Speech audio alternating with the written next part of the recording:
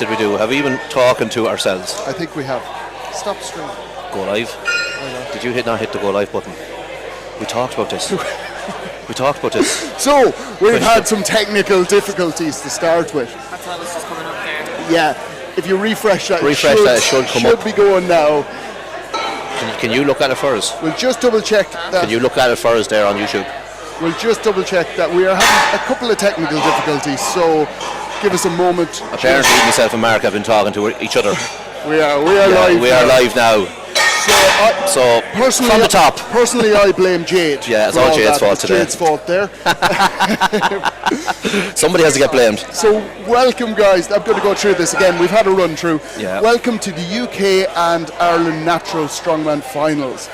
We had the women on yesterday. I'm sure a lot of you were tuned in for that, so thank you very much. But it was an incredible day. We had some really top-class athletes putting in tough battle. Serious performance. Yeah, they put in a serious shift yesterday. There was some very interesting battles going on between sometimes first and second, but sometimes first and second, all the way down to sixth. Different places throughout. There's different rivalries, and people are like fighting for points left, right, and centre. You know, so it made it very interesting and very exciting. Yeah. And by the way, I'm joined by Jack Harkin, who's Republic of Ireland's strongest man in 2021. That is, yeah. Some that's people correct. make the mistake and say 2022. I wonder who will do that. Huh?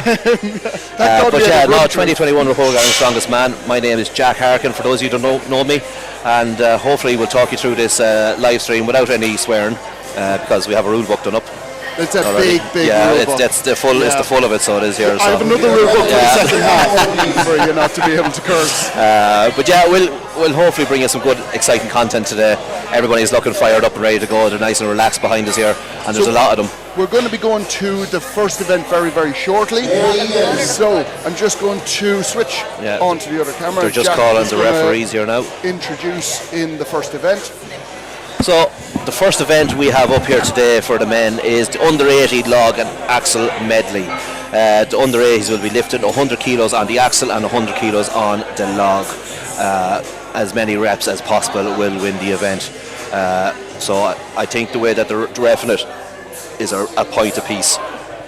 I could be wrong. I didn't ref this event yesterday, so I'm not really sure.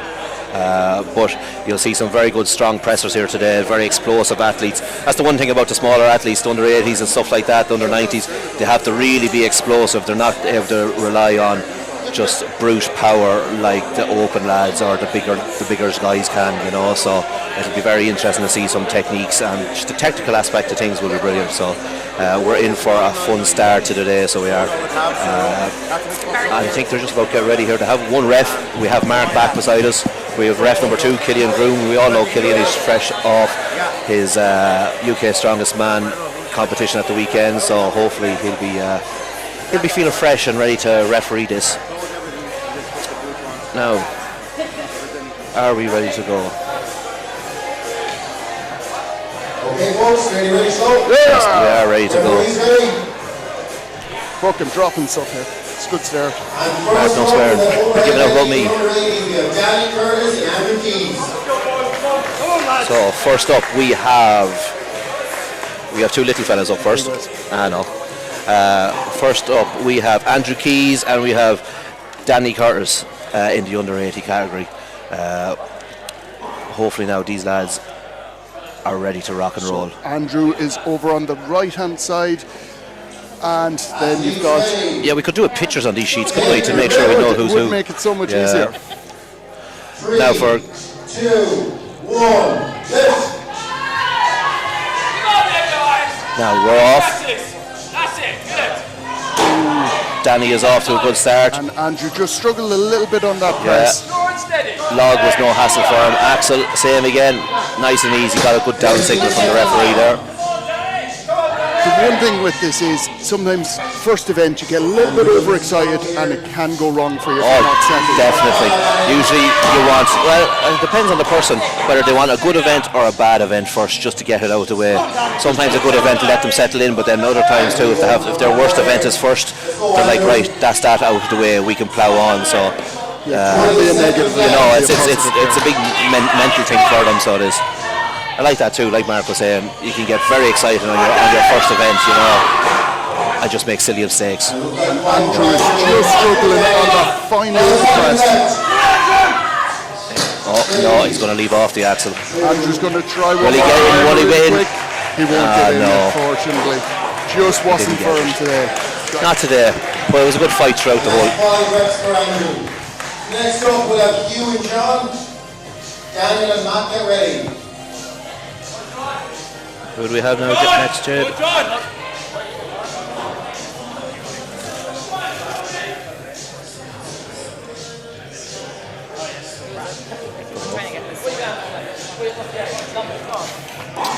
Sorry about the delay here now. So we're just getting set up today. So. Yeah, we're trying to get through our sheets of who's up, because unfortunately we can't hear exactly too well. And with the grip shirts as well, usually you'll see names on the back of the t-shirt like you will with the white one there.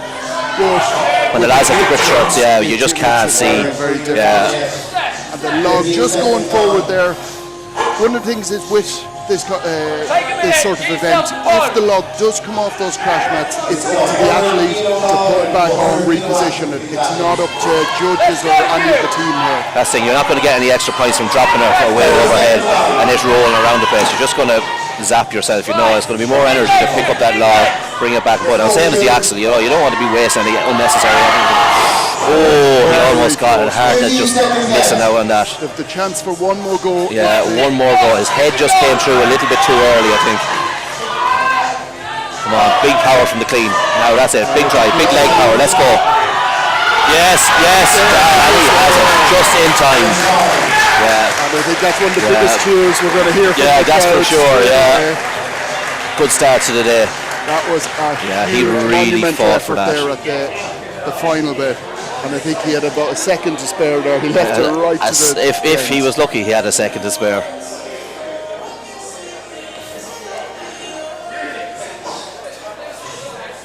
As you can see, the crew are straight in there to get everything set up and ready to rock and roll again. The crew, the effectiveness and I suppose the fluidity of the crew setting up all the implements is what makes an event like this go so well. What do you think, Mark? Well, they seem to be a lot quicker than when you were doing it yesterday. You were a bit slow. I wonder why that is, yeah.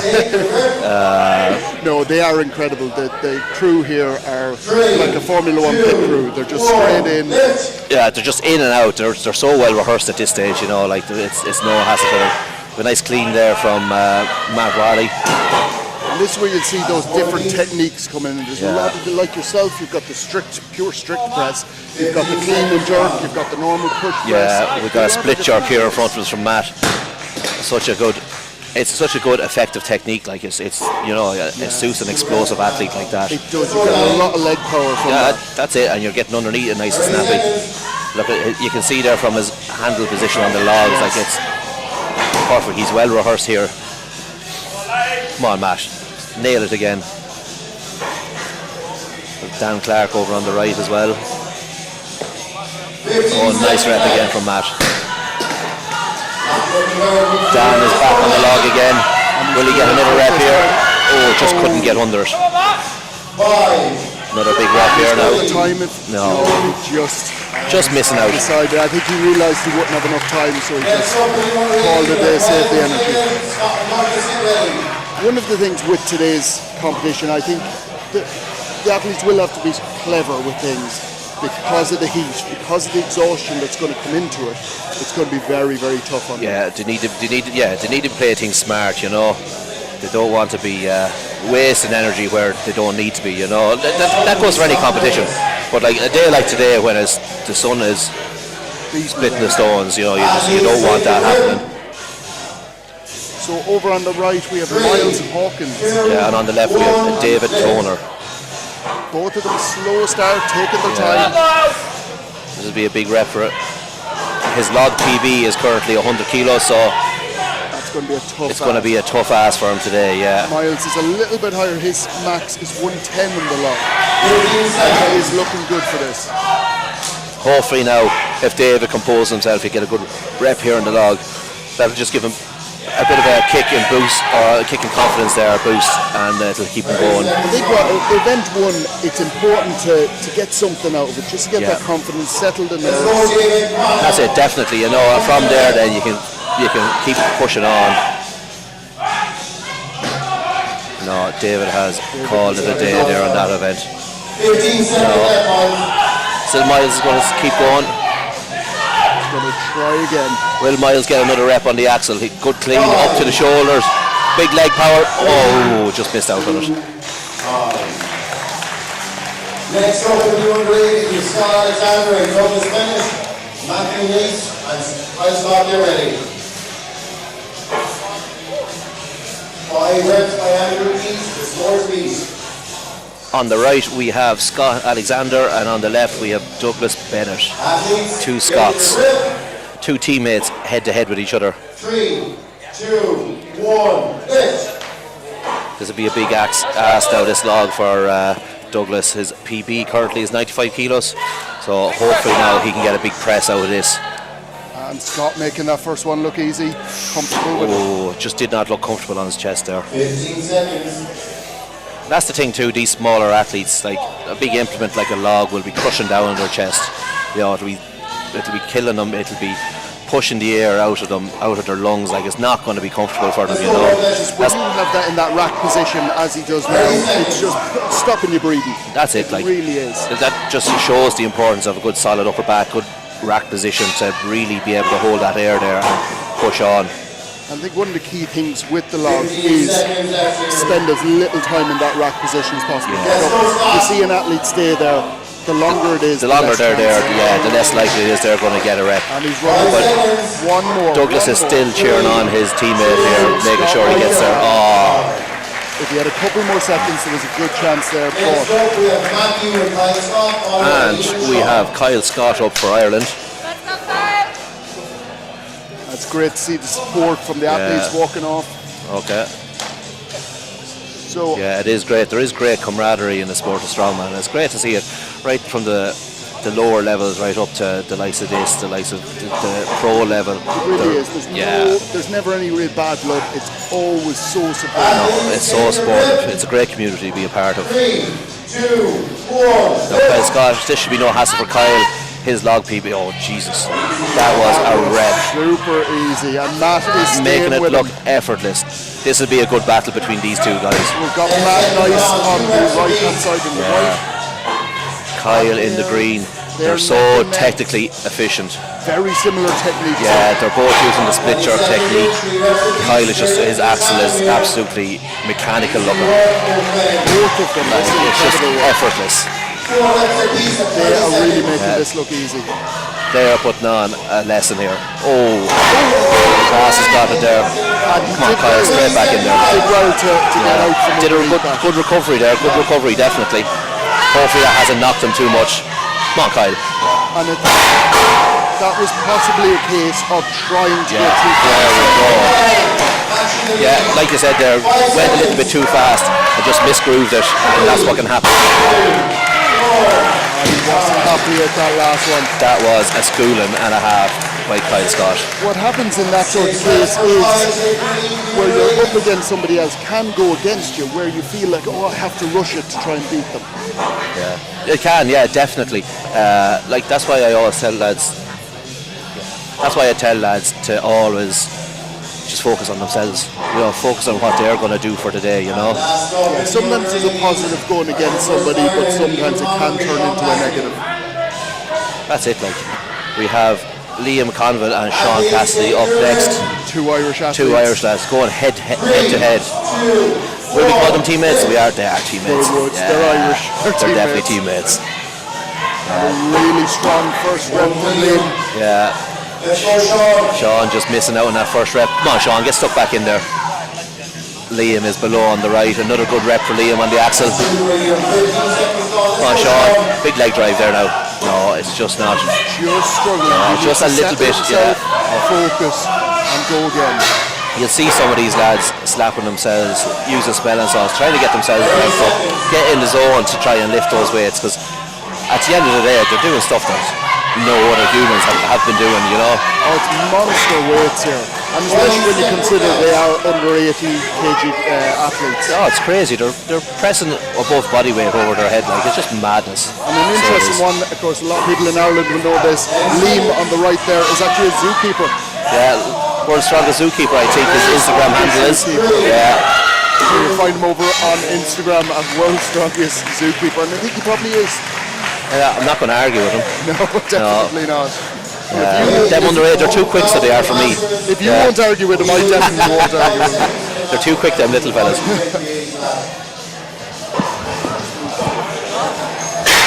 Now, up next we have the Masters men, I'm sure.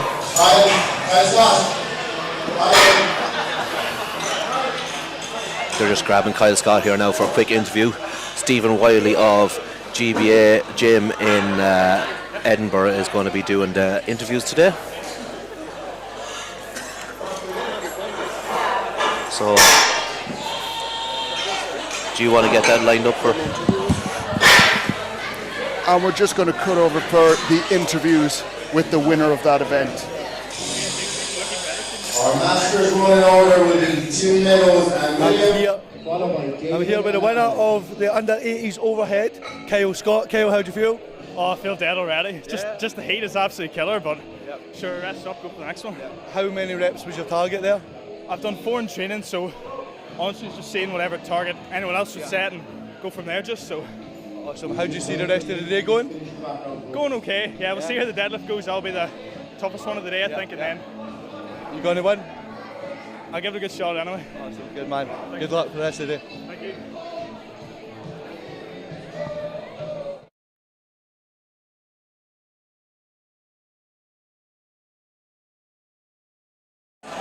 And it's great to hear from the actual winner of the event. Yeah, it is great just to hear their side of it and see what they thought of it. Up now we have the Masters men. We have William McMartin and we have Tim Meadows. This will be good now to see the Masters at it. Tim, you'll see over on the right hand side there. The Masters men, their weights are 110 kilos for both the axle and the log. So these are good weights. And really strong rep there. Really strong. You see him utilising the power jerk technique there. And Tim is just struggling a little bit. He's going to set himself again, take a breath. Take his time. He has plenty of time there to use. There's no point rushing in. If you know yourself you're only going to get 1, maybe 2 reps, there's no point in going in there. You've got 60 seconds. Yeah, no point in use your time.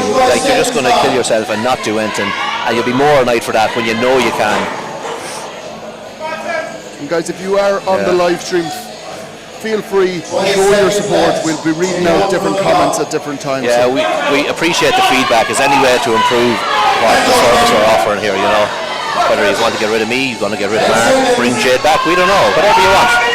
Have no one on it, go back to no commentary at all. No commentary. Could happen. Good work from the 2 boys there, from William and Tim. Up next we have David and Alan. David Wright and Alan Willis. And AL Fitness in the 80s are going to shine today. It's definitely going to be a challenge. There is a lot of top class athletes in this category. There is, they are savage. And there are no spring chickens either, so they're not. No. Masters men, it's over 40s for anybody just wondering. So we've got David Wright over on the right hand side. And Alan Willis is on the left. These 2 lads look like they can press weights. Well, David's log press max is 145.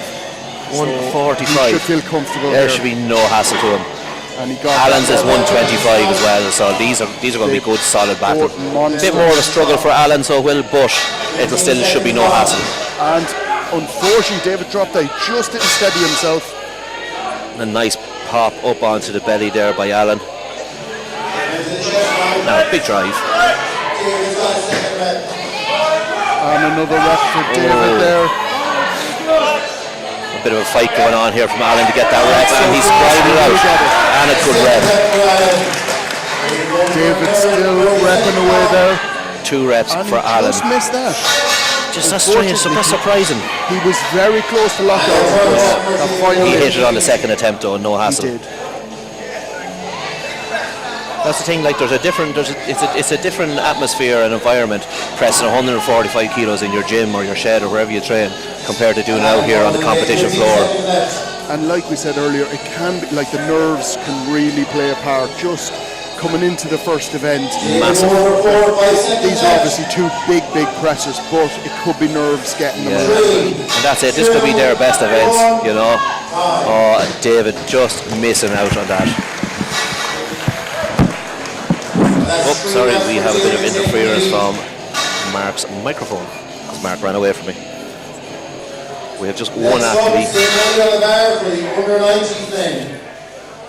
First player in the under 90s will be Pablos and Andrew, followed by Jim and Jack. Under 90s are up next. We have the same weight, in fact, as the Masters men. The under 90s will be pressing. Just give us a minute to get the interview finished on the bottom guys. Just the interview is going to take place now in a second. And we're just switching over for the interviews.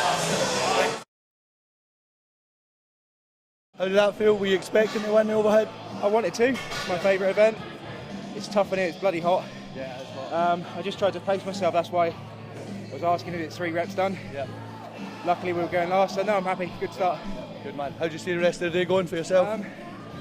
The only one I'm worried about is the stones because they're outside now. Tacky's going to be really soft, so.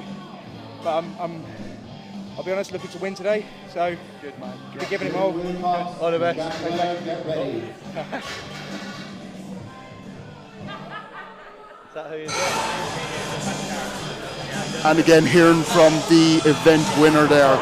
So fantastic performance. Some great performances so far. They're fairly beating through these pathways already. You know, like they're flying, they waste no time. One of the things with the competitions down here with Matty is the speed, and it's tough on the athletes, but I think they do. It is, but it's making sure that the lads aren't skipping on the conditioner work. They have to be. The days of strongmen being like unfit are gone. You know, even for the open weight lads, even you see lads and they look quite heavy, them lads will be fit and conditioned. And sometimes they won't be, but the majority of lads, if they're big, they can still move. Well, even you look at this event and it involves a lot of cardio. You have to keep going pressing heavy constantly weight. for 60 seconds, moving heavy weight. This like log and axle clean and press every rep is going to take it out of you. We have some absolute savage reps going on here from the pair of boys. And huge pressing ability there. So Pablo is on the right there, making it look good as well. Yeah.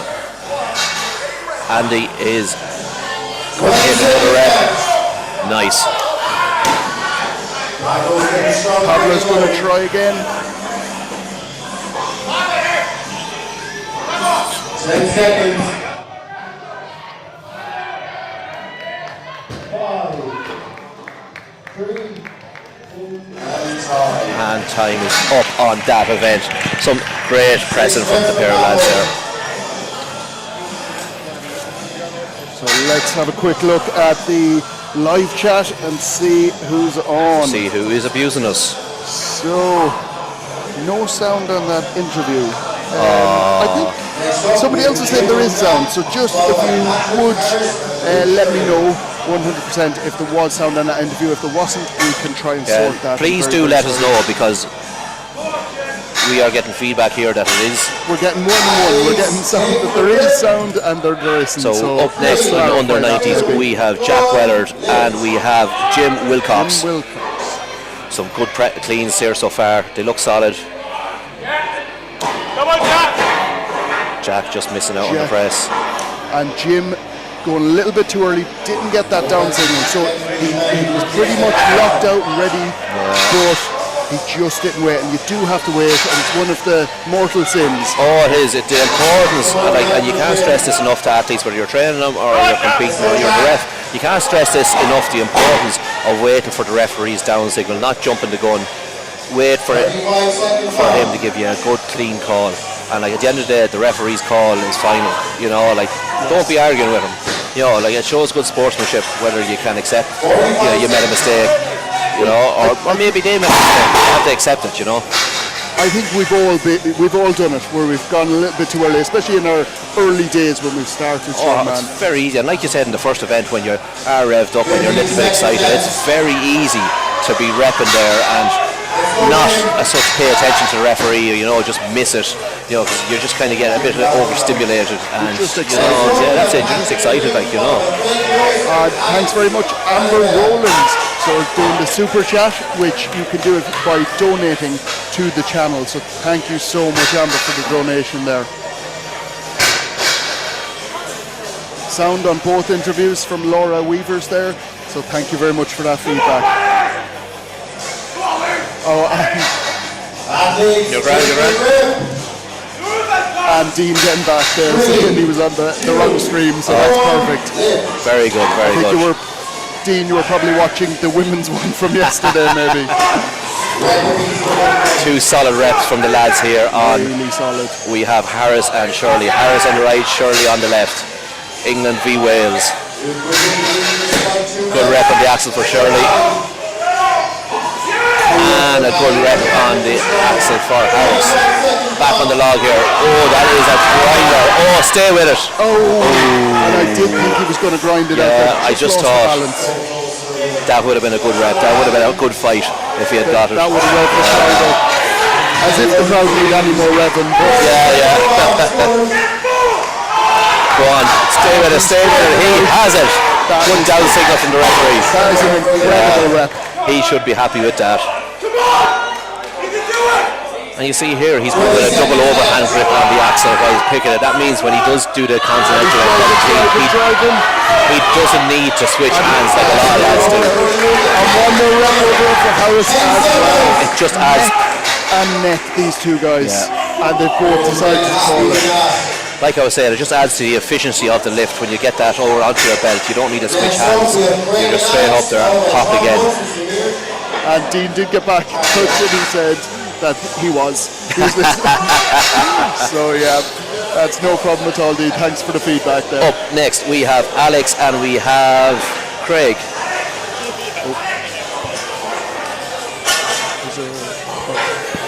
Sorry, I'm mumbling to myself here, trying to make sure everything's working 100%.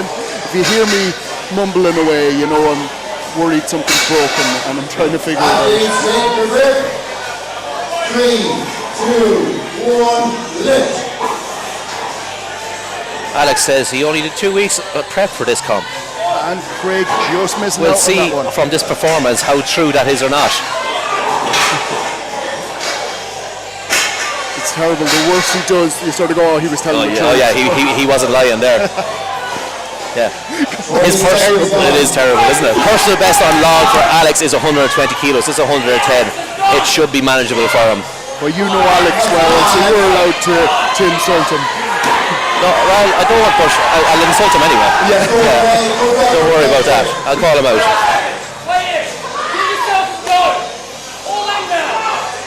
And Craig looking strong over there. Come on, Alex. Get a good rep on the board here now.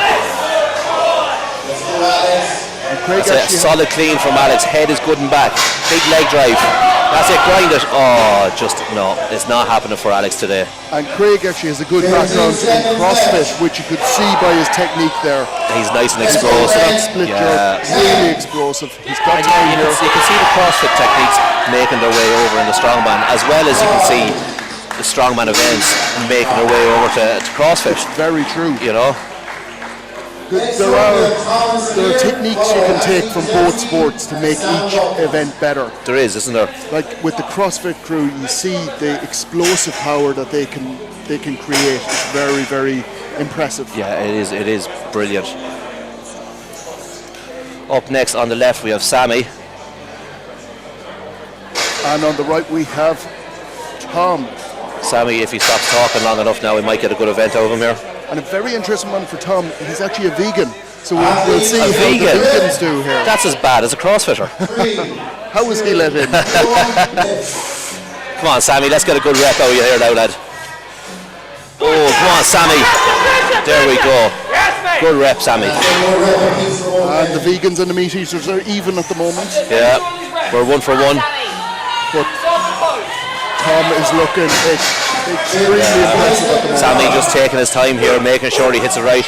Clean was brilliant. And a good press from Sammy. And it is. Axel is his thing. He's making it look easy. He's just still taking his time. Just taking his time. And sometimes he's well off. You know, you come in here all fired up. It's not going to benefit you. You know, you come in here, take your time, stay composed. You're going to do what you know you're going to do. I know, as funny as that sounds. No, but like you said earlier, if you know you've only got 3 reps, 4 reps in yet, there's no point in rushing. Yeah, another good rep from Sammy. Tim, is it Tim? Tom. Tom, sorry. Tom is flying over here. He is. Maybe that's what we're doing wrong. We're eating meat. Maybe. It's not going to stop me. Oh, he had to fight to stabilise that. He did. The Now press Sam. was really strong. It was just balance. Now Sammy. And Sammy's called it. Sammy's going home. And Tom has Back a to chance Scotland for with one Sammy. more. Oh, just lost it behind the head. And that's a really dangerous position to end up in. It can cause a lot of injuries. Now he did well to drop it behind him. He did very well, because at that stage he could have very easily done a lot of damage to his shoulder there. You know, you have to know, like, there is sometimes saving a rep like that, but you have to know when not to, basically, when to drop it, when to pull out, you know, dump it. It is both of us cringing here as soon as we saw that, because we've seen before what can actually happen. I've done it plenty of times in training, a log behind the head or hit yourself on the head. I fucking sparked myself out at Ireland's Strongest Man last year. What was that cursing? I don't know, huh? Look back at that booklet of words you're not allowed to say, will you? I'm not allowed to say farmers, it says here. And Sam Dawkins on the right in the red there. We have Anthony on the left in the grip top. Nice clean from Anthony. And Sam big just dip. looking to settle himself. And that was a big rep, solid. Big rep. Big rep from Anthony. Long arms on him. It will not make it easy for him pressing. Long arms. He could be a good deadlifter though. Could have the leverage. Yeah, for the has the levers for it. It'll be interesting to see there. Yeah. And Sam Clean is just struggling on this. He possibly has a little bit of a niggle there. He didn't look comfortable at all. Another clean rep for Anthony. He is looking solid. And Sam trying to compose himself again. It's not just happening for poor old Sam over here. It's not. He didn't look comfortable in that last rack position. He looked like it was hurting him a little bit. Yeah. So hopefully now. it's looking more solid this time, but it's just not there. And another good rep for Anthony. He's making these look very effortless. And I think Sam has had enough of that. The sleeves have come off. Anthony is very tall for an under 90, don't you think? He looks it here very tall. Yeah. And you see that to different body types of different lads in the categories, like, you know, you see sort of taller, shorter, like you see all sorts of shapes in this. Like, well, that's something recently in Strongman that has changed, is that you see a lot more lean athletes. they're a lot more athletic looking, so they are. And I think it's probably people coming from different sports that has influenced that as well. Different sports, different research, science, you know, like there's different training techniques. It's a lot different to what used to be going on. Like, you know, people are just eating and thinking bigger is better. You mean other people aren't doing that, but some people are. I like to eat. So I can move. You do it well, to be fair. For a man of 150 kilos, I can move fairly quickly, but don't ask me to run terribly far. So guys, good to see you chatting between yourselves on the live stream. Tell each other the weights, because sometimes we don't get. We have two Irish lads. Sorry to put across Mark there. We have two Irish lads here. We have Joel McCafferty and we have Liam Shields. Liam Shields on the right there. Joel sporting the mullet. And lovely. Struggling, bring it back to the rack. Oh, nice power jerk. There we go. And Joel is looking very strong there. Yeah. Liam's struggling a little bit. Just slightly, ever so slightly. Could be that, just getting it hard to get out of the gates, first event. Liam has just had the one attempt so far. He's just settling himself. Joel is looking solid. He has hit every one of these weights effortlessly. His PB and log is 125 and a 140 axle. Easy work. He's making it look like nothing. He is putting on a clinic. And Liam still has 30 seconds here. He will want to get one rep on. Get one rep. It's all about getting points. If he doesn't get a rep, he doesn't get a point. That's just the way it is. So everything counts. All you care about here is at least getting the one rep. And he needs a huge amount of leg drive here. Power through. He's got the legs going, and it's just not there. Just not happening. His rack position just doesn't look comfortably. Will Joel go for it? He won't. No, they both decided to save the energy. Joel was absolutely on fire. He was. Every time I looked across, he had done another rep, so it's hard to keep up with him.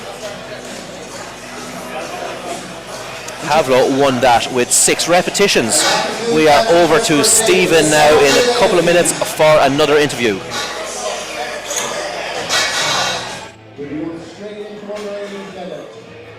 I'm here with the winner of the overhead in the under-90s, last year's under-90s champion, Pavlos. Pavlos, how do you feel? Man, I'm happy to be here. I'm on my element right now. I won the first event. There's 5 more to go, so we're just getting started. I love the energy of the people, AC/DC on the radio, lovely sunny day in Galway. I want to say hi to my parents. They are watching from Cyprus, so I want to make sure I give them a good show. You going to win? I'm going to win.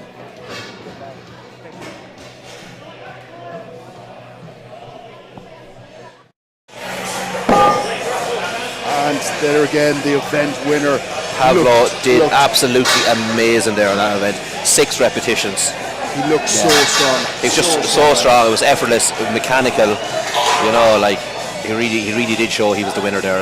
It will be interesting to see how he gets on with the rest of it, because athletes a lot of the time, and you'll know this, they have their stronger events and then they have their weaker events. There's not many that can be consistent across the board. No, and that's what's key in strongman is consistency.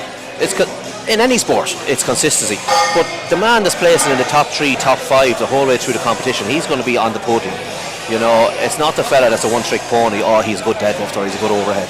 Like, what's that going to do for him in the rest of the events? Like, if his deadlift or his overhead is miles ahead of everyone else, but his moving events pull him back or they don't do anything for him. You see this a lot when you go to like the likes of World's Strongest Man, Martin Lisi's, people like that they might not win. Now recently he has been winning events, but he usually is second and third, and then he'll come out with the win at the end of the competition just because he's been consistent. Just consistency. You're in that top 3, top 5 the whole way through it. That's what gets you the points. You know, if there's lads that say, for example, if a lad came out and beat me on the deadlift, right? But could happen. But then, you know, you were 5, 6, 7 on other events, whereas I was top 3 the whole way through.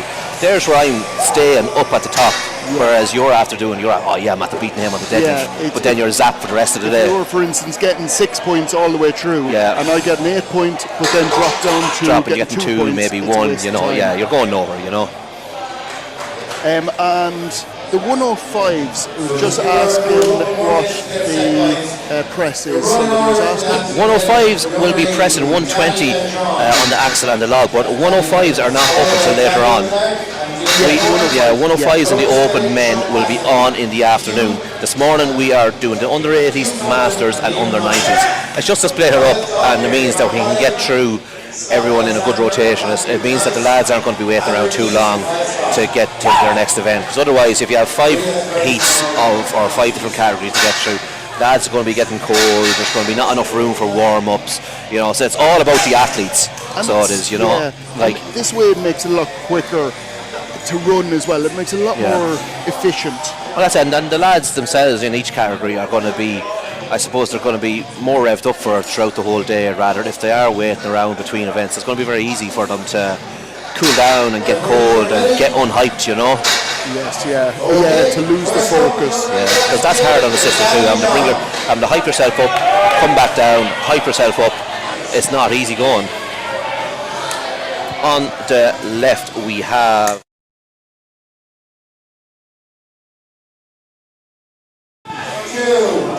deadlift. So for the deadlift, the axle deadlift for reps is 220 kilos for the under 80 men. That is a good solid weight for these boys. Having to hitch over here, especially, but he gets it. So for those that don't know, you'll notice the axle bar is thicker than a normal bar.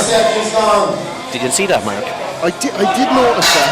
Yeah, it's about the same weight as a Coke can. So you can imagine trying to lift a Coke can with 200 kilos strapped to it. It's not going to be very easy. It's not going to be very fun. That's why you will see most of these athletes will use straps. Now we did see 1 or 2 of the women yesterday going for this event without straps. And it was very interesting. That was very impressive as well. It was very, some of them women have small little hands, and for them to be able to do that just shows how good their grip is. It is true. Most men with bigger hands would not be able to hold this for very long without straps. So Danny calls on that, did some really good reps there, 3 reps. Some good reps here in this. I think he'll be happy with that. Oh, he should definitely be. That's a solid start. Yeah, it's a good weight as well. are being tested out very, very well. And Pablo getting a lot of support on the live stream there from George. On the right we have Dan Clark. And on the left we have David Turner. David's deadlift PB is 250 kilos. He should be able to squeeze out a few reps on this axle. This axle will make things harder. It is stiff. There is no flex in it. You'll notice that the weight, it does not bend on either side. And they're pulling from a slight deficit because the axle is so wide or so thick. They are pulling from a slight deficit compared to a normal bar. So it's working against them in all sorts of ways, isn't it, Mark? It is. Danny is struggling here. Yeah, David Turner bet out a few reps there, nice and easy. I think this seems to be his technique for doing this, to take a break, blast a few out, take a break, go back into it. And he is built to deadlift. Yeah, he's doing it smart. He's taking the break. Long arms on him, long leads. He's going in for trying to get his first rep. He's only had one attempt. So I think he's just got one more attempt. Another good rep there for David. Yes, we do. And he got the down signal. He's going to keep it there at that. He is happy with that. Unfortunately, Danny just didn't have it today. No. Now, Danny does say the main thing he's going for today is just turning up and having the crack. Well, that's all that matters. Sometimes you come to an event and you just focus on enjoying yourself. You'll have a better day than you expected. Well, sometimes the expectations can be a little bit too high and can cause some problems. It can, definitely. On the right we have Douglas Bennett, and on the left we have our very own Sean Cassidy. And you see Sean getting strapped in there. The figure of 8 straps. Yeah. Sean decided he wasn't going to fill in our sheet for us, so we have no... Getting abused by spectators here, so we are. I feel like the athletes from Ireland were the worst at filling in the Oh, definitely, yeah. It's just that they know us, it's fine. So we don't read instructions or do anything over here. No, we wing it. It'll be grand, it'll be fine. So the lads are just having some issues with the clips on the bar. And you see Douglas over there on the right, 22 years in the Royal Navy, so I think psychologically he will be on point for this. I don't think there'll be any weakness there. And sometimes that's what people forget is the mentality, the psychological aspect of things. Like, you know, the places you have to go to be able to lift some of these weights, and you learn a lot about yourself when it comes to it, whether you're grinding out a rep, whether you give it your all or not. You know, do you give up or do you dig in and keep going? 2, 1, We have a good rep for Sean. Great reps with both athletes. Yeah, both athletes looking very good. And they are synchronized. This is neck and neck. Sean Cassidy, another man that looks like he's built to deadlift. Long arms on him. That bar is just coming above his knees. And Douglas pulling slightly ahead. That's it, lads. Good work. But both of them are looking strong. Taking a second. Both looking strong, but they're both feeling it. They are. Yeah, this axle is very humbling. And Douglas having to really grind for that. There is no give in this bar. It is all of that 220 kilos from the start. It is every bit of it. You will see with a lot of bars, you have that slack and it comes up an inch or two, but not with these bars. Not with these bars, no. It's a pure dead weight. He almost had it. And I think Douglas possibly. Yep, Sean is leaving it there, and so is Douglas. That was a good battle from them two athletes. You can see it by what they are now. They gave that everything. They gave it their all. They do look a bit shook after. They do. And we've got Liam coming back in. Doesn't have one. Okay, you could just say that. Okay. I could think he's dead. Jack complaining to there's nobody dead, by the way. This is the problem with some of the time we have sheets for each of these athletes and sometimes we don't. We have to just yes, lads. Some of them didn't bother to fill them up for us. Look it. We have Liam McConville, and we have. Do we have? Is it Bennett on the right? I think it is. Anyway, Liam is off to a good start. He's a 252 axle PB. This looks like this is going to be a good battle as well. These look there's a good start. And he has to wrestle with these lions and tigers are up. Me, myself, I rather use the traditional straps. I just feel like a better position on them. So I do, That's an interesting one. Next up, we have Miles and Matt. Scott and Matt, makes you ready. It is personal preference with that, because personally I would go for the figure of 8 strap, but I think it's because that's pretty much what I started on and I feel comfortable with like it. that, it is personal preference. It is what you're used to. Yeah. You know, like if you're doing all your training with one set of straps, a particular set of equipment, you're going to be used to that. You know, and it takes a lot of time. Even just straps alone, you think, that's going to be very easy. Something very minuscule, you know. Like on the day, if the lads were told here, they're not allowed to use figure 8s and they have to use the traditional straps, like it can be very daunting or very off-putting for some of the lads, because they've been so used to their setup as involved the figure 8s. They get down to that bar and sometimes they don't know what they're doing. Oh, it's very true. Yeah, I see a lot myself, if I got told that, I'd go down and I'd put on the figure 8s, like, just what way do I set up here now, you know? So here on the left we have Matt Nice. And on the right we have Matt Whaley. Oh no, even, I think we're the other way around. Give me the wrong sheet. 20 seconds long.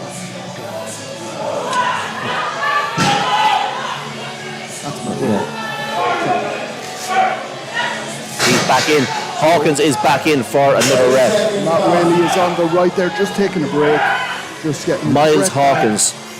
No, he's going to leave it there. Let's go, Matt. And Matt hoping to get another rep here. Slow but steady, he looks good for it. And I think he's going to call it at that. Yeah, some athletes will do this when there's still have time left, but they will realise that was a struggle. I probably won't get the next rep. I'm going to save myself for this. Yeah, there's no point in them lads coming out there and absolutely emptying the tank on an event if they're not going to get another rep or it's not going to benefit them. Because otherwise they're just going to hinder their performance on the next event. You know, so it's not going to benefit them. There's 6 events today. This is a long day. Now normally you'll see 5 events at a competition. 6 today. 6, yeah. And it's 6 within. A lot can happen in 6 events, okay, and it can really change things up. Whereas 5 events, you know, it's very straightforward. But with 6 events, a lot can happen. There can be a lot of changes. There can be a lot of plot twists, for want of a better phrase. So Matt Nice over on the right. And we have Scott Alexander on the left. And 2 very quick reps there, make it look easy. Both looked easy. Scott making sure he has nice clean reps there. Matt looking solid. Yeah. And Scott looking just as solid. This is a very interesting battle. Go, Scott. Come on, Matt. Another good rep. These guys are looking solid so far. Matt is just taking a break over on the right. We have England versus Scotland. My money's on Scotland. It's looking like Scotland has the edge. He's doing well here, so he is. He's just taking a tactical break. He's looking very comfortable. Matt's back in. He has it to the knees. A couple of more reps, I would say. They're looking comfortable. Well, Matt is using a hitch technique. Both of them do. Both of them are now, yeah. Yeah. And we have time. I don't think they're going to go for it.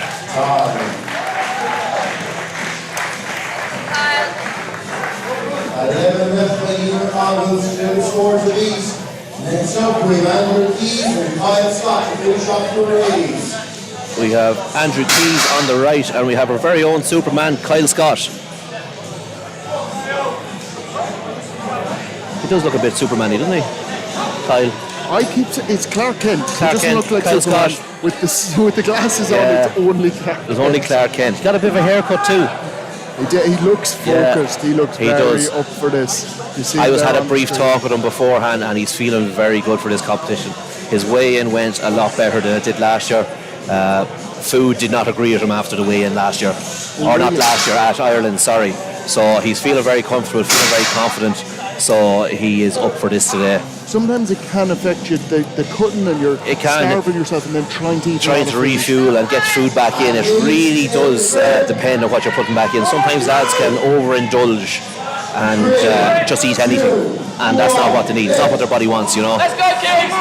So Andrew Keys over on the right. Good rep for Kyle Scott.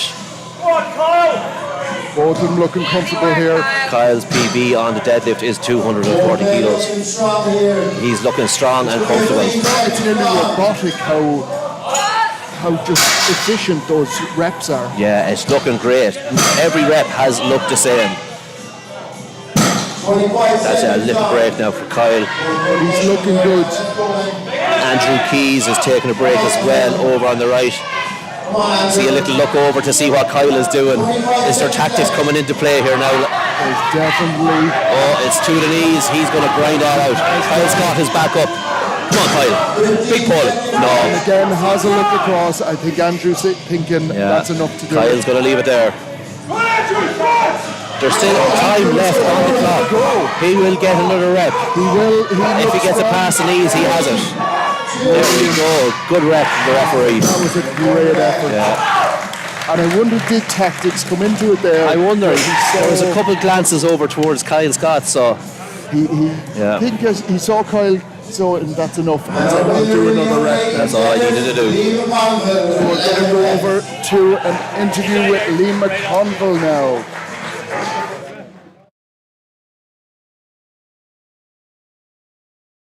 I expected it. I'm the best deadlifter here by far. No offense to the lads. I know Danny Curtis said something on his podcast about it, and yeah, I want to prove a point, so I think point's proven. Yeah. How are you feeling about the rest of the events? God love us. It's tough, but sure, look, we'll see how we get on. It's a good battle by everyone, so it'll be good to see. You going to win? Sure, look, we'll see. Good man. Thank you very much.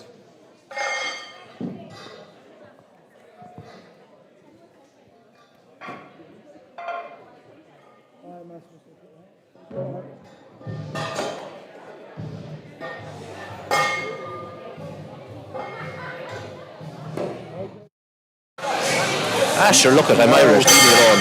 And we're back on there. At least we're back on. Curse yeah, no, I'm getting given out to here, so I am, for my language. I just told them I'm Irish, leave me alone. So whoever knows. Amber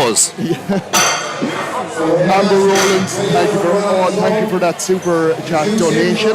So anybody else that is on the live chat, if you do want to do a super chat donation, go down the bottom, you'll see the little dollar sign, and you can donate to the channel. Obviously, all of this is being provided free of charge, so any sort of help or donations to keep it going is hugely appreciated. This is being done out of Mark's love for the sport of strongman, so anything that you can do to help Mark keep this going and deliver the class service that is being delivered will be greatly appreciated. You know, because it is bringing strongman out to everyone. Like, the amount of people that are at home watching us have said great things about the stream yesterday. Even the streams over the last number of competitions has been fantastic. It's great to get the feedback and see like what we can improve on and what other services we can offer to everyone, because at the end of the day we want the sport of strongman to grow here in Ireland, because it's absolutely fantastic. It's great for people of all ages and of all levels. So anything you can donate will be greatly appreciated. And I'll bounce that right back, because Jack, Jade and all the other people that are commentating with me here today, the biggest names in strongman here in Ireland, and they are all doing this of their own volition. I've sort of guilted some of them into it, but twisting my arm there, but anyway, they've come all the way down to food. Galway here. They promised you food. There's a sandwich in the fridge over there. It's been there for a few days now, but go for it. So you have come down totally on your own back. We think it's great to get people like myself or Jade or other top athletes in the country to get around, even to the smaller comps in the country, to show that we have an interest in it, and it really drives on. We find it drives on the athletes that are up and coming, you know, that they're seeing the bigger names in the country at the comps, that they're taking an interest in it, you know. So we feel it really does help things that way, because you get more people coming into it. You get people coming up to you and talking to you and saying, oh, I got into strongman because of you, or I've seen you on it, or you know, you don't live too far from me, or you know, X, Y and Z. So like, it is great to hear it, and it is great to see more and more people coming out to it, like, you know. And so actually a huge shout out to Danny Wolf, who watched the whole live stream after the live stream. He went back on and watched the whole thing last night. And he's always doing that with my videos. He's an amazing supporter, so big shout out to Danny. I'm sure you're watching again. I think there was a comment from him earlier on there, so thanks for tuning in. Brilliant to hear it. Now we're just having a little bit of a lull at the moment. Yeah, the lads were getting the weights changed up for the Masters. We have the old fellas coming up again. The old fellas, I love to hear that. dad strength galore here today, so there is old man strength. Old man. Yeah, it is a thing. And we are on to, so with the weights in the Masters. Weight in the Masters category for the deadlift is 240 kilos. Followed by Tim and Tim. So we have William McMartin up. He is up by himself. We have an odd number in the, and I'm not sure if Tim is actually competing today. Tim was supposed to be in, but he didn't compete on that first log. So it'll be interesting to see what the story is there. Anyway, we have William up first. William is going to go. See how he goes now with this. William's PB on the deadlift is 230 kilos, so this will be a big ask, folks. And he looked like he showed well first one. He's going to take a second. Yeah, he's going to get up, get his breath back into him. When he's down there in that position, of course, with him being so tall, it's going to be hard for him to get air in and breathe. It's not going to be a very favourable position. So it's the taller people do have a little bit of an advantage on the leverage. Yeah. But the breathing getting into the position is very, very tough for them. And he's not happy. They're not happy there. I think he's after losing his strap. I think one of the helpers is after getting knocked out in the back there by his strap. The curtain needs to be changed. Yeah, some people will tell you, oh yeah, I can't deadlift because I'm tall and this and that. But like, I'm 6'4". You know, I can deadlift. Thor is 6'8". Max about 100 kgs. I think I saw you do. What was it? 400 kilos. Yeah, 400 kilos, Mark. I know it's one of the hundreds. Yeah. There you go. Like tall people can deadlift. You know? Definitely can. Like Thor Bjornsson is 6'8". Yeah, Tom Stover and Brian Shaw, they're all massive deadlifters. You know, so we have Tim O'Donnell and we have Tim Meadows. Battle of the Tims. And good rep Tim O'Donnell. Tim 1 and Tim 2. Now Tim didn't compete in the first event. I don't particularly know why, if there's an issue or maybe he just missed out. We will have to find out. But he is some here for this solid repping from Tim Meadows here on the left. His personal best on the axle deadlift is 280 kilos, so he will be good. One to watch now here on this. Tim O'Donnell is at 240 as his max deadlift. And he hit a solid rep there, so he is happy out. Tim got the one rep. I think he's happy with that. Points on the board. On another one for Tim Meadows. He really had to work for that. Come on, one more. Come on, Tim Meadows. Come on, you have it partially. Oh, just got caught on his knee, I think. It's great to see the other athletes and competitors cheering on the rival. You know, like see it with everyone that finishes early. They're straight over there, cheering them on. The other ones. Thank you.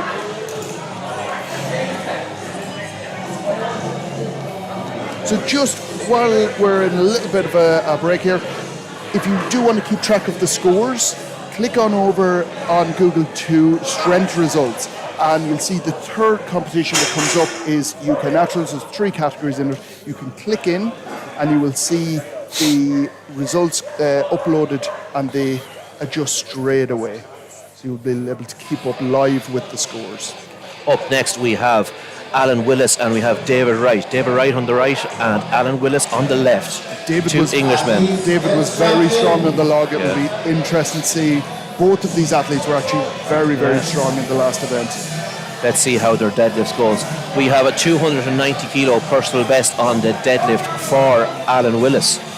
So he should be another good repper here. 280 raw for David. There we go. Good rep. Again, looking. I like how they both put in raw for their personal best. Yeah, it just makes the difference. I think we're on 4 here on the left. I'm not sure.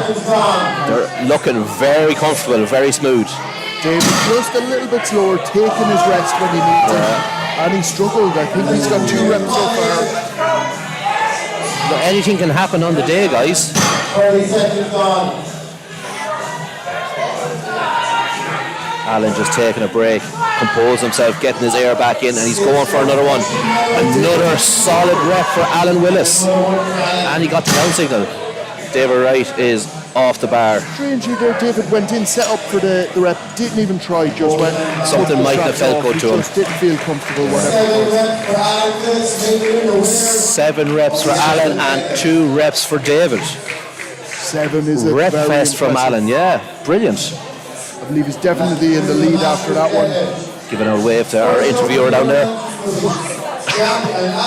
So we're going to be going for the interview.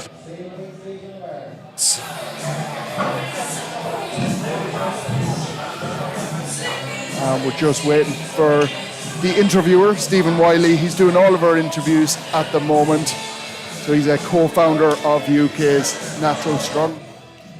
We're here with Alan, the winner in the Masters deadlift. Alan, how did that feel? Horrendous, just hot as hell, difficult to breathe in here, but went really well for me. Did you have a rep target coming into the event, or were you just going off what the other guys had done? I wanted to pull about 8 to 9, but in the end I knew I only needed 7, so just did what I had to do. How are you feeling about the rest of the events? A bit worried about the Husafell, the stones. Other than that, I'm all good. Good man. See you in a bit. Well done. And Stephen didn't even get the handshake there at the end. The athlete wandered off before he could. Left He's him just hanging. eager to get ready for the next event. That is all that is wrong with Alan. So we have Alex up again. Alex has a personal best deadlift of 305 kilos. This is the under 90s men. They are lifting the same weight as the Masters men. And Jack Willard on the right. Good rep for Alex. Alex is looking to redeem himself now after the overhead medley. And he is doing so. Stephen, the Ginger Devil Wiley. Exactly, William. The Ginger Ninja. I'm proud of it. Oh yeah. Oh, good reps from Alex. Alex just taking a break. Hitching out Jack there, but getting a good rep in. This is Strongman. Hitching, you name it, it is allowed.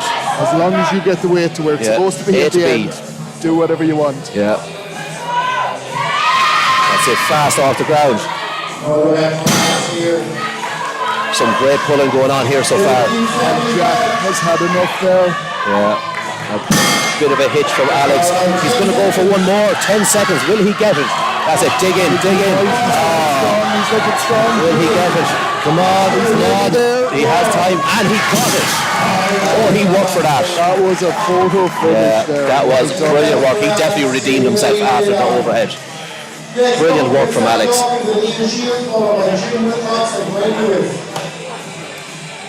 And Pavlov getting a lot of love on the. Oh my God. Pavlov getting a lot of love on the live chat, but also one for you, Jack. Oh, Sean Diver, Ireland's strongest man. Jack is 6'4" of pure Irish sex appeal. Sean Diver, you are correct. Sean, you didn't say much about me. I'm very insulted there. You know. Sean, I'm very insulted that you didn't come down to see us even. Actually, Sean, don't say anything about me because it's going to will come out now. But great to see athletes like that. Like that's Ireland's strongest man tuning in. Brilliant to see lads like that tuning in. Also, I have to give a shout out to Stuart Graham, who couldn't make it over. Stuart is Scottish. I think he broke his foot, so he did. He would have been competing here today. And Stuart is a big presser, big, brilliant athlete, big deadlifter, great moving events, you know, so it would have been brilliant to see him here, but unfortunately he just couldn't make it. So hopefully, Stuart, you hear the shout out. If not, if you hear the shout out, put messages back there. Yeah, give us a shout out yourself. And also a shout out to Luke Davies, who's an organiser of these competitions as well. He did want to make it across, but just unfortunately couldn't at the end of the day. Now we have Liam Shields on the left, Ireland versus Wales. We have Sam Dawkins. There should be another good display of deadlifting.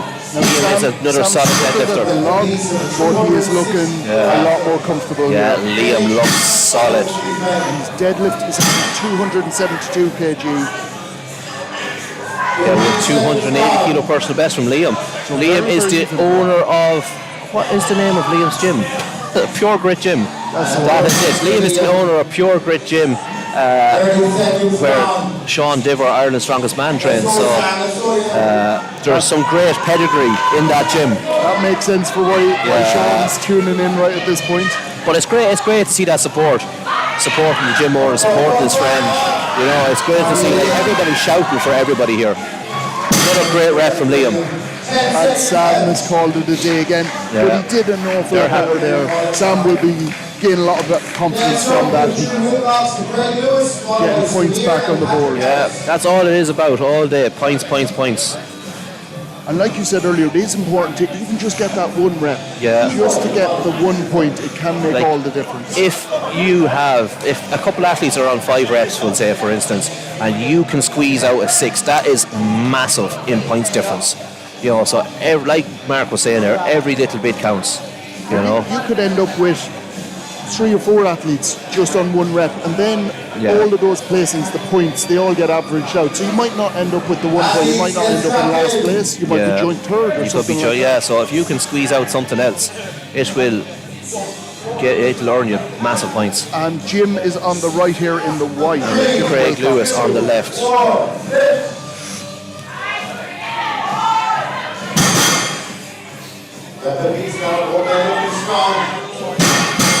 Some good lifting from these guys here.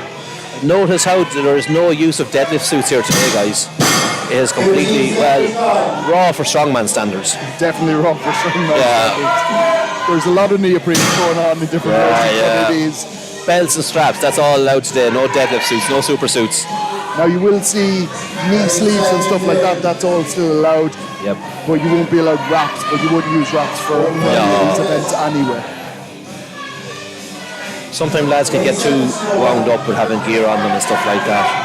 You know, like knee sleeves and bits and pieces for deadlift. There's not much knee flexion in deadlifts that you could need it, you know, unless you are suffering. Another great rep from Craig Lewis. Jim has called it a day there at that. That's both athletes done with the deadlift. Next up we have Samir and Patrick, followed by Luke and Anthony. Up next we have Patrick Harris on the right, and we have Samir. Patrick did not fill out a sheet for his shock. Another person that didn't. I think we'll have to start taking points off for people. I think so, or charge them, or do something for them anyway. Charge them extra, Fun fact, Sammy is going out with my neighbour. So Sammy is Scottish, and my neighbour, we are from Longford, so funny story, he met her over in Edinburgh while she's studying in college, so fun fact for everybody. Come on, wee Sammy. Really strong from Harris on the right, that's a very good start. Hitching each one. Good start on the right for Patrick Harris. Sammy is not feeling it there now. Come on, Sammy, get stuck back in. It looks like he's calling it I think he's calling it a day. I wonder, did he feel something on that? It didn't look like I don't know what happened. I want to get up there and slap the head of him, sort of. Patrick is still looking strong. Taking a rest, he's still got 30 seconds. Sorry folks, I was just trying to see was Sammy okay when he went off there. He doesn't look very impressed at all. Maybe something happened. Patrick here, he's hitching every rep, but he's all looking comfortable. He's starting to struggle a little bit now. Sometimes people, that is their technique, that is the way they deadlift. They hitch every rep. And as you've seen with Patrick there, it worked. Yeah. It definitely worked. I cannot hitch to save my life. I am absolutely terrible at it. So if I'm not getting the rep, I'm not getting the rep. There's no hitching. I just can't do it. I don't think I've ever seen you have to hitch to Now maybe I haven't seen the training that much. Maybe that's it. So Lucy Morton shouting out a lot of support for Andy Bottomley. And support from Kay Nixon for Big Alan Willis. Alan's doing very, very well so far. We have Anthony and Luke up here now. Luke is on the left, Anthony's on the right. We said earlier, Anthony looks like he is built to deadlift, so we will see how this goes. He has a max deadlift of 275 kilos. He's on the right, so we'll see how it goes. Luke Shirley on the left. You'll notice one fella has shoes on, one fella has socks. It's people's entire preference what they wear, you know. Have good reps though. It's whatever they're comfortable in. Some people will be comfortable in shoes. They'll get a bit more grip on the floor. Anthony is struggling here. Anthony's just not feeling it up there. He's not. He's struggling. He seems to be struggling getting to that starting position. It's a very, very high position. Luke is going again. Luke is Just going to not able impose to get himself. locked in 100%. And That it's just is not happening. disappointing for Anthony. He possibly will go back in. Again. No, his belt is off. I don't think he's going to. Come on, Luke, surely get back in there. Another rep inside you. Mark is playing footsie with me here, guys. Send help, SOS. Sean Diver, where are you? Oh, he's coming to him, I'll tell you in a minute. Now, thank you very much. Sean says Mark McGovern has a better beard. Down the bottom. I'm guessing it's the beard. Now that is a dig. Oh, I'm trying to not trying to start a debate or anything. Sean, there's no debate, you're 100% right. It's definitely better. We'll see about that, Sean. We'll see how funny you are the next time we're out together. The next time we're on screen, guys, we'll take a poll of who thinks Jack's beard is better than mine. The beard is all I have, like. You can lift stuff. I can grow a beard. I don't know if it's a better one, but anyway. Grow a beard. Now, Tom Butts on the right. I hope so, because I gave you that sheet anyway, so I hope it's right. It is Butts versus Bottomley. Andy Bottomley on the left, Tom Butts on the right. And there was two there was Englishmen. a shout out for Bottomley a moment ago in the live chat. Let's go, lads. Let's see what you're made of. 260 deadlift for Andy Bottomley. Yeah, he looked comfortable. Interestingly, with Tom, you'll see he's not losing any of his lock when he goes down to the ground. Staying locked in. Staying very tight, keeping that brace, and that's important too. I think lads slamming the bar down there like that, they're losing their brace and they're losing their air. It's not going to benefit them. So controlled and tight, and it's mechanical. Like it's working for him. Yeah. Both athletes taking a little breather, resetting themselves, and you'll see Tom just looking over there going, how many reps do I have? Seeing, does he have enough or does he need to do more? We'll see a lot of tactics come into play, and it's interesting to see tactics already, but that'll be just lads trying to favour their Tom just slipped out of his hands, which is malfunction with straps. His hands just slipped out of them. That's the risk you run with figure eights, you know, especially if your figure eights aren't the right size and you're trying to get them to fit an axle, and if you're trying to deadlift on a bar with figure eights using your fingertips, that is the risk you run, you know. And people sometimes think that because you've got figure eights, the hands don't need to do anything, but they do still need to keep control. They do need to be locked in. They do need them for control. It's yeah.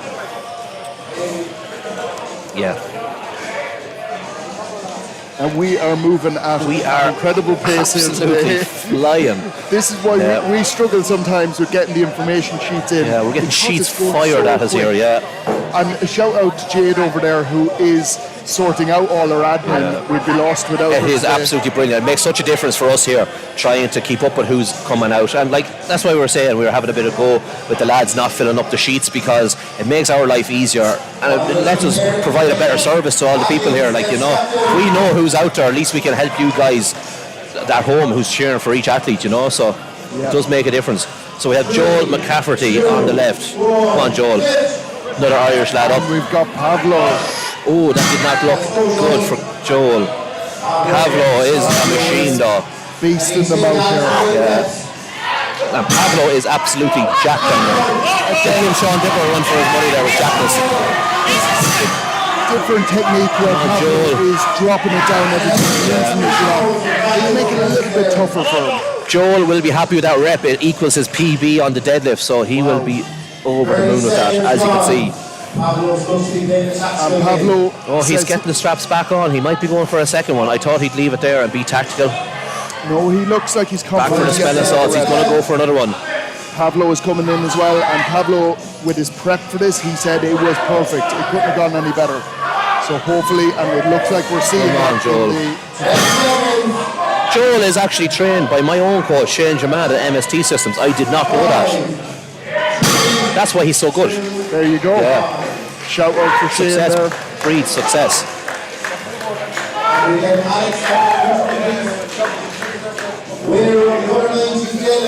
We have Alex up for an interview with Stephen Wiley. Alex was the winner of the deadlift. He put on an absolute clinic there with that deadlift. He really redeemed himself after the poor performance on the overhead. He will be happy with that. And I think hopefully Stephen will be able to get a handshake this time. I'm here with Alex, winner of the deadlifts in the men's under 90 category. Alex, how was the deadlifts going? Did you go to plan? It was good. 8 was my bottom number actually, so when a couple of the other guys came out, I was a wee bit worried that somebody would maybe try and match it, but happy enough to get the win. Deadlift's a strong event for me, so I knew it was going to score well. How are you feeling about the next event, searching out sandbags? Good. I'm kind of glad my worst event was the first one for the log and axle, so good events for here, so a chance to pick up some good points and try and move up the leaderboard. Happy days. Where are you going to finish? We'll push for first. I don't know if first is a big ask after the first event, but we'll push for it. Good man, well done.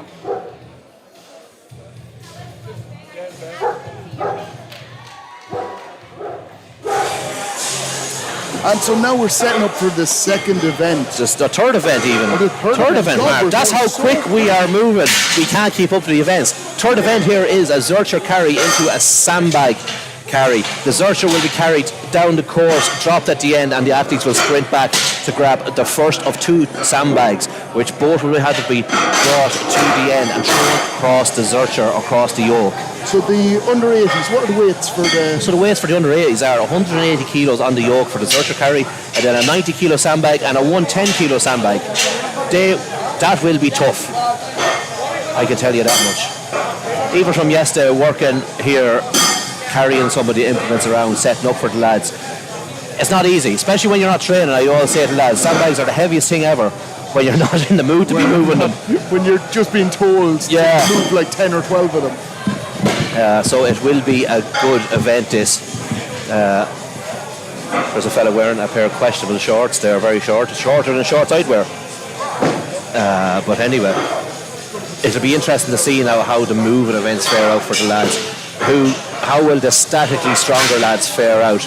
Will they be as good at moving? Hopefully it'll be nice to see, because oftentimes past you'll have the static lads, they can't move. The statically strong lads aren't great at moving. So it'll be nice to see if that is different here now.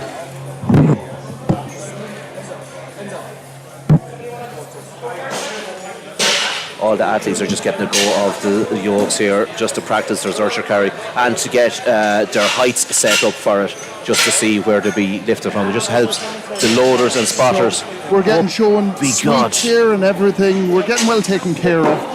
Do the judges take bribes? Somebody's had to give me sweets. We can't give you extra points, unfortunately. So. Thank you. No. It's great that these lads are feeding us today. So, you get to see it. You get to see the 2 beards now. Here's the competition going. I don't know now. Mine's a bit more impressive. I'll be honest, I'm worried. I'm not confident on this one. I think we did get a few people messaging in. Jack wins. Yeah. Saoirse's. But you know Saoirse. Yeah. You've known her for longer, so. Yeah. And Michelle, thank you very much. Loving the commentary.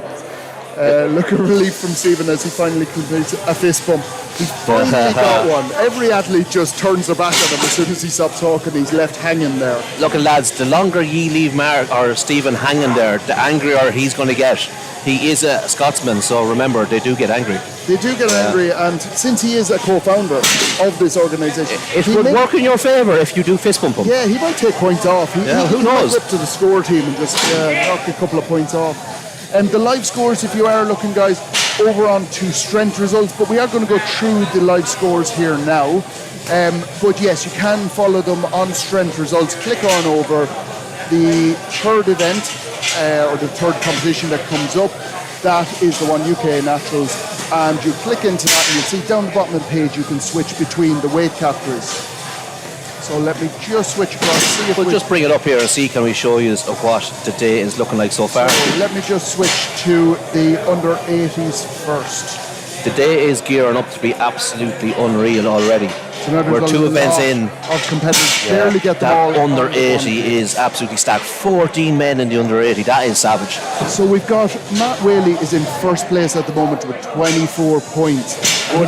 Being followed closely behind by our own Liam. All the way down to 7th place. That is a very tightly packed. Yeah, there is 5 points between 7th and 1st, so anything can happen there, guys, and it's only early days. And there's 3 athletes that are all on that 20.5 points. Yeah. Tied for third. 3 lads tied for third. And like we were saying early on about the consistency, you'll see Matt up the top actually came third in the first event, second in the deadlift there. Yeah. Didn't win either of the events. Liam, who won the deadlift, ended up coming 7th in the log. And that's what cost him. And that's what we were saying earlier on about the consistency. It's not about winning just an event. It's about being consistent all the way through. Consistent across the board. And you'll see that too with 6 events. A lot can happen. Like points will get changed up an awful lot. 5, like I know you might be thinking there's not a lot of difference between 5 or 6 events, but like an extra event sometime could be the winning of an event for a person. Yes. You know? A lad could be dipping off, or it just could be a better event, you know. So. And keep in mind for those were 2 static events. Yeah. So although some people are further down the board, there are there's a lot more than 24 points, sorry. There is 14 points in each event. So that's 14 by 4, which is 56 points left to go. So even if you look at some of the guys that are in the bottom half of the table at the moment, there are so many points, and some athletes are an awful lot better on the moving events. So this table could completely flip. And it's interesting to see that the rest of the events are bar the stones, the rest of the events are a lot of moving. The stones aren't going to be easy at the end of the day. You know, the lads are going to be gassed out and they're going to be doing a stone for reps, you know. And then we're on to the under-90s, which again, 14 athletes in this. And Pavlo is up the top, winning that log axle, and then moving into 3rd on the deadlift. But you'll see there is only half a point between 1st and 2nd. Like that is going to be a contest to watch. That is going to be a big battle. That is going to be good. And you already, like we said, everything can change. There's a lot of points. But those 2 top athletes, Pablo and Tom, are pulling away a little bit. There'll be ones to watch for the day. So but like we said, there's anything to play for already. And we have to give it to the vegan. Tom is in 2nd place. I'm worried about a vegan winning. That's not good. Oh, look it. I'm sorry for the vegans out there. We are only joking. How do you know when there's a vegan in the room? They'll tell you. I'm very sorry for all the vegans on there. At least Jack isn't cursing. Okay. What do you want? Do you want me to give that stick, or do you want the? Yeah. There's only one. You can do one thing at a time. Okay. So. No, we're nothing against the vegans, so we don't.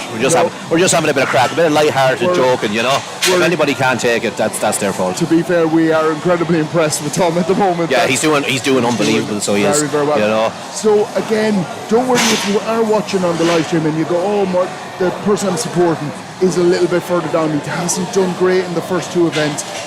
These moving events can be a complete change. Yeah, it can be a game changer. And it often is, guys, so sit tight. Yeah. So we're switching over and looking at the Masters. Now this is a smaller category. We've got 5 lifters in this. 5, we've yet to find out why Tim didn't do the overhead. Yes, he ended up getting 1 rep on that deadlift, which has moved him into 4th place. And this is what we mean about just getting the 1 rep means he ended up with 2 points. Yes. Because the bottom person didn't get a rep at all. Yeah, that's what we were saying, like getting no reps at all is obviously it's very bad, but like for points wise it is bad, because like that there, he missed out on getting anything at all. Because for instance, doing the 1 rep, he ended up in 4th place. Yeah. However, if he had done 0 reps, even if he's still in 4th place, technically he would have been joint 4th. He wouldn't have got any points. That's the thing, Yeah. And then 1st, 2nd and 3rd, they're all on top of each other. There's a point separating 1st to 3rd. 8.5 for Alan Willis, 8 for David Wright and Tim Meadows, and 7.5. So that would be good. And very close. Look at they put in the same effort. All 3 of them did on them events, you know, so that they are. And again, just for the points, if you're wondering here, it depends on how many people are in each category. So for instance here, whoever comes first gets 5 points because there's 5 athletes. In the under-90s, because there's 14 athletes, whoever comes first gets 14 points, and then it's a point down for everybody below that. So it changes how many points the winner, the 1st place, 2nd place, etc. gets, depends on how many people are actually competing in the category. But all those categories, there's some interesting battles. There's a lot of interest. I'm sorry guys, I am just watching the lads warm up here. It's just interesting to see the different techniques the lads warming up, and they're different warm-up techniques as well. And we'll just cut to showing you what's actually happening at the moment. They are up at the top, and you see the different athletes picking up the piece of equipment, the yoke, which is going to be used for the zercher, just to get a feel for what this yoke actually feels like. What they are signed up for. Because you know yourself from different competitions, you might train on one piece of equipment and then go to competition, it's still a yoke. Yeah, you might think a yoke's a yoke, but it does vary from competition to competition. The different brand of equipment, whether it's homemade, and it does all feel different, and it does pay dividends to be able to get up to, if a competition's on in GSP gym here in Galway or like CrossFit Limitless where we are today, it does pay dividends to be able to get up here and get on the competition equipment, because you'll already have a feel for it and you'll know what you're in for, whereas obviously there's a lot of people that travel from the UK to here today, they couldn't do that, but if the Irish lads haven't been doing that, it's their own loss. And it is one of the things with some organisers they can be a little bit awkward, but with GSP they do make it very easy for athletes to come up a day before, or really even a few weeks beforehand. Matthew will have the gym open on a Saturday, lads can come up and train and get on the equipment, so these lads would have an idea, like they could have been training on something that was similar. Say they would take the Husafell Shield here for an example, lads could have been training on a Husafell sandbag. So pickups and stuff like that are going to be different. You'll have a bit more grip with a sandbag, so you will do a shield. So it'll be stuff like that just to get up and get a feel for it. And they might have to change their technique then, according to how that session went, So it does help big time to be able to get up here and get on the equipment. Strangely enough, back at my own setup, I have Cerberus sandbags and I have strength chop sandbags. Totally different. Yeah, different. They're same weight, should be the same, but they feel the Cerberus bags I love. I think they just feel very comfortable. Yeah. You switch the same weight on a strength chop, and I'm sorry to strength chop at the moment. But nothing against strength chop, it's just the difference in feel, I'm the same, like myself and yourself, a similar setup at home in the shed or whatever. And I've Rogue and Cerberus sandbags there, and like that too, they're nearly identical, but they feel so much different. They really do. Whatever it is about them. And this is the thing. Obviously the Cerberus ones are better, There's all from Cerberus sponsored athlete here. Make sure you use my discount code too, everybody. JH Strength. And if you don't want to use his, you can use mine. No, we'll leave just yours on the live stream. But no, definitely it is. True. Yeah. Like you might take a sandbag's a sandbag, a yoke's a yoke, but everything does feel different. Logs, the whole lot. So it does pay to get up and get on competition equipment. And like this, the lads are here trying to get familiar with the equipment beforehand. And it's great to see that the lads running the comp today, Matty, are letting the athletes get out and get on the equipment that's going to be used for the comp. Not just shove them in the corner and saying, "That's your warm-up equipment, lads. You aren't allowed out here." And I think we've all had events where it is like that. There's some organisers that just, whatever it is, they just decide, we'll just, they'll be grand. Some quite big organisers too, and they'd have maybe a bar and a load of plates for you to warm up on. It's not acceptable, so it's not now in this day and age. It means that the athletes are going into the event and they're not particularly happy, they're not comfortable. No, they're not comfortable, not warmed up correctly. They can go out, they can get hurt. It's not fair on them. The lads should be trained, or the lads should be thought of as professionals, because I know from the level of training I put in, the effort I put in, these lads are training harder than anyone out there, than footballers, you name it. Not that having a go at anybody else, but they need to be thought of as professionals, at this stage. The athlete, you see the performance from some of these guys. Some of them are. They are pro athletes. Yeah, some of them. To that point where some of them they work. They could be coaches, or they work around their training. It's one of the things, because obviously you're at the top level of the sport.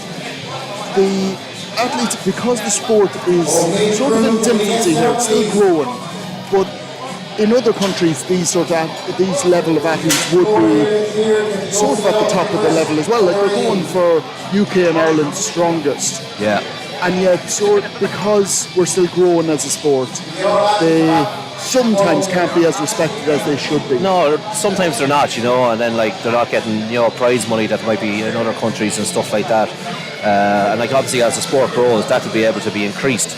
But all these things make it easier and better for the athletes themselves, because like at the end of the day, the wages and stuff, the bills need to be paid. So like a lot of them are working. Like I was saying there, a lot of people, they might be coaches or PTs, they work at a gym, they're able to work around, work their training around, or work their work around training. Sorry, but some people, it's in the evening that they have to do it. So we have the lads here behind us.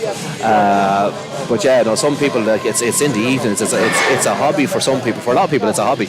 But like it's in the evenings after work. A lot of people might have 12-hour shifts to go do, 3 hours of driving every day. You know, so it's not easy. So the more progress the sport can make here, the better. You know, we might get better conditions, and people might be able to train better for what they need to do.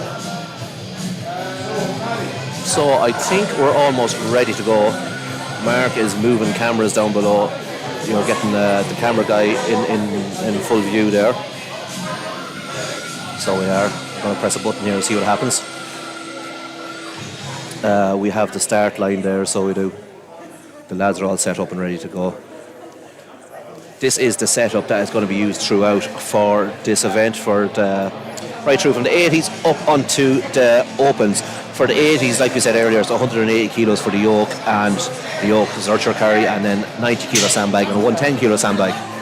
Obviously then as we go up through the weight classes, they're going to increase. So we'll have 200 kilos on the yoke for the masters, and 100 and two 100 kilo sandbags. Same again for the under 90s. We won't touch on the 105s and the opens weights just yet, because they're not on for a good while, so there's no point. We'll just end up confusing us and throwing too much information out there. When you look at these weights, they are monstrous.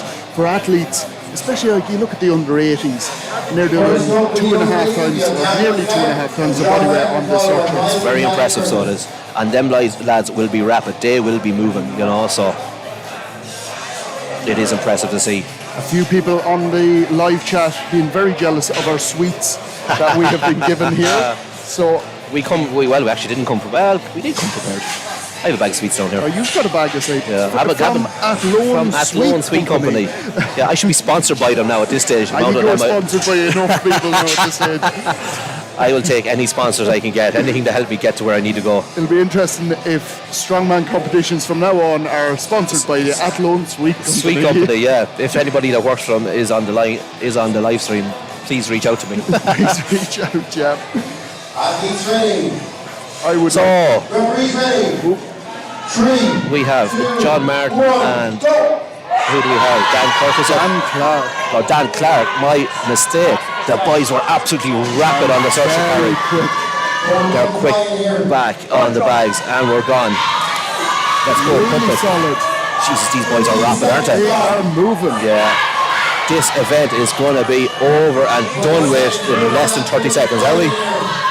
What is the time? Let's go, lads. Come on. This is neck and neck, and even with the bigger sandbag, you just notice how big and cumbersome that bag is with the lads. But they were able to move.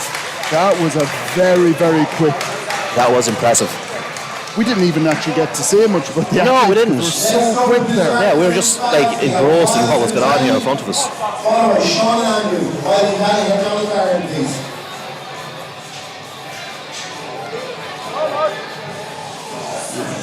Oh yeah, I'll wait until we know.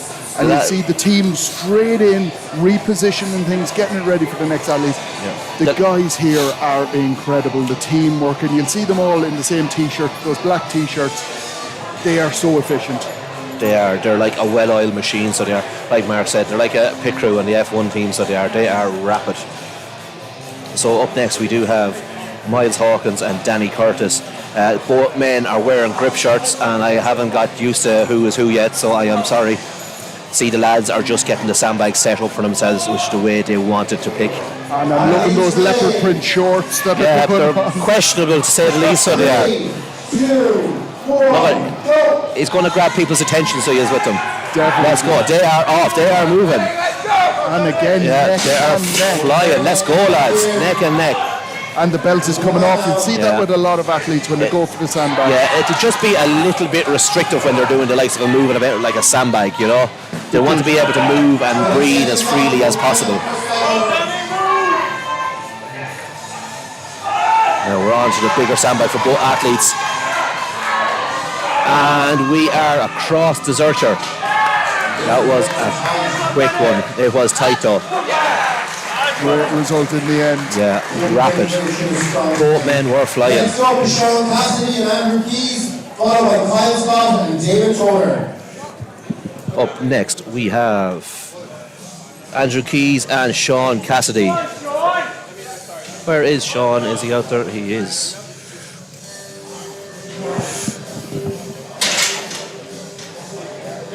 Andrew Keys is in the lane closest to us, and Sean Cassidy is on the far lane next to the curtain. I have a sheet in front of me with some information on it, but the lads are too quick, so they are. I don't get time to read anything. Maybe I'm just slow at reading, I don't know. And there's sweet shops in Leeds now are getting advertised on the live chat. Jesus. So look at, if they want to sponsor me too, we'll with them. They're like the Athlone Sweets, the sweet company. They're like something your granddad would have. They really are. Yeah, They do. they're brilliant, so they are. They're lovely. Let's get back to the strongman. Look at. Yeah, the boys are just about ready to go. Referees are ready down the far end. So we've got Andrew Keys closest to us in this shot. Yeah. And Sean over the far side. And Andrew Keys is a vegan. We have a lot of vegans now.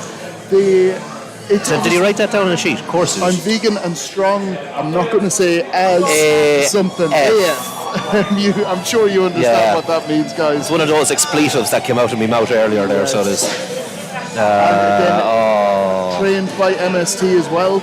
Andrew, I don't know if this is the same athlete that you mentioned earlier on. No, I think it was Joel. No, it was Joel, yeah. Joel, so MST, they've done fantastic work creating this app, and it's a great the MST tool. training app. It is absolutely brilliant. For those you don't know about it, get onto it if you are thinking about dabbling in Strongman. The first week is free. I was going to say, I think there's a free trial. So there's a trial.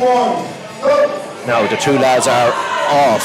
Andrew Keys just nipping them a little bit there. Yeah, but Sean could be better on sandbags. We will see. Two men are rapid though, neck and neck. Come on, Sean, let's go. Oh, just an awkward pick on the bag. Andrew is pulling away.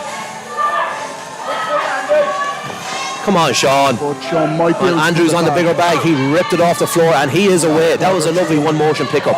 Sean struggling a little bit more. The big bag. Get it. And across the line. And Andrew very, very Come on, Sean. Still going. And he's almost there. Big pop over that. There we go. Wasn't slow either, but again, that was actually a great result from Sean. But it was just Andrew moved so quickly. Yeah, Andrew was so quick that he looked slow, you know. So up next we have Kyle Scott and David Toner, our very own Superman.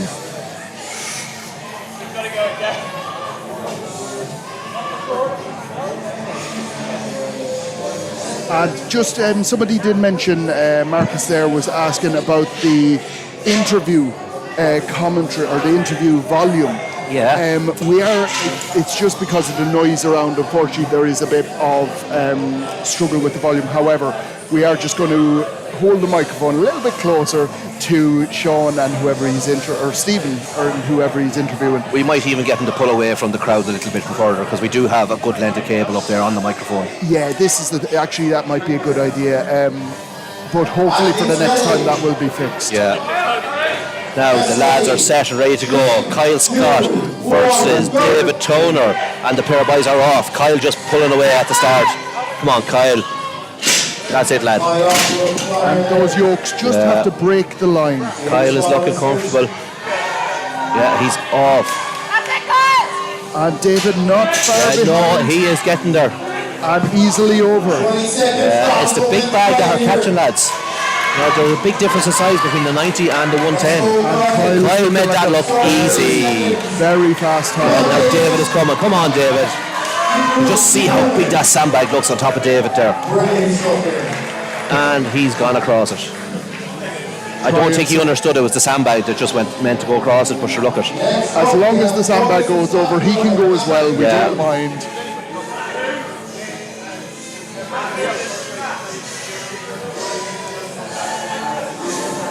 But Kyle was very quick there. That was, I believe, that was rapid. probably And he looked the fastest time. But there has been some other very fast people as well. He didn't look to be going like he awful hard either. No, he looked comfortable. Yeah, taking it in his stride. Saw that.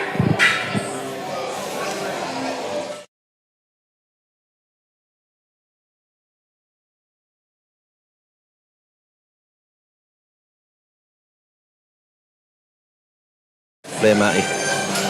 What are we blaming Matty for again there, Mark? Just the lack of sweets. I've only got 3 in front of me. I still haven't actually gotten to eat any of the sweets. I've been talking too much. So we've got Douglas Bennett coming up. And Scott Alexander. So Douglas over on the far side there. The 2 Scots, side by side. Let's see. I hope now we have another rapid. This is Douglas' second time at the UK finals. And we're off. Scott is just ahead at the start. Both athletes looking very comfortable. Scott using his long stride there to his advantage. Looking very comfortable. Both these athletes are looking very comfortable. They are looking very comfortable here. Maybe the events are too light. Huh? I don't think they'll agree with you. And Douglas just taking a little bit longer. Yeah, that sandbag is, yeah. Like I said, that sandbag is very big compared to the 90 kilo one.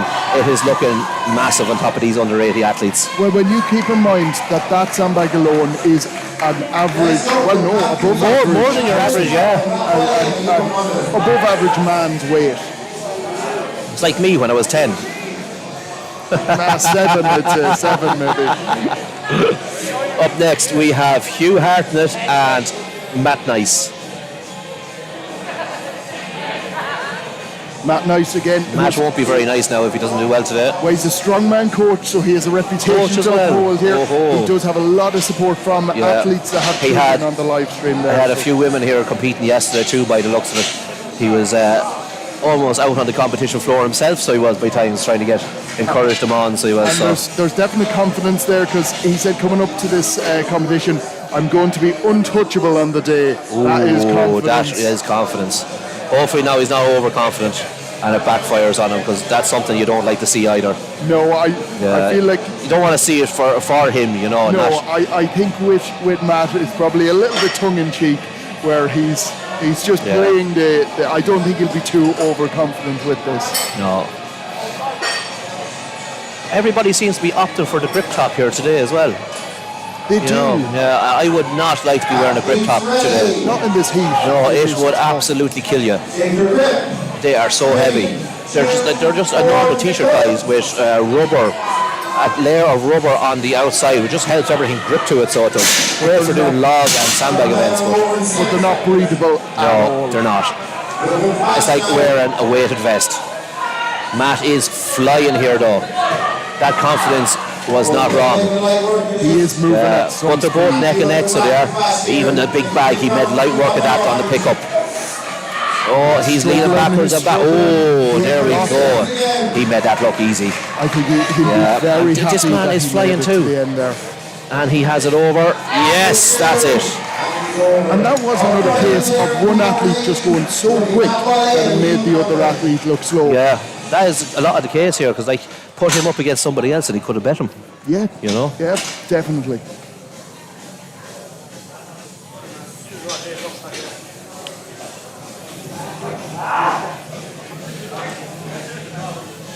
And next up, Liam McConville and Matt Whaley. Matt Whaley. Hopefully I'm now saying these names right. We possibly have said a couple of names wrong. If we're not, try correct us by spelling them as they should be said in the live chat. Yeah. We don't mind. We want to get things as right as possible here for the guys. It's only fair. And I do have to say thank you so much to everyone who's tuned in on the live stream. We've got a huge amount of people watching at the moment. The more people that can watch, the more people that can be super fans. So down the bottom you'll see that little dollar sign. You can click on that and donate to the channel. As we said before, this is all done for free. Yeah, it's all going back into it. It's all going back in. It just means helps with equipment and all that sort of stuff, travel, you name it. 3, 2, 1, Liam and Matt. And both men are neck and neck. Liam is just slightly pulling ahead.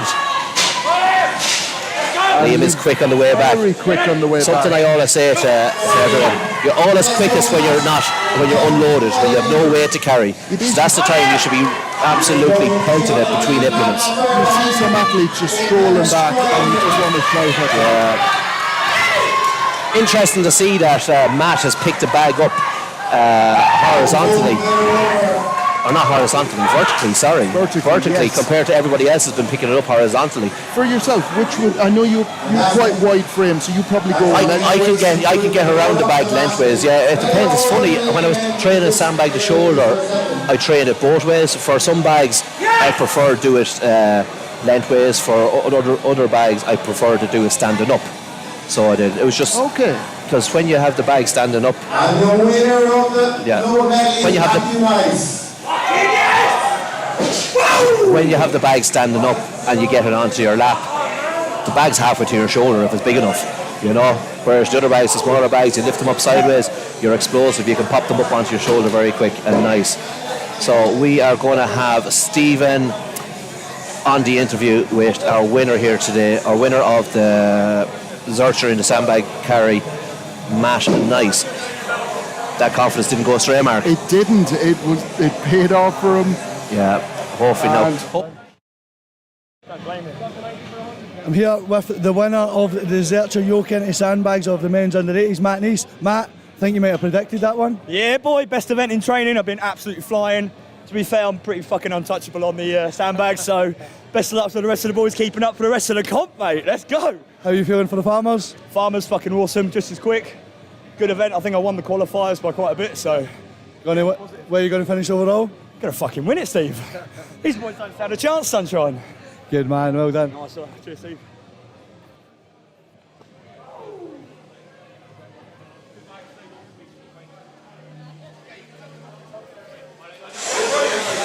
And Stephen getting another fist bump there. They're starting to take to him. Stephen has hit him a dig in the ribs every time. Now we'll just get the scores up here now for the under 80s. The scores, the top four are on top of each other. We have a point between first to four, 34.5, two 34s and a 33.5. That is incredibly close. And interestingly, just for us, two Irish lads. Two Irish lads in there, Kyle Scott and Liam McConville, doing it for Ireland. That is very close. And we're only halfway through their event. And actually, I believe something. Oh no, it's just that they put in joint second there, so Liam just dropped out. It's the same thing. Yeah, they're after adjusting it there. The boys are updating this on the fly as we go, and fair play to them over there in the corner. They're doing a great job. They are very quick, and if you do want to have this on a separate screen while you're watching the live stream, click on over strength results. It's the third competition in the line, and you'll be able to see the updated scores as it happens. So we're back to the event setup. The guys are getting ready. And what you see now is they are moving the crossbar up and down depending on how tall the athlete is. Yeah, the pickup height makes an awful difference for each athlete, and how hard. If that pickup is going to be too low for them, you know, they don't want to be doing half a squat before they take off, and that's draining their legs for the run. But equally, Jade said a very interesting point yesterday with the ladies, that the higher that bar goes for the Zurcher, the higher it is for the sandbag going over. That's the other side too. It's a fine line you're treading there. By making it easier on the pick for the Zurcher, they're making it harder on the sandbag. I'd prefer an easier pick on the Zurcher. So I do, considering the weight they're having to move on the Zurcher, and it is the starting off point, so you want a strong I'd go for the easier pick on the Zurcher, because at the end of the day, it's not going to be at shoulder height. You know, it's not a thing that you have to get the bag up that high and throw it across. It's going to be a couple of inches in the difference. So we've got one athlete going on his own here. We've one lad on his own, William McMartin in the Masters. He is off, looking solid. And he's looking. He hasn't crossed the line. The loading pins, guys, have to cross the line at the end, and he's decided to bring it backwards. And it is just over there. He will be disappointed in that, because it was a good run to start off with. Yeah, he was looking solid. And this just shows the importance of listening to the referee's calls. you do have to be ready for the referees saying that you're over the line. You don't want to go too soon. Now, there was a weight change, guys, we didn't inform you of. The Zercher yoke has gone up to 200 kilos, and the sandbag is 100 and 100. And he's over there. Now, he'll be disappointed with that call back. And he was disappointed with the deadlift. He wasn't happy with how the deadlift went for him. That started so well. Yeah. It just, once there's an issue where you have to go back to an implement, run backwards. It's not what you want to have to do, but that's what I'm saying. They need to be listening to the referee's calls. And then there's no point in turning around and giving out to the referee and saying, oh, you told me to turn or whatever. You know? And the referees are very clear. They shout very loudly. What happens is the athlete is expecting the call and nearly hears it before they hear it, or as soon as they open out. There's Killian getting some cardio in and almost took out one of the loaders. Come on, Killian. They're almost expecting them to say turn, because you'll notice they'll be slowing down, coming up to where they think the line is, and they still could be 3 or 4 foot away from the line. And with all the noise that goes on here, like there's huge support and the place is packed here. Yeah. Everyone's screaming support. Everyone's excited. It's very easy. It's very easy for them to imagine, oh, I've heard it, and do a turn way too early. Something simple like the referee could say and turn. Yes. And they hear and the turn.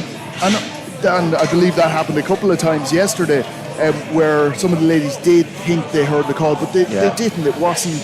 They didn't. They got called back and they went again. And look at by the judge saying "and," it's giving them a little bit of heads up that you're going to be getting the call soon, and it's actually quite helpful. That's what I found. Instead of telling them you're nearly at the end, just inform them at the start that you're going to say "and turn" when you're almost there. Instead, if you say the "and," they're getting ready for the turn.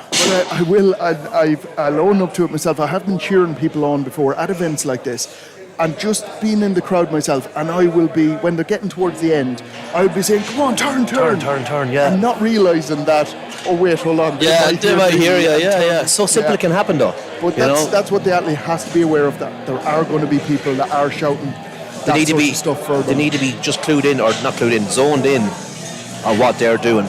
They're doing the event. They need to block out the people that's there and just focus on them, the referee, and the task at hand, which a lot of them do.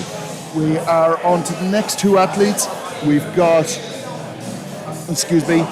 Tim O'Donnell over on the far side, and representing Ireland. David Wright representing England here on our side, the inside, far side, your side, the closest side. Closest side to us. Look at whatever side you want him on, he's on. And Tim, interestingly, I don't think it'll happen today, but he was once mistaken for a homeless man in a park. Jesus. Doesn't look too homeless to me, does he? He might by the end of the day, he'll be in a ball on the ground and struggling. Yeah. But he's doing a great performance today so far. David Wright should be good at this. David played rugby competitively for 18 years, so a moving event like this should be pretty good for him. And David's, it's very interesting, he's got that bar very high. Yeah, and the belt he whipped it off. Very well rehearsed, it was gone. And the bag is very high in his chest. That high pickup height isn't going to hamper him at all. Let's go, David. Pump it out. He just has to place that over. And he had clearance of about 2 inches there. David appears to be littling though. He does look to be struggling. And I don't think it was at the start. Come on, Tim. I think it was the pick on that last sandbag gave him a little bit of problems there with the hamstring. That's it. He looks to be moving fairly comfortable there now again though. Come on, Tim O'Donnell. Let's go, Tim. I have to remember I'm on a microphone here. It's definitely just the running that is a problem for David. Once he's walking, he's okay. And Tim working hard for this. Let's go, Tim. Let's go. Step it. Come on, every bit counts. And that is an interesting point.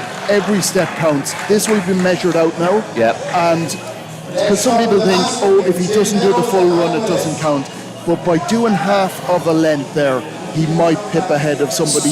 He could get 8 metres there, and somebody could get 7 metres, and that could be the difference between winning and losing. So it's very important for them to push right to the end, and that's exactly what Tim did there. Up next, we have Alan Willis and Tim Meadows. And just looking at the live chat there, Chaos Strength sending us some love and let's go for support for the athletes. And Jack's still winning. team butts. I wasn't going to read that out. Thanks, Saoirse. You can stop commenting now. Team Buds has a lot of support brilliant. here today as Keep well. it up, guys. It's great. The athletes really do appreciate it, so they do. Genuinely, like, obviously the athletes don't hear it at the moment, but even from yesterday, I hear an awful lot of the athletes looking back at this live stream, and they are hearing us mention all of this support, and they're loving it. The more support they can get, the better it is for them. And interestingly, you will see a lot of grip shots from Chaos Strength here today. There is a great showing. I think Cerberus and Chaos grip tops, I think, was what we have here today. I haven't noticed on the other ones. Yeah, I think it's I think I've seen a TC Strength one there as well. Yeah, but apart from that, I don't think there's anyone else. They'd be the two main names for them. Come on, boys. Tim is off. He's just a little bit ahead, Alan. Two big athletes. Yeah. Two big strong men. These are monsters. The belt comes off there. You'll see that a lot here today, guys. Tim Meadows not wearing a belt at all. Very high. You see, with it being so high, you don't have to worry about extending at the end. You're across it. Pass it over the top. And to be fair, it does make it a little bit easier on the legs to actually run. Because if the bag is low and it's hitting into your legs, it's not going to be very comfortable. And Alan is across the line. The second bag went better for Alan than the first bag. And sometimes that happens. It is just that pick. It all depends on the pick, how you start off, how easy or hard massive difference. Up next, we have the under 90s. The weights are staying the same. 200 kilo yoke and two 100 kilo sandbags. And so while we're looking at that, we had a look at the under 80s men. We're just going to have a look at the scores for the under 90s, see what they're at the moment. See where they're at. So let me just scroll down, and if you're on Strength Shop, or Strength Results, not Strength Shop. Strength Shop getting a shout out there. Sponsor me. Cerberus. So we'll just look at the screen here now, and again, half a point between those top two. However, so that's the under. So just for the log and deadlift. Now we're going to be going to the. Sorry to interrupt you there, Mark, but Stephen has Tim Meadows, I think, for an interview down there. So he is just getting set up. Yeah, they're walking down there. He's just grabbing the old microphone. Let us know, guys, if where Stephen is interviewing now is better, and we're good to go. Here with the winner of the Zercher into sandbags in the Masters, Tim Meadows. Tim, how are you feeling? Big gas, mate. It's a tough event. I get the feeling now that the moving events have started, we might be having a couple of these conversations. What do you think? Yeah, well, it's a long day, but the moving events is where I should probably pick up some points. So, first two events is about kind of sticking in the mix, and now hopefully the hard work will start paying off. Fingers crossed. Yeah, good man. You going to win? Can only try, mate. Can only try, eh? Good man. Well done. Good, buddy. Thank you.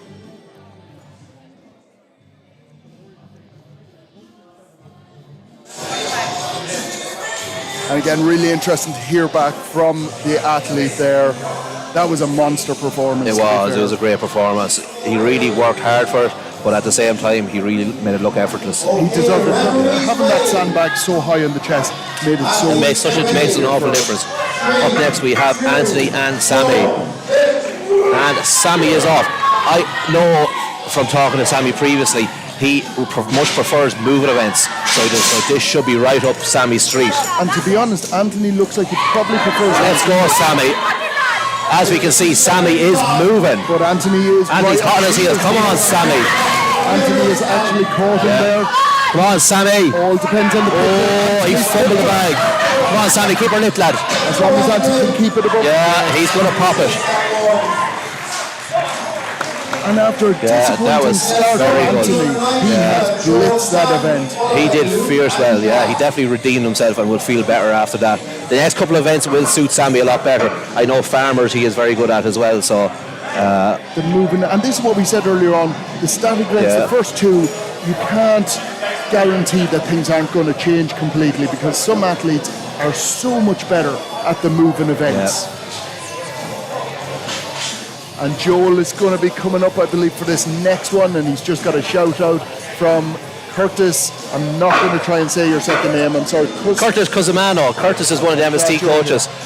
How are you getting on, Curtis? Great to see you on the group, on the live stream. So Curtis is a legend. And Liam Anderson saying way better on the sound. So thank you very much for that feedback. It does actually help. I will be telling that to Stephen there, so he knows it's a good position for him and good sound. We're just setting up. You'll see Joel there testing out the height of the crossbar.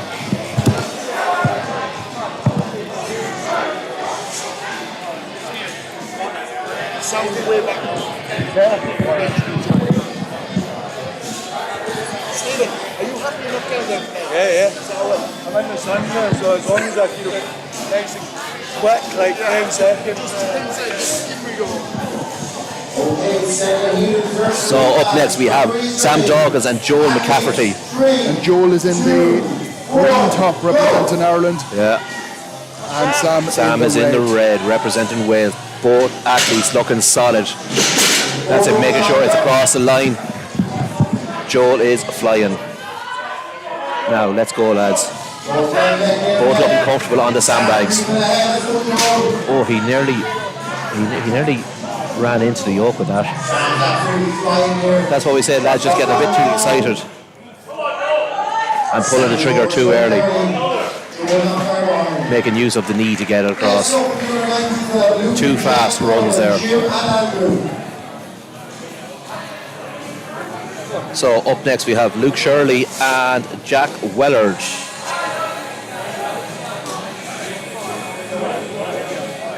Jack and Luke.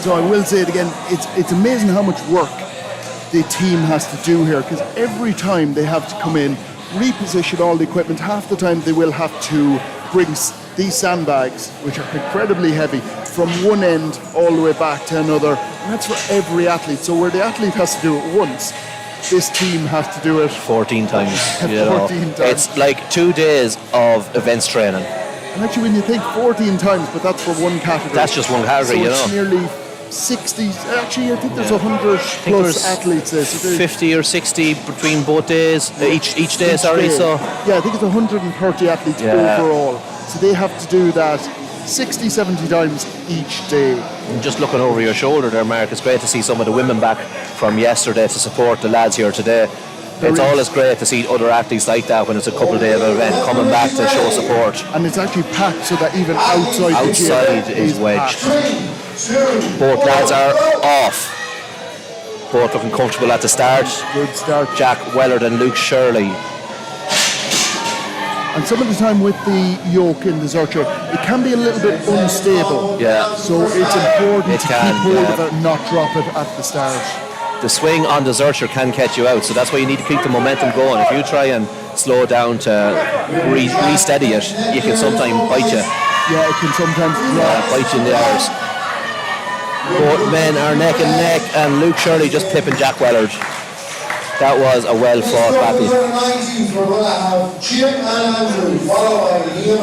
Luke just down, holding his ankle though. Maybe he just strained it, or he has been carrying something into the competition. Hopefully it's nothing major. And Paul Maguire would like to thank you for putting stones into a car yesterday. Anytime at all, Paul, it's my pleasure. I was glad I could help out. So Jack is available for lifting any heavy stuff into cars throughout Ireland. Just send him a message. Yeah, I'll send you on the invoice afterwards, don't worry.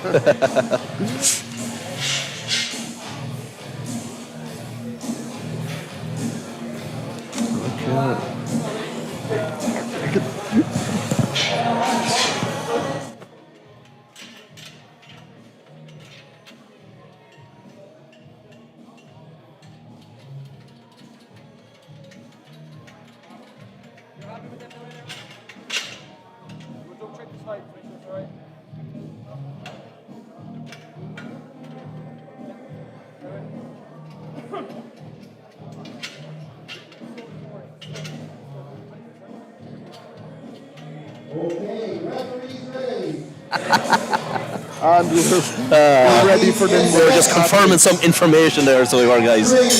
3, 2, 1, go! Both lads are off and they're neck and neck, both looking solid here today. Jim Wilcox and Andy Bottomley, who's got a huge amount of support. Yeah, both men are looking solid, so they are. Oh, that could have been back on top of him. Oh, just fumble on the bag. A bit of a fumble there from Hi, Andy. Shirley. And he's looking strong on this one. And he's across the line. Over. Next up in the under 19, we have Liam and Patrick, following Craig and Tom. Now Andy's doing great work, and he's a tough time because he's trying to do all his training. He does an awful lot of work, and he does coaching as well, and he's a full-time carer for his wife. So amazing person. We all love Andy here. Yeah, fair play to him at being out here today. It's great to see it, and the heart and determination. A huge amount of love in the live chat for Andy there. I think a lot of his clients are on, so it shows what type of person he is. Yeah, it really does. And there, just as we said it, come on Andy, you can do this. Savage. From Danny the man.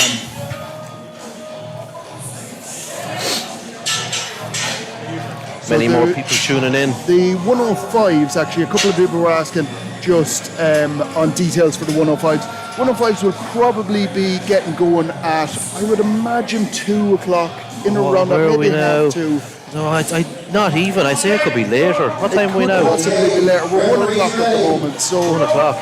We're nearly through the searchers. There's just so many in these categories this morning, guys, that it is taking some time to get through them. Yeah, it is hard to know. But if you are actually competing, come on in and you'll be told when you come on. Our very own Liam Shields on the outside and Patrick Harris of Wales on the inside lane. Both men are absolutely rapid. It's neck and neck here, so it is anything could happen. Oh, Liam. They are very close. They're very, very close. Come on, Liam. It just emphasises the lack of mistakes lads are making. And he just has to make sure to clear the bar this time. There we go. And almost hit Killian. Next up, the under 19. And if there's one man you don't want to hit with anything, it's Killian. Yeah, definitely. He can take it. I'm all good too, Curtis. Thank you for getting back to me there. Hope you're enjoying the live stream. Hope the commentary is good enough for everyone out there too. Want me back? No, nobody wants you back, babe. Jade is just asking, does anybody want her back? So we will be taking a poll. Does anybody want Jade back on the live stream today? Let us know. Jack, I think that's a dangerous question to ask, sub I'll be out. honest. I will say, if at the end of the day, we will have had probably 3 or 4 different commentators through both days, and we'll take a little bit of a poll. Actually, do you know what? No, we won't, because I was going to say that could cause a rouse, or could, I won't get any votes at all. No, nobody will vote for you then. Nobody even likes my beard. You know. Your hair. Yeah, I don't like that much either. Craig and Tom. Let's go, lads. The lads are flying it here. Both are neck and neck on the sandbags. This is really exciting. It's all in the sprint back when they're not carrying it that's making the difference. It is. That's where you can pick up the most time. Nearly a little stumble from Tom there. Almost pulled the trigger too early. It was very rushed there towards the end. He got off the line too quick and then almost. And you seen all the way up, there was nearly a stumble, but he recovered it. He pulled it back. Yeah, it was good to see. But it's one of those things where sometimes you can go too fast. Yeah, where you get ahead of yourself. You cause yourself problems. You lose a bit of stability by trying to go too fast. That's the thing. Yeah, it can very easily happen, guys. Now, saying that, he held it well. He did a good job there in keeping himself upright. So well done to Tom. Up next, we have Alex and Pavlo. These boys have been absolutely fantastic so far. Alex really pulling it back in the last event there of the deadlift. So he has gotten to go up last now on the moving medley.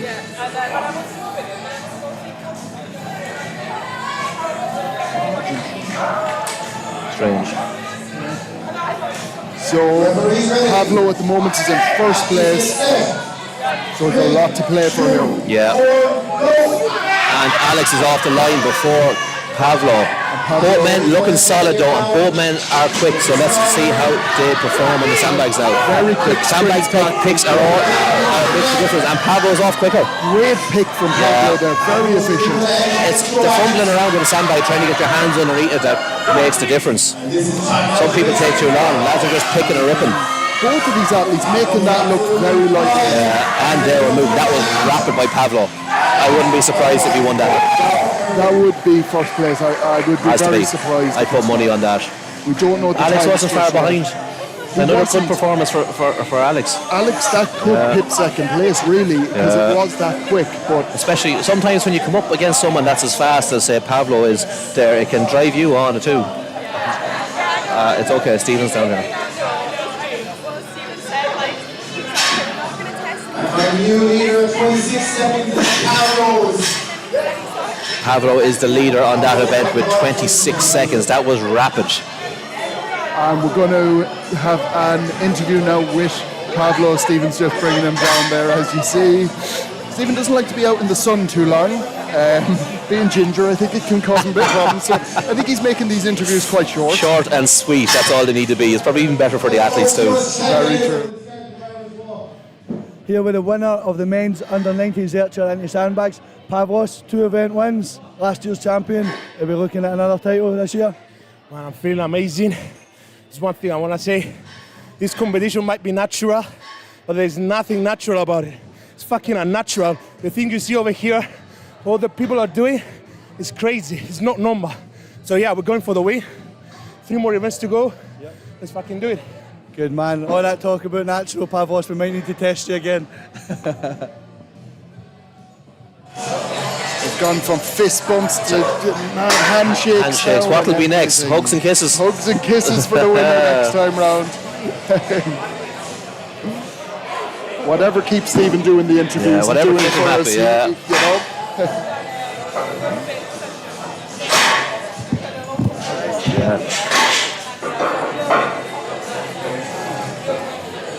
So guys, we're just getting set up for the Masters here now on the Zercher sandbag medley. Not the Masters, sorry. For the farmers, sorry, I made a mistake there. We're just getting set up for the under 80s farmers. The farmers are 110 per hand. And it's for 3 lengths. They have to do 3 lengths of the course. So be prepared to see some quick times with this. The guys are looking good in their warm-ups.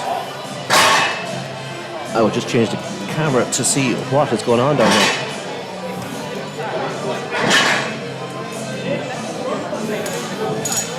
Everybody's looking pumped up. Everybody's looking good. They're looking confident. They're looking comfortable. It's good to see so far through an event that everyone is still in good high spirits and good form, and nobody's blowing. They shouldn't be really gassing out with under 80s. They should be well conditioned. Yeah, they should be well conditioned throughout all levels, to be honest.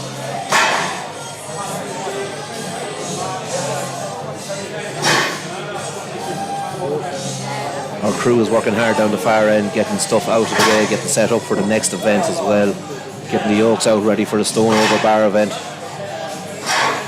This competition is running rapidly. Big thumbs up from Matty over there.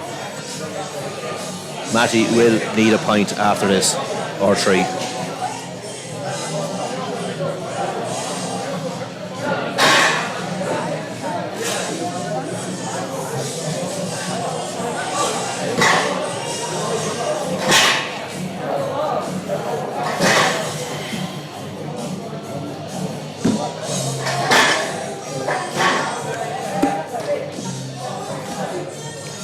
I've lost both my co-hosts here now. Shane and Mark have disappeared. I don't know where they're gone to. I'm just left here by myself, talking to you guys, talking to myself. And Mark's back. Stepped on my ankle on the way down, but he's back.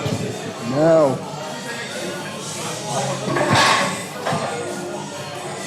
So getting a look at the farmers. What are the weights for the? You might have gone through it already. Yeah, the weights for the under 80s is 110 kilos per hand, and the boys are looking good in the warm-up so far.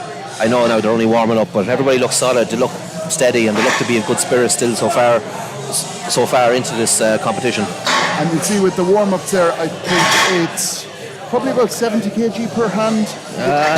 Thereabouts at the moment, yeah. 60 kilos. Yeah, 60 to 70 kilos on the warm-ups there. And like you said, they all look very, very comfortable with that. They should be. They should be. If they're going to be doing 110, let's hope they're comfortable with it.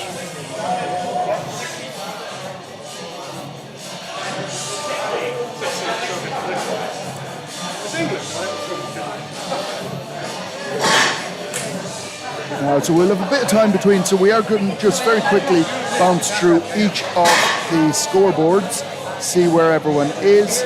So we're going to start with the 80 kg, or under 80s. Do you need me here? You do this. Huh? You do this by yourself. Try, I suppose. Do you need me? You do, yeah. Ideally. As soon as anyone's going to talk to you, so. When?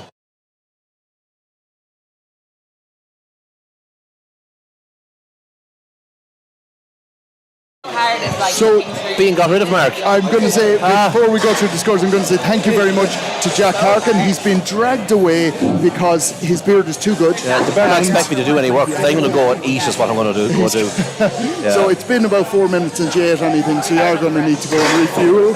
So thank you very much, Jack. No hassle at all. I might be back on later in the day. Who knows? Fingers crossed, I'm going to go hide and hopefully not get roped into anything else. Exactly, exactly. Yeah. So thank you very much. Thank you for having me.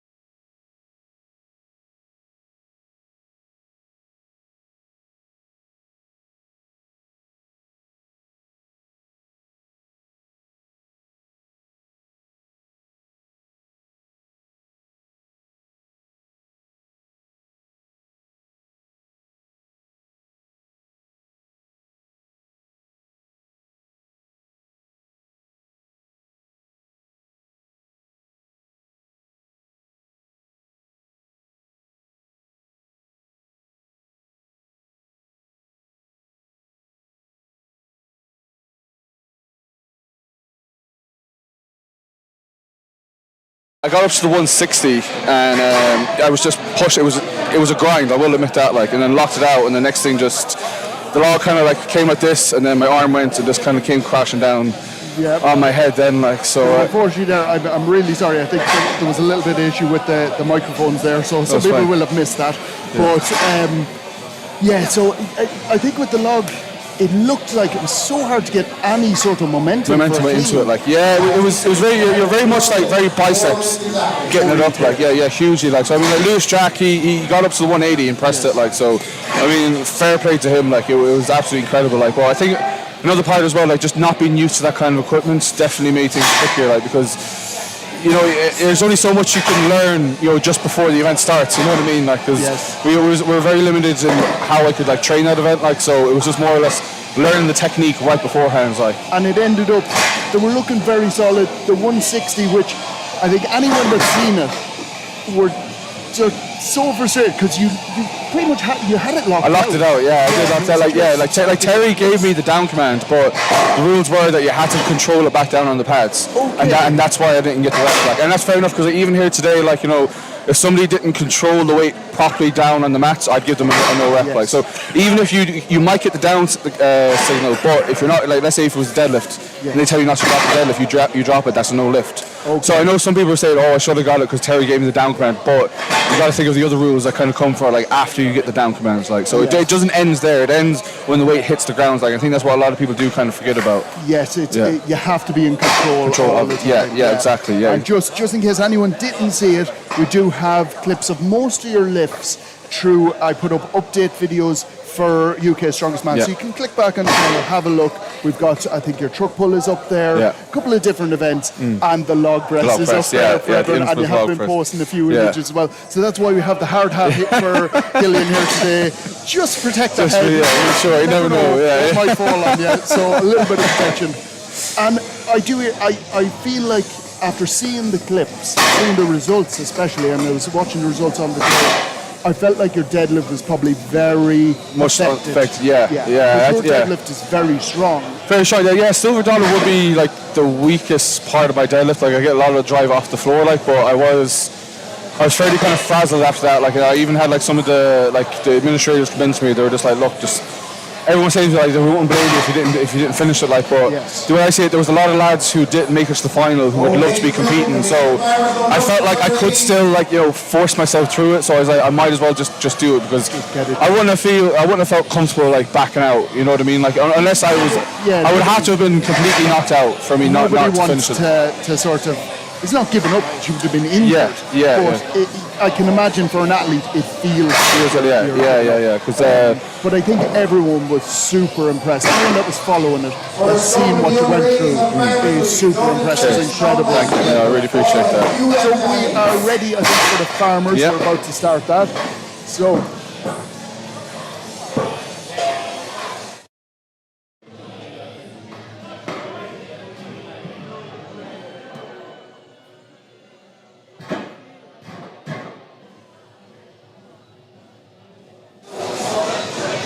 to try and give it to you. And the guys, so Jade is still being such a help, handing us sheets every 5 seconds, so we can actually keep up with these athletes, because the competition moves so quickly. So fast, I mean, there's so many athletes here, like, it's very hard to kind of keep track of them all. So we've got Sean Cassidy on the closest picture to us, and then we have Douglas Bennett over on the far side. Douglas, as you can see in the green shirt, he's representing Ireland, and Douglas is in the blue, which is Scotland today.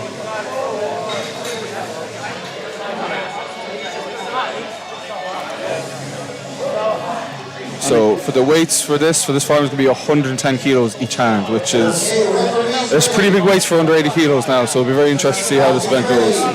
3, 2, 1, go!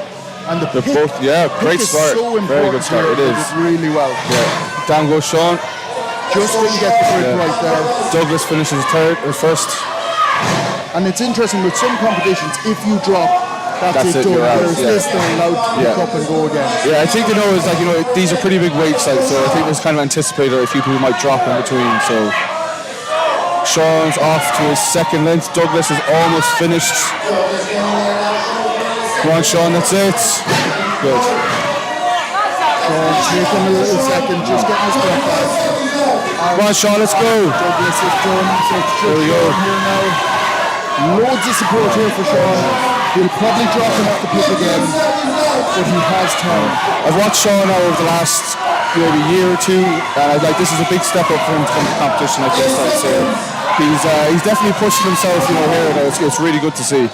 And it's great to see that support there from the other athlete going straight over, Helping him out, support, trying yeah. to get him to the end line. That's one of the best things I love about this sport. It's just the camaraderie about it and the support everybody gives. Because I know going to UK's the last 2 years, the physios were quite surprised about how the camaraderie between the athletes. They thought everybody pure sticking their chests out, ignoring each other, giving each other I've seen so many people come from the likes of powerlifting and in CrossFit and stuff like that would normally be competing in that sort of environment. And I don't want to put down those sports, but they come to Strongman and they're very surprised with how just supportive the community of it is. Somebody that we could be competing against each other in my fairy tale land if I'm ever in opens, and if I was struggling, if I didn't have straps or I didn't have chalk or whatever it is, you'd come straight over. 100%. Yeah, definitely. Yeah, that's the best way. Because the way you see it is we want the other person to do better, because if that person do better, that means you've got to do better. And you feed off each other, and that's why I think it's very important for athletes to push themselves into bigger competitions that they might not feel like they're able to do, but you can learn a lot from that instead of just staying within your comfort zone. You really got to get yourself out there. That's what Strongman's all about, pushing that comfort zone. So we've got Sean Cassidy won out there. So Danny Curtis and Hugh Harrant. Yeah. Hugh off in the lead so far. And those leopard print shorts, he's moving just like it. He's going fast. Curtis is in the lead now. Down again.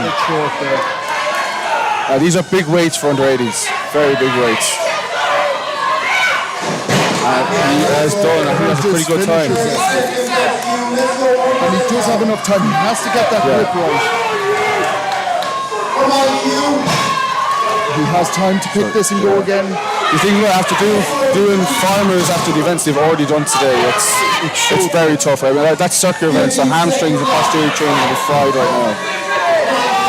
And especially in this heat as well, it is just taking its toll. Well, I'm pretty sure most of these athletes will absolutely smoke this in training, but it's completely different doing something in training than it is in competition. It is such a different atmosphere. And especially, like you said, they've already gone to maximal effort on 3 other events. So at this stage, they are all exhausted.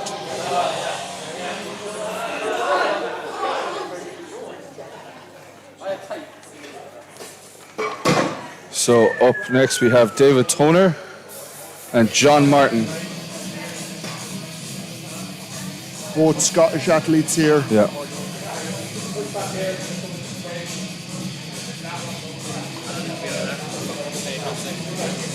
So with this, for anyone who doesn't do strongman, you will see their hands are covered in chalk. So this will help their grip as much as possible. They aren't allowed straps or anything to force on these. It's pure grip power that's holding that up. Athletes ready. 3, 2, 1, go! Off to go. Good start there. John Martin off very quickly. And Toner picking up neck the and pace. neck. Very much neck and neck in this one. This is going to be a good race. It really is. Down goes Martin.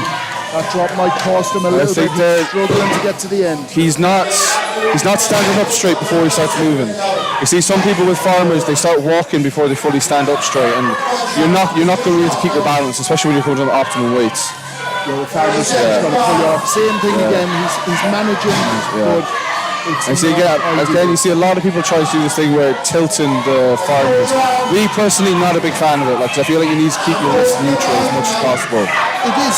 A lot of athletes are very, very different with this technique. I saw a lot of them yesterday doing like this, where the back is tilting an awful lot.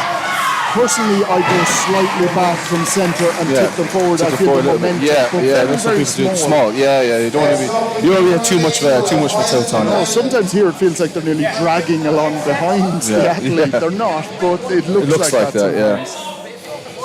All of that is in there then.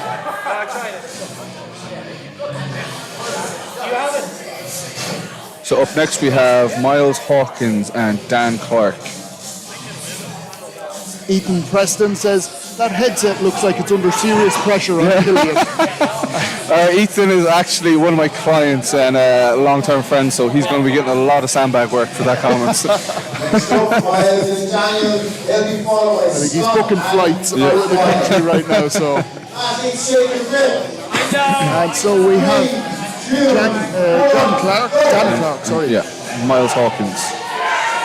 And again, neck and neck on this Very one. We'll see what fast. they go to at the end here. Very close, very efficient. So that's one run. Miles off in the lead now.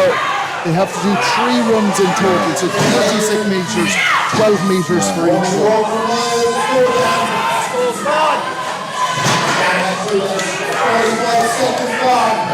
Miles is going to finish. I think that's a pretty good time. That was solid. Yeah, I think he may be in the lead at that time. Dan's still doing really well. He needs to finish this. And that drop will have cost him, but he's got time left. If he can get that grip right, and he's really wrapping the hands underneath, which is the way to go. 6. He is battling for this. Yeah, keep this up. Get there. Come on, Dan. Come on. You can see he's exhausted finishing that off. Very close. That's about 2 foot short of the line. However, that couple of extra feet that he did there could bump him up and get him a quick. Matt Wiley and Scott Alexander.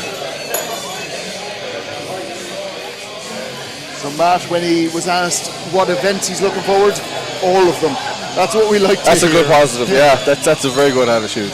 I feel like it's important not to go into competition hating an event, because I feel like then you're already going to put yourself at a disadvantage that way. Like, you're already going to have a defeated attitude going into it. You need to be accepting of, no matter how terrible an event may seem to you, you need to be accepting of it, because every event is worth the same amount of points, like, so you can't undermine one event over another. And I'm sure as a coach that you see this, where people tend to, if they hate an event, even they're probably going to be, it's going to be one of their weaker events, and they won't train it as much. Yes, they avoid it, yeah. When in fact it's the one One thing they should do, like, yeah, that's exactly right. 3, 2, 1, go! Both lots of very quick start. Scott Alexander in the lead at the moment. So we've got England against Scotland here, and Matt Whaley doing really well.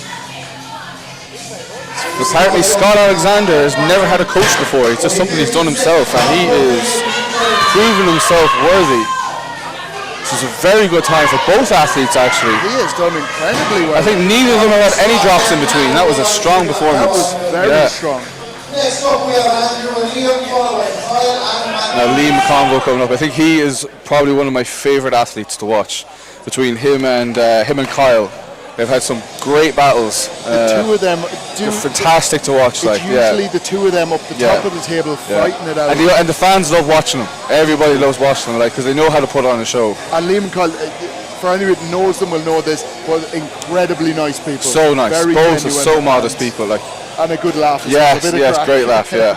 I thought it was a bit nerve-wracking refereeing Kyle earlier with his techniques on the log press, because he's so explosive that he's coming up, you just don't know where he's going to go. He's so fast. 2, 1, go! Liam seems to be off to in the lead at the moment. Looks very steady. This is going to be a very fast time if he can keep this pace up. That transition for Liam is very quick. It is. The transition, like passing your transitions, can be a big difference, and I think just short. He will not. That has cost him a couple of points. But walking away with a smile on his face. Yes, and Andrew Keys had a bit of a crash towards the end as well. But that was a real battle. Both just wanted to hop over the line there. That was a great show. No, you're grand. So up next we got Kyle Scott and Matt Nice. And the final pair in the under 80s. Well, that was a dramatic finish there. Both the athletes seem to be uninjured. I feel like there's a slight, Andrew Keys? Yes. Slight issue with the shoulder there. I think he's okay. I think it was just a little bit of an impact rather than an actual injury. Let's hope. Matt Nice has been on a roll today. Matt Nice has been doing really Very well. good, Won yeah. that last He seems event. very confident. Kyle will be feeling Yeah. like he can challenge him on this one, because Kyle is very fast. Very fast. And he's only 22. He's still a junior. Kyle is still a junior. You've got to keep that in mind. And that is a quick start from Kyle. They are both sprinting. He's neck and neck at the moment.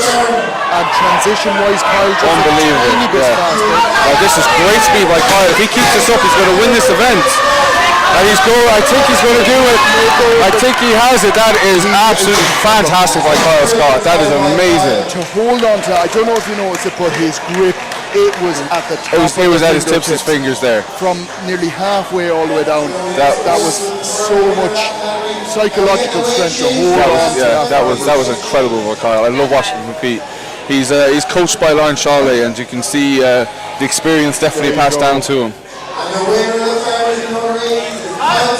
Well, Kyle Scott was an event win on that one, and he'd be very pleased with himself. And again, shout out to everyone on the live chat. I know the sound went off there for a little bit, sorry about that, but we got it back on there. And yeah, thank you for all the support. The athletes will see all the support afterwards, so please keep messaging in, keep that support coming. Thank you so much. And if you do want to donate to the channel, all this is done for free. So if you do want to donate to the channel, down the bottom you'll see the little dollar sign. You can donate whatever you can, and it's all used to support. So we're going to the commentary now. Here with the winner of the men's under 80s farmers, Kyle Scott. Kyle, how are you feeling about that? Oh, good. It's a lot better than I've done in training, so I just knew if I didn't make any mistakes, that I'd be fast. Always good to have somebody to race against as well. Oh, it is. How are you feeling for the next event? Feeling good. I'm glad I'm going out last night because it really helps with the Husserfeld, but Matt, he really pushed me on there. I knew he was quicker than one of the other ones, so I knew I had to stay ahead of him. You going to win? It's looking more likely, but I'll keep my cards close to my chest. Just. You're doing good, my man. Well done. Thanks very much.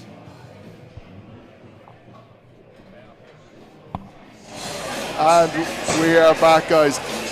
Stephen doing a lot of the talking there. He's just, I just looked at the screen, seeing all the talking, and less from Kyle. But yeah, fantastic to hear. I'm glad we got the interviews going today, because it's great for you guys to be able to hear it from the winner's point of view. Definitely. And also with I don't think anyone, or a lot of people realise the enthusiasm, the joy that some of these athletes have when they win an event. Oh, hugely. I mean, like, having this, I was going to say, these live streams has definitely opened up Strongman in Ireland so much more, and it's given a lot of these athletes the recognition that they truly deserve for what they're doing. So we have Tim coming up by himself. Tim's going by himself. Tim, this is solid. Again, I watched Tim compete over the last 2 years, and the improvements he has made is absolutely amazing. That's it, Tim. Keep this up. One of the things you see with the Masters category is the determination. Yes. I think of all the categories, it might be a little bit slower, consistent, with the determination to finish. Hugely, and the respect that they have for each other as well. I mean, it's a lot of these guys. They started this sport off late in life, and it's definitely given them a new lease for themselves, and brought a lot more into their lives. And you will see them in the warm-up areas and everything. I haven't seen Masters yet that isn't there giving advice to the younger lads, and helping out and whatever else, trying to share their knowledge. So up next in the Masters division, we have William Martin, Mick Martin, I apologise. And we have David Wright. So you can see David Wright over on the shirt there, on the right hand side.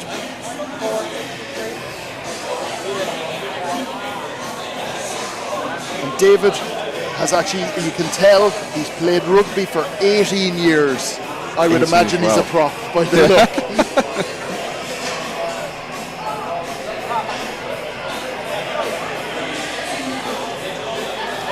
And his farmers, 150 kg is his max farmers. So this should be a good event. A good event for this.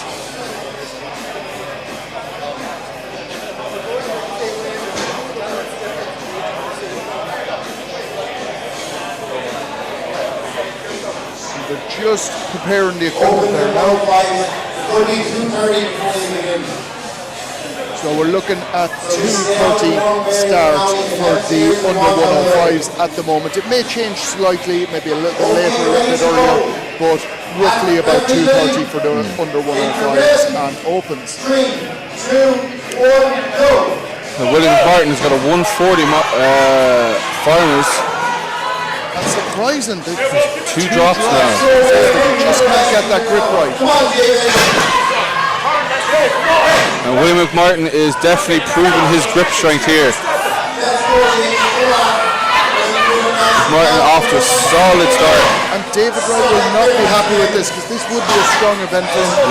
Just not getting the grip on this, it's just pulling out of his hands. See, these finals as well, they're particularly low pickups. I know a lot of people do struggle with. You see a lot of people training on higher pickups, and it does make a difference when you pull it so low.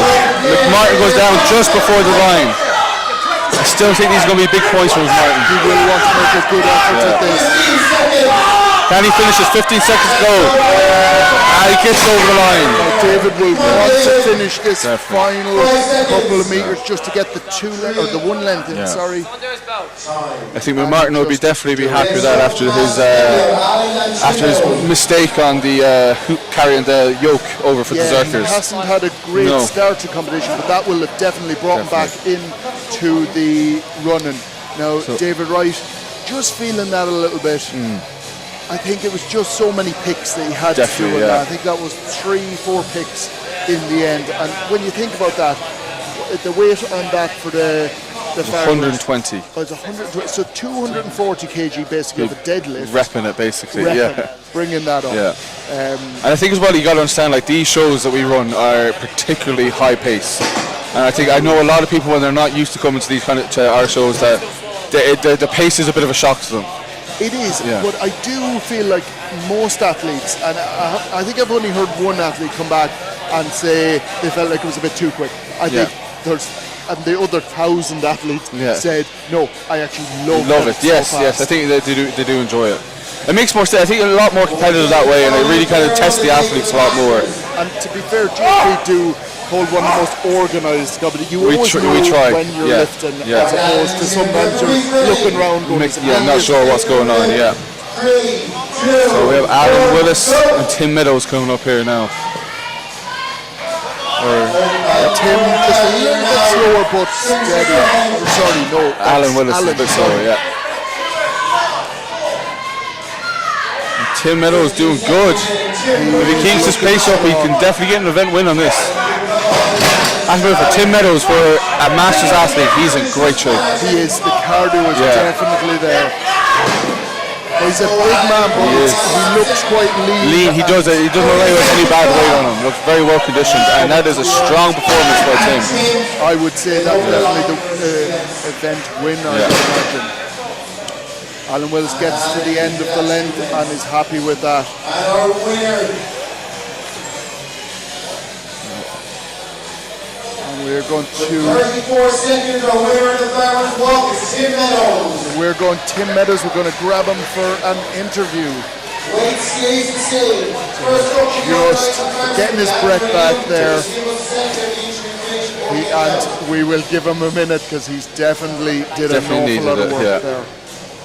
That's the one thing that's hard when you just finish an event and the next thing you got a microphone in your face and you're trying to think of something. It's all Steve. I'm here with the winner of the men's Masters Farmers. Tim, another win, another event win? It is, mate, it is. So, who's I fell next? Got to go hard out on that one because I think Stone's going to be quite tricky in the heat. Everybody's feeling pretty fucked, so yeah. Looking good, feeling good? If this is looking good, feeling good, man. I hate to see what feeling fuck's like, but yeah, no, it's so good. Just a big effort, you know. I'm not here to kind of mess about. It's a big effort, big sacrifice, so leave it all to hang behind, you know. That's it. How's the Husfeld been going in training? It's not been too bad, to be fair. So just got to, I think it's going to make no mistakes now. Just got to be smart, got to be clever. Just kind of get it done. Just fucking dial in and just focus. No mistakes, I think it's the big thing now with 2 events to go. Good man, well done Tim, all the best. Thanks.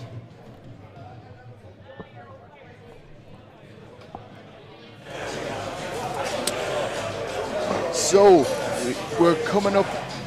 The under 90s, we have Liam Shields and Andy Bottomley, I think. Bottomley, yes. Andy's got a lot of support on the live chat here, as does most people. I'm seeing everyone's name. Kyle is a boss, he definitely is. This here, Andy Bottomley has got a 180 kilo Atlas stone. For that's double body weight. That is incredible. Imagine that's probably close to a record. Yeah, more or less. Close there. Close.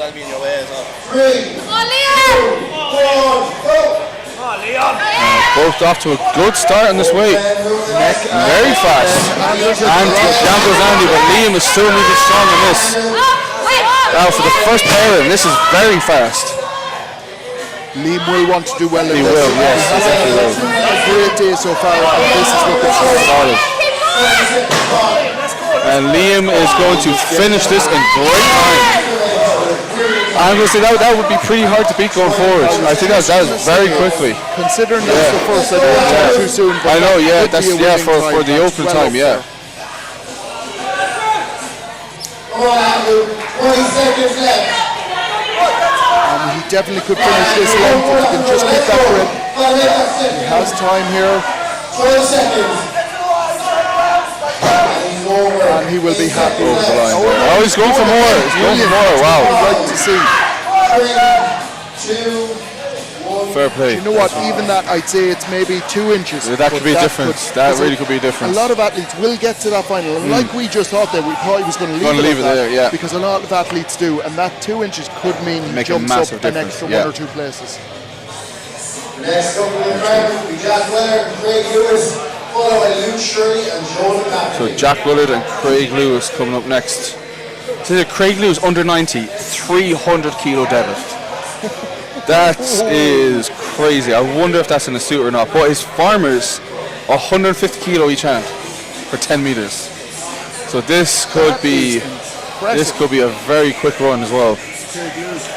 This one, even if you look at powerlifting and strongman, the under 90 divisions are always just so crazy.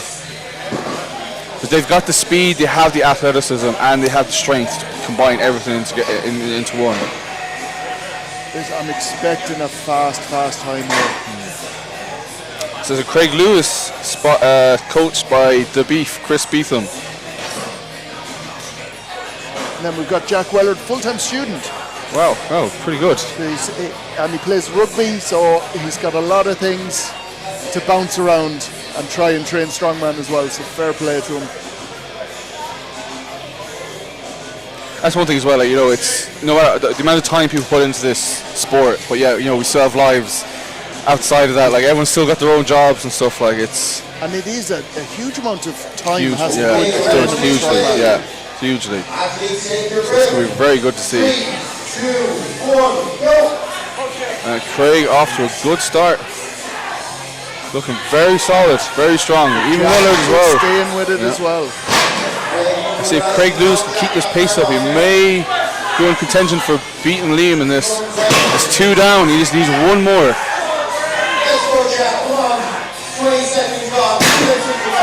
Craig Lewis coming to the finish line. That's a solid. Jack is keeping the grip. He hasn't dropped it yet. He is looking solid. And that grip is looking good. Solid. That's not moving. That is good finish. That's a solid finish. To be fair, with this, because of the weights here, if you finish the actual course, you're giving yourself a really good shot. Definitely, hugely. So up next we have Luke Shirley and we have Joel McCaffrey. Now Joel, I think he's only really kind of burst onto the strongman scene the last 12 months or so, but absolutely phenomenal. He's was close to a 150 axle. I think he definitely did 140 on the axle before I refereed him. I know he was happy enough with his deadlift performance. I was talking to him earlier. It was 140. 140, yes, not too long ago. Yeah, he got only one rep on the deadlift, but he was quite happy with that because he knew that was his worst event. Okay. But he's definitely got some better events coming up next. So I saw him earlier. He said he's hoping for a top 5 finish and qualify himself for Worlds. So I definitely think he's in contention for that. That would be a really good, like you say, since he's only been in sport a short time, that would be a great huge result. potential. To be going to Worlds after a year in the sport or less. Crazy, Okay, referees ready. Athletes, take your grip. Come on, Joel. This is going to be a good one now. 2, 1, go. Off to a neck and neck start. Joel looking very good. Down goes Joel. He's still in out there. You have to be careful on the drop not to catch your leg on this. I think Joel is just being a little bit too eager. I think he's thrown his form out of the window a little bit. He needs to brace his back a lot more. 30 seconds gone. You can see it's not locked in the way it probably should be. He's still got a chance here. He can still pull this back. Like we said, a finish in the course is a huge That's it. If he can do this now without dropping it, if he can do this without dropping it, and he's over the line. Wow! And I hope he's okay. I think he's exhausted. I think it's just exhaustion now at this stage. He's okay. No, that was a real warrior right there. He's Gave his all. Right to the limit there. And it looks like it is just exhaustion at this stage, so anybody watching that's a little bit worried there. I'm sure he's okay. But you are pushing right to the limit, and you could see it in Joel's face there. He's 100% fine. He's fine. I'm sure he sees a bit he ripped a few calluses there on that one. The hands are fairly bloody and ripped up there. Incredible effort. And that's what we want to see. We want to see these athletes putting every last ounce that they have into these events, and that's what you just saw. Yeah, the way I see it is that you don't want to be walking out of a competition wondering, like, what if I did this, what if I did that. You want to come out knowing that you've given absolutely everything, and that's the only way to go about it. It is another thing that comes with experience, because I found even with myself, and I'm newer to the sport, but at some of my first competitions, I would do an event like Atlas Stones or whatever else, and after I go, I could have gone quicker. I didn't go as fast as I could have, and it plays on your mind after the event. You want to be like Joel there, where you go right to the limit in every single event. You're coming out with no questions after. And I'd say, as a coach yourself, I'd say you don't let your clients come out with anything less than 100% effort. Absolutely not. So now we have Samir Chibra and Tom Butts. Tom in the closer lane. Tom off to a great start there. Tom is super strong today. He is. He's doing a very good performance all day. This is a solid performance now. Hopefully now it's good. Now if he could get this off at the same pace, I think he'll become a top 3 in this event. It's just the grip. Solid. Yeah, his knees are going a little bit. He's down he goes. Now can Samir catch him up? Now Tom, if he holds it this time. Samir is solid now. I think his grip's going to hold out. He could catch him. Just about. That was solid for Samir. I don't think he had any drops. And if you see with Tom's there, what we mean when you're crossing the line, it's not the front of the weight plate. It's the actual underneath where the peg is. Yes. So the centre of that weight plate, that's where underneath that has to cross the line or break the line. And you'll see on the left-hand side of your screen there that it's just broken the line. And that's where you want to be. You don't want to go miles over the line. No. Just do enough. Just do enough. Just get right to the limit.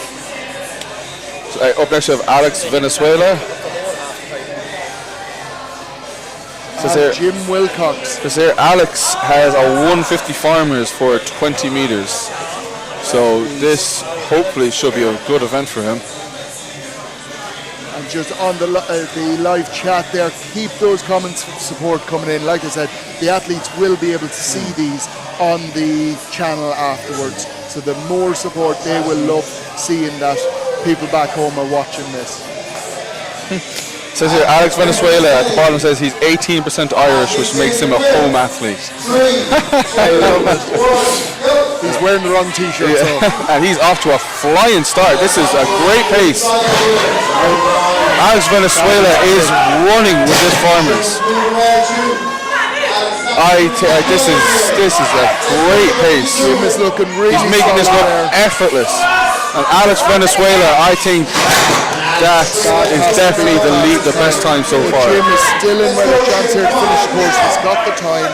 He's looking solid, consistent here. And this is a good technique. Small steps, keep it stable.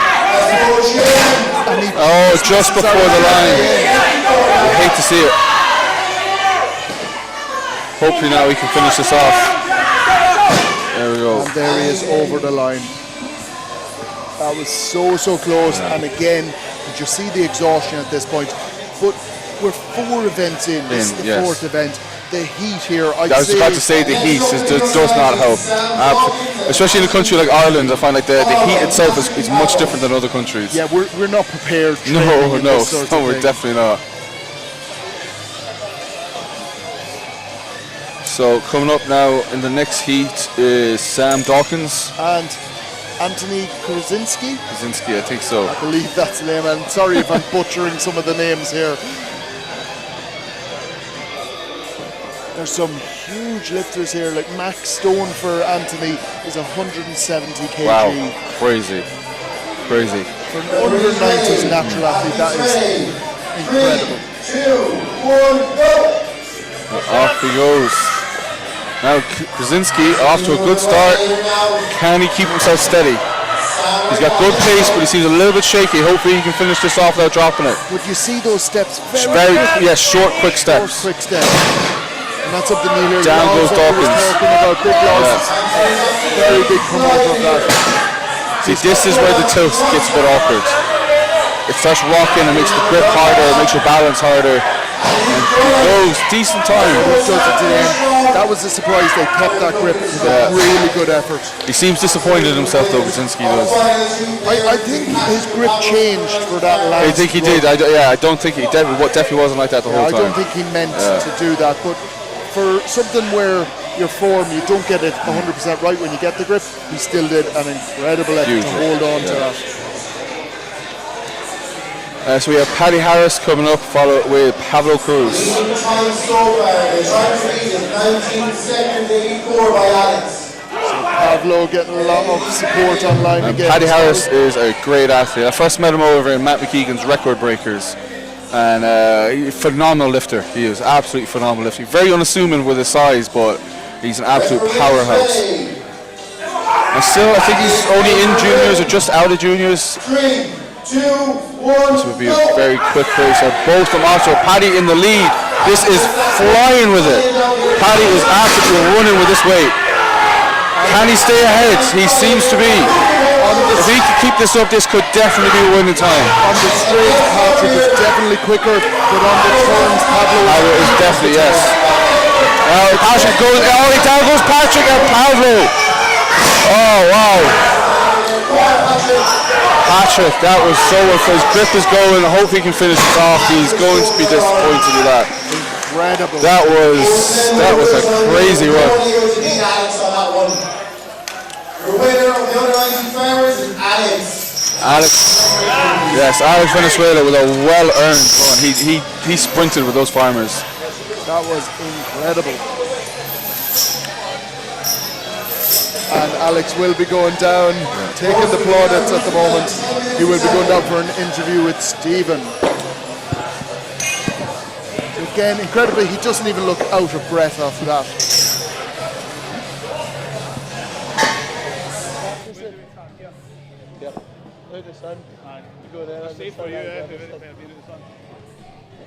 I'm here with the under-90s winner of the Farmers, Alex Valenzuela. Alex, how did that go to plan? Our target was did 20.4 in training, so only sub 20. Ended up with 19 something, so delighted with that. How are you feeling for the Husafell? Good for that as well. It's good to be out first. I know just what you need to do. It's a really fucking horrible event, so don't want to have to go out and smash a high carb. Get a target and beat it. That's it, target. How are you feeling for the rest of the day? Yeah, good. I think, to be honest, the first event kind of killed my chances winning, so finish as high as I can, but ultimately after that goals, qualify for Worlds and then do the damage there. Good man, well done.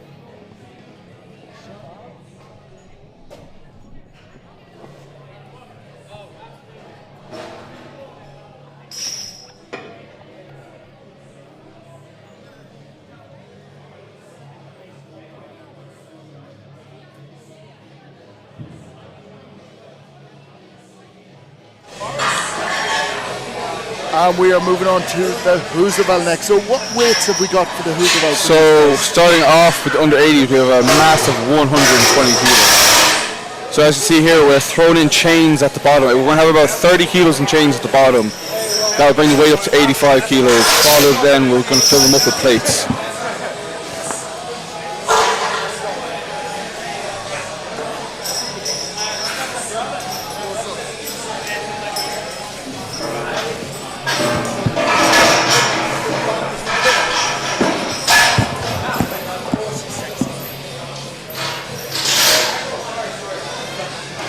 So guys, you get to look at myself and Killian while they're warming up here, and you'll see Jade down the end doing all her paperwork there. We would be absolutely lost without her today, so thank you very much to Jade as well. Even though she can't hear me right now. But, so you went through the weights there. So for the Husfeld, we're going to have 120 for the 80s, and then for the Masters and under 90s, it's going to be 130 kilos. 130. And let's say with these Husfelds, there's a lot of mixed opinions. Some people love them, some people hate them. These were made by Matty Costello himself. Some people like the width, some people don't. I personally find these very awkward to use. They're very wide, and they're very wide. Husfeld's definitely one of my more better events. But I will admit, picking these up at the floor is very, very awkward. And to be fair, you had to do a lot of it yesterday, bringing them back up and down, resetting. Yeah. They are quite wide. Very wide, yeah. Much more difficult to get them higher up on your chest. But some people prefer like the pickup is a little bit easier off the floor with them. Now I know the guys today are allowed to use grip shirts, so that will definitely help. And what other equipment? Like you'll see different people wearing elbow sleeves, you'll see wrist straps on the wrist, obviously. Yeah. Do you go for that? Do you think it helps, or is it just really a comfort thing rather than a performance? I think that's kind of more of a comfort thing. Like some people, like with certain Husfelds, they do dig into the wrist and muscles. That's why some people like to do them. But me personally, I don't like using a belt for this event because I find it breathing to be quite awkward. What I usually do is make sure just to tilt the Husfeld first before you lift it up. Make sure your feet are in line with the Husfeld, because too many people, they have the Husfeld so far in front of them that when it comes to lift it up, you've got to like pull up and into you. Whereas you more so you want to like get your abductors, your hips, and you more or less want to try and front squat it up. And then as well, I try and like to kind of like squeeze in with my forearms, because see a lot of people holding it with your hands. And I find if you're holding it with your hands aren't as strong as your forearms are. Yes. So if you're holding your hands, the next thing your hands are going to go. Whereas if you can squeeze in with your forearms and make two fists, at least then when you start to get tired, you can slowly let it fall into your hands, and you can make like you can get the extra couple of meters on it. But when you think it's sort of similar with a certain amount of strongman events like the Atlas stone, you don't want to just grip with your hands. It's the forearms you're trying to clamp into the stone, and it's the same thing here. Yeah. Like you say, the forearms are a lot stronger than the hands. Much stronger, yes. So it will allow you to keep that grip keeping longer. it up, but as well, like training front squats. A lot of people they avoid doing front squats, but me personally, like especially pause front squats in particular, they have a massive carryover when it comes to doing like Husfeld or picking stones up off the floor, sandbags. And it's just like getting it up off the floor is definitely the hardest bit. Because you see a lot of people, they struggle to get it up and then they can move with it fine, but it's like how much effort have you wasted in trying to actually get that up? But so it's one of the things I think that maybe you might disagree with me, but front squat in strongman is nearly more utilised, that actual functional strength, than back squat. Definitely, yes. I see. There's a lot more utility in this. There's still a lot of benefits from doing your back squats. Hugely, I think it's important to train both. I feel like in strongman it can be quite easy to like overlook squats just because it isn't an event. It's not a main event. I think that's where a lot of people go wrong. Is like they think, oh, this isn't going to come up in competition, so I don't need it. But it is one of the most fundamental lifts in anything you do when it comes to getting stronger, so it's something you really have to work hard on. It's one of the things, if you train squats, everything else gets stronger. Yes, hugely. Again, me personally, just knowing from training pause front squats, the benefits that it's had to all of my movement events and picking things up off the floor. The carryover over the last 2 years doing pause front squats have made a massive difference, which it comes into play with an event like this. And they're not the nicest to do, which is they're not exactly. I won't have them. That's that. But you got to learn to love the things you hate in this sport. You got to switch your attitude on those kind of things. Because while you're doing the event, you'll hate all of them. Exactly. Yeah, you'll hate it a lot more if you're bad at it. Very true. That's the point of it. And again, thanks to everyone's. The live stream is blowing up there. Loads of people giving support. Pablo's getting a lot of support. I keep saying it. Paddy as well from Deborah Kempton, supporting Paddy there. that's great to see. So thank you very much for tuning in, guys. Yeah, we've got a very active live stream here today. It's very good. Which I just did. The impact these live streams have had on strongman in Ireland the last 12 months has absolutely been phenomenal. Like it's like the live stream gets a lot of credit, and I'm so grateful for that. Yeah. I would like to highlight the effort that GSP is doing. Like you've got certain, there's always been organisers in Ireland and everything else, but GSP have sort of taken the lead, and the amount of competitions and the various competitions, from working with Strongwoman Ireland to create competitions, and they do incredible work as well, to doing first timers, to doing the pro comps that are really starting to kick off now as well. It's just across the board, whereas some organisers just go, oh, well, I'll stick to one sort of category, which is fine, and they're doing huge work for the sport as well. But GSP are going beyond. Yeah, we wanted to put a lot more groundwork into the athletes who are, aren't just opens. Like when I started, I was 21 years old. I was a junior, and the only category was men's opens. There was no novice, there was no inters, there was no juniors, there was no INSF. There was literally just men's open. And like if you wanted to compete, that's what you had to do. So I mean, and I think like myself, Maddie, and Aisha, and everybody else, like we've experienced what it was like when there wasn't that much there for the athletes. Like we want to try and open things up more. And again, like I was the only junior athlete competing when I started. Like there was nobody else kind of out there my age competing, and now we've like so many great athletes in the junior category and every other category now. And you were saying this to me before about the juniors, the fact that there was only opens when you started, and you would have been like a real contender for winning junior titles. But there's no option. There was no option. But in the same way, I kind of think it definitely done me good because I was just forced to get stronger. If you know what I mean, like I did, because I feel like on the other side of it, then it's like you get a lot of people and they just stay in novice, they just stay in inters, and they don't want to push themselves into the more like heavier comps. And it's like you have to do it because when I started, I didn't really have much belief in myself, and I didn't think I could actually get to as far as I am now. And it was only because I just kept putting myself into the deep end and was doing things I didn't think I could do. So it's a baptism of fire. That's the thing, yeah. And it's just like I feel like I see a lot of people with a lot of potential, but they just they kind of hold themselves back a little bit too much. Like so, it's all about giving people that nudge to kind of go for it. Because I know if I can do what I've done, so many people can do a lot more. That's the way I see it.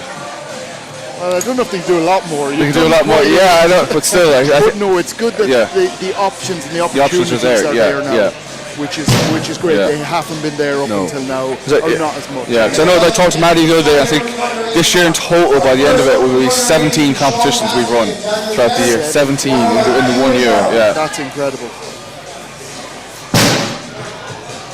So we're going to be starting the Who's-About soon. Now keep in mind, this is 12-metre lead. And it's for max distance? Max distance, yes. So they can't lap it, but they can reshuffle it back up if they want. So they can't actually bring it to the knees. They can't. No. If they squat down anyway, the referee's going to cancel them, and that was something we were unsure of yesterday. But dropping or lapping, and that's it. That's the end of the run.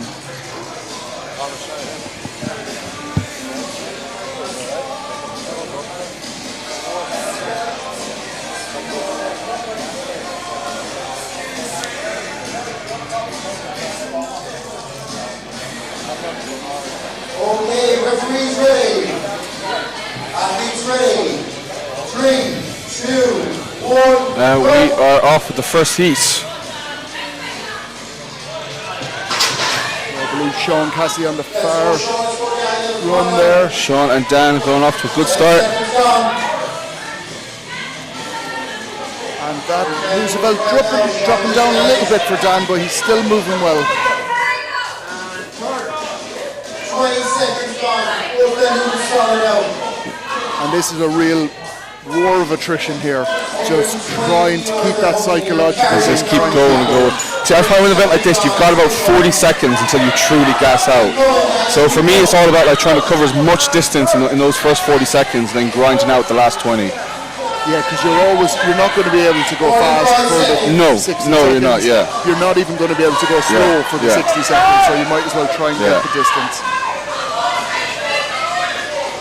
5 seconds. And both of them still looking pretty good. I think Sean in the lead on this one. And I think Dan went a little bit further there. His distance will be brought back about a foot. So the refs here are very, very fair. They double check exactly where you finished with the Husserl. Yep. It's not where you drop it after the time. It's bang, when that timer finishes, the judge will put their foot down, and that's where the measurement is taken. You're not going to be gaining any extra couple of meters on this. By just trying to. Now that's not saying that the athletes are trying to sort of be unfair. No, it's hard to stop yourself, you know, when you're walking with these kind of weights. If you're moving a little bit faster, you're just you don't care. You're just get rid of the bloody thing wherever it lands. Okay, next up we have... Let's give a shout out to John Ginty today, one of the main organisers for the weights. He's an under 80 kilo athlete himself, and he moves a lot of the open weight implements, so he's had a tough day of working. You'll see him bouncing around there. Sean Cassidy with 85.3 metres there. Up now we have Hugh Harnett and we have John Martin. Both lads moving nice and steady. With John Martin coached by the great Dean McVie. Hugh is looking strong. Very good. And this is one of those, it's slow, steady and consistent. Yeah. Now it's slipping down on Hugh just a little bit. This is where you start to see that Husserl getting in the way of the upper legs. Yeah. And it stops the movement. Whereas you see there with John that the Husserl is still quite high, it's above his legs, so he's moving up. Down he goes. John Martin still looking comfortable. There's a slight bit of a slide, but like he's still going very good. He's grinding out these last few steps, and he's gone down.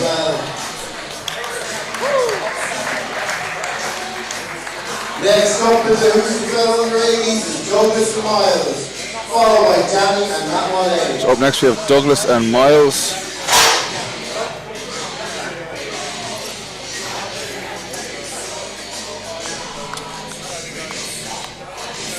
So Miles says his training has been very good for this. He's worked very hard, and if he doesn't podium, it's simply because he wasn't good enough. That is, that's realism. That is very realistic. Well, it's very honest. I'd say honest would be a better word to say. Yeah. Yeah. Well, it's only down to himself. That's his performance. So he's no one else to blame, depending where he comes. Douglas, impressively, he's come from Ironman, triathlons, marathons, so the endurance with this event should be strong. Very good. And they are off. Really good. Douglas getting that grip really far down the Husserl, which will help him towards the end of the event. Both boys looking solid here. Miles just off into the lead at the moment. Douglas starting to creep up, getting a little bit closer. Miles still looking comfortable. Quick turn. Yeah, very quick off the turn. See, it's these turns that really slow you down, because you got to slow down and then speed back up again. But Miles is looking very comfortable with this. He's not moving the fastest, but he's not giving way either. And both of these athletes could go to the end. Miles just with a bit of a reshuffle there into his hands now. Not too bad. He's leaning back. He could stay till the end. Douglas starting to lose grip. Miles still moving good. Down goes Douglas, but Miles is still moving. I think he could possibly have gone in the lead. Douglas, I think, was happy to get to the end, but Miles, he was slow, but he didn't stop one bit. He went into the whole 60 seconds. Considering, I think, 2 lengths, 3 lengths before the end, he had to reshuffle. He has to reshuffle, yeah. Usually is the end for an athlete. They get maybe half a length more, but he kept going. And Rachel Harris shouting support for her son, Patrick Harris, who's doing an incredible great job. Patrick is a great athlete. He is one of the strongest performers so far today. So up next we have Danny Curtis. Athletes in Matt Whaley. 1, go. Both boys are off. Dan Curtis just behind at the moment. Oh, and he just was missed a the little line, bit yeah. short. I say you got to learn, like being a good athlete, but learning to listen to the referee. Because you see so many people lose out on small things just because they're not listening to what the referee is telling them. And Dan Curtis moves off into the lead. And it can work either way with the judge, where you either aren't listening and you go short, or you aren't listening and you go way too past. much, yeah. Whaley is powering through this, not giving up on it. Dan Curtis still staying in the lead. He looks pretty solid. 10 seconds left. Both of them are going to the end. They're really starting to sprint it out now at this stage. Now will he make a turn? Make a turn and get another couple of feet. Down goes Dan Curtis. Great effort from both athletes there, not to give up, not to just get to the all line the way. and drop it. They kept pushing. And they got to keep on. This is the 5th event. Chaos today. saying Andrew Keys is going to carry it 104 miles. 104. He was I'd love to see that. A little shorter than that probably, but But yeah, to have a match this in Hoosville just before, as your 5th event, and to have stones reps after, I don't envy them, to be honest. Like that is brutal. But I kind of I like having the 6 events. I think we need to see a little bit more of that in Strongman, 6 events, because I feel like with 5 you don't get to cover enough. it is true, because there's a lot of different aspects of strength that we want to challenge. Yeah. I feel like you want to get good mix of static events, moving events, grip events. Because one of the things with the athletes, a lot of the feedback you hear is that they want to try more things. Like definitely. Looking at with Lee McConville and Scott Alexander. This would be a good race. And they are literally neck and neck. Now Liam is running right now with this. Quick turns there. I'm sure a lot of people know, but Liam himself, zookeeper. World's strongest zookeeper. Sorry about that. Probably the world's fastest. Yeah, that's what I say. He's going. He is flying with this. If he can keep this up now, he's definitely in contention for winning this event. And you see there, his foot is barely breaking the line. He's doing just enough. And it's a now it goes back. There you go. You jinxed him. Curse the commentator. Breaking the line, and now he's going a little bit too far, and that was overcompensating for this now, but he's still looking good. He could definitely get at least another length, a length and a half maybe. It's hard to say now how far he's gone, but will he finish this off? Not so much, but great performance by Liam McConville yet again. Absolutely solid. Definitely a bit cut up after that, but I'm sure he'll be fine. He's celebrating as always. I'm sure you could hear the microphones there. He's fairly happy with it. Definitely got a bit of a nasty cut there on his bicep after that, but that's Strongman, I guess. He cares after that. Up now we have Andrew Keys.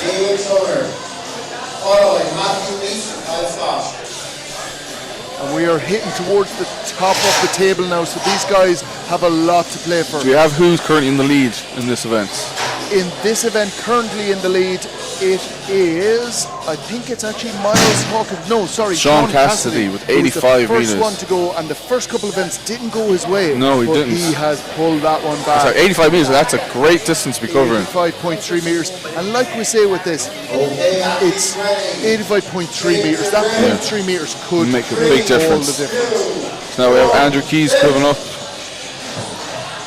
Andrew Keys, I know there's people on the live stream watching for Andrew. And good start. And David Toner is off. He's doing a solid work there. But Andrew is moving so well. So fast.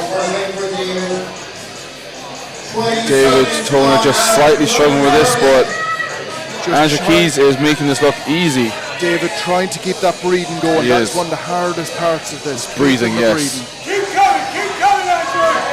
And Andrew had to reset there a little bit. Well, he's still looking good though. He is working hard. 20 seconds left. He could pose for a top 3 finish in this if he keeps this up. David slowing, but he might keep going on this one. Stuart Graham texting.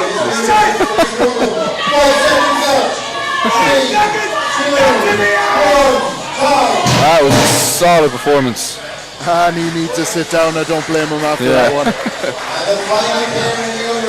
So So we're coming up into the last category, last group for this category, and we've got Matt Nice versus Kyle Scott. That's great, yeah.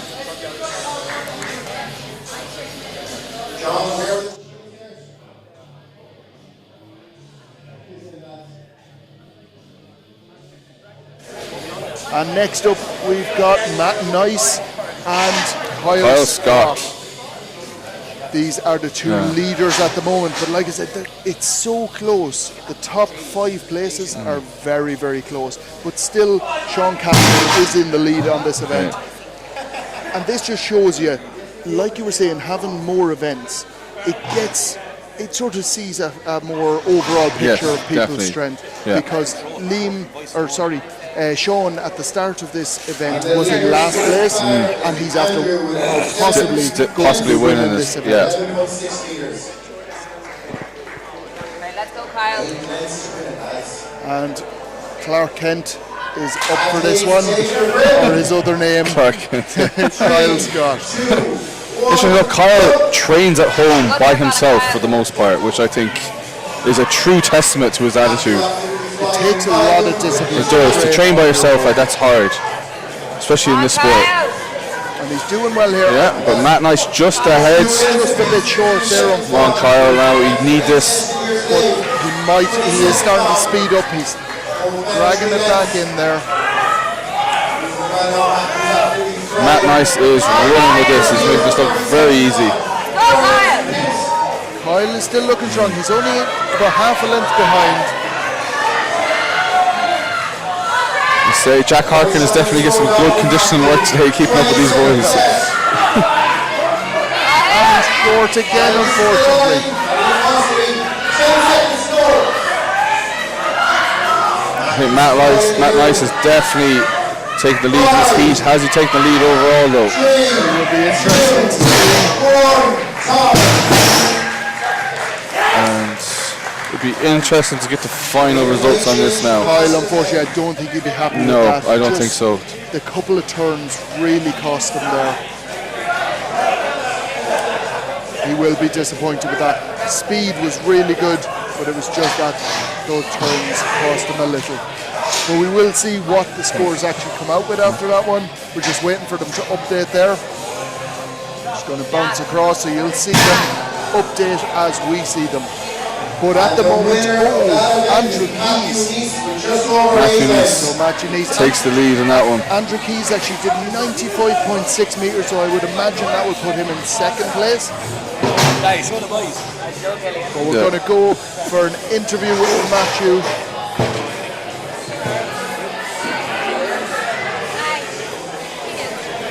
He's getting his breath back again. That was a monumental effort, so he is struggling. Now he has the grip shirt on for that. He'll probably want to get rid of that for the interview, as you see there, and I do not blame him at all.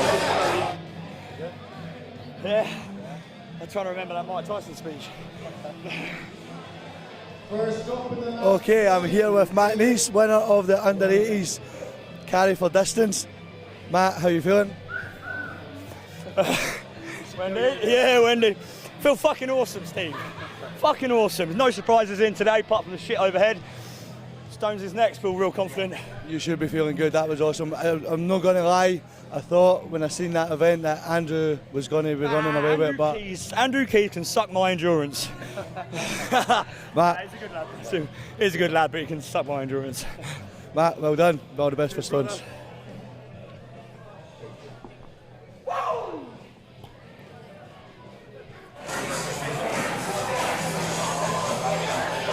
Okay, so happy with that result there from Matt. And like I said, if you do want to bounce over onto strength results, because we're not getting a huge amount of time to show you the scores pages, you can fire over, just Google strength results, click in, and I believe it's the third competition. You click onto the page and I'll show you here now what you'll see. You'll get this page and you can scroll down to the bottom and you'll see the other categories. And then the afternoons categories, the under 105s, and the opens will be added to that in the afternoon. What you'll see there, Matt Nice came in with 99.35 metres, just short of 100 metres. That's an incredible effort, and he took first place with that. Huge effort. And then Kyle Scott came in in third place, sorry. 2, 1, go! And here with David Wright off by himself.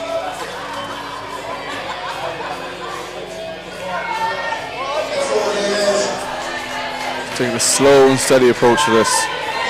This is massive 130 kilos.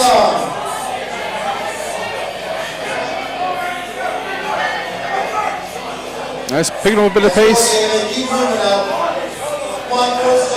Hopefully he can keep this in his hands and make a turn with it. Come on, David. He's having to move sideways with this. He's definitely battling with it. Down he goes. The hamstring was giving him a... Yeah, he was. He was limping in the last one. I did notice that. And I think that the moving events just are not helping him today at all. Especially for the bigger athletes in this heat with this heat, this pace, and this heat as well. It's absolute a lot, yeah. for them. And you'll see there, he's taking a moment. I think he's okay. That hamstring just a bit of a cramp. He's having to keep that leg straight. The hamstring is really at him now. But he gave it his all on that. Fair play to him. We'll have to see whether he can continue.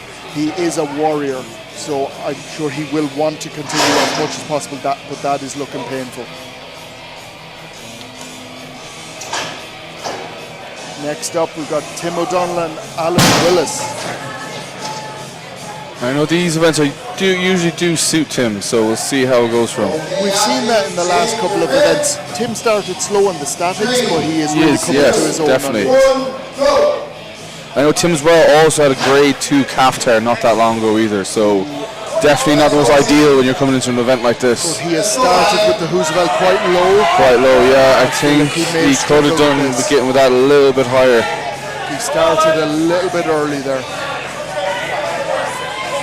Alan looking very solid.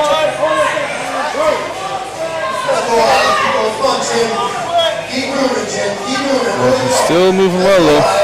Surprisingly, it is not affecting him that much. He's still moving. He's really holding on to this. He's not looking like this is I gotta admit, that's impressive. To have that grip and to still move for that long, that is very impressive. I know Tim got involved with Strongman because he was saying about 10 years ago he used to come home with incredible back pain. So lifting weights has changed his life around, that he could be going from back pain to carrying 130 kilos like it's nothing. It was one of those things. I've had clients myself that have come to me with incredible back pain, that they're nearly paralysed sometimes with back issues.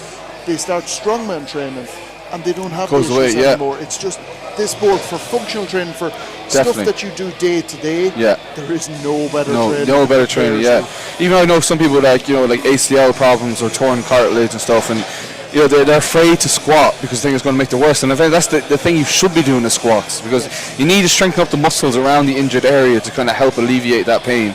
Otherwise, you're just getting all the pressure onto the bit that's already sore. And one of the problems that exacerbates that is that sometimes doctors tend to just go wrap you up and bubble wrap. Yes, definitely, and some physios. 2, 1, go! So we have William McMartin, two big athletes here, and Tim Meadows. They are having a monumental battle for first and second place. McMartin doing very good here. Another man that did have a slow start, but he has come back into this definitely come back into it, yeah. So fit. Running very well, looking very comfortable on his chest here. He's got such big hands as well, it's so easy for him to hold on to this. Down goes William. He's happy enough. And Tim, smart, playing it smart. He's done enough. He got the thumbs up from the coach. That's done enough.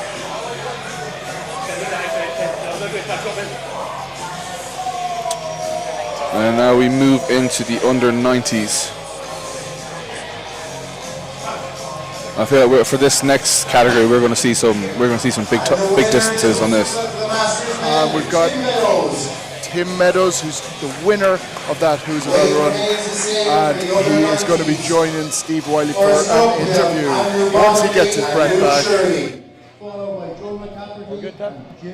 Here with the winner of the men's Masters loaded carry for distance, Tim Meadows. Tim, I'm running out of questions to ask you. How you feeling, all right? Yeah, so far so good. Quite happy with that. Just a bit of foot speed. Just kind of working away, head on my head, how to do 80. So that was it really, just came to play.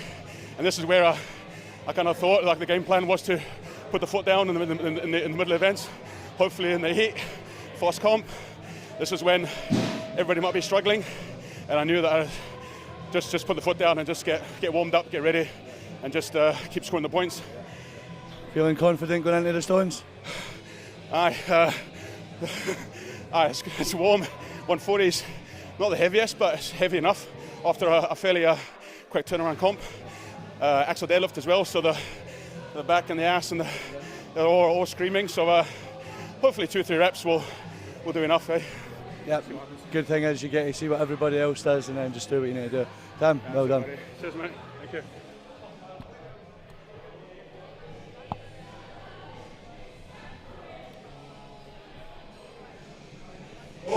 So for the first category now for the under 90s, we have Andy Bottomley against Luke Shirley.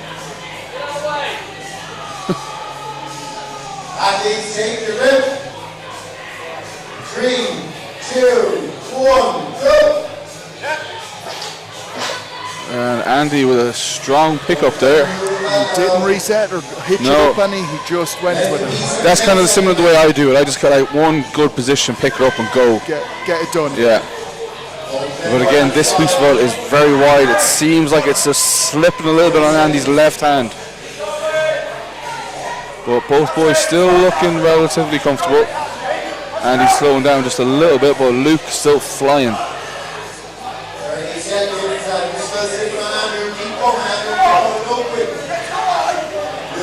Come on, Andrew, turn with this. Turn with this. That's it. Come on, every inch. Very low now, but like you say, every inch counts with this. 10 seconds. And Andy goes down. Luke's still moving. Luke is moving well here. 2, 1. And just finishes it. Powering it out, that's a really good result as well.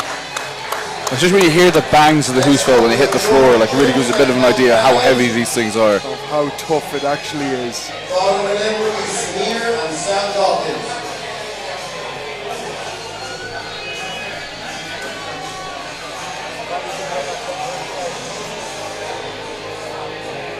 Next two up, we've got Jim Wilcox, even, and Joel McCaffrey.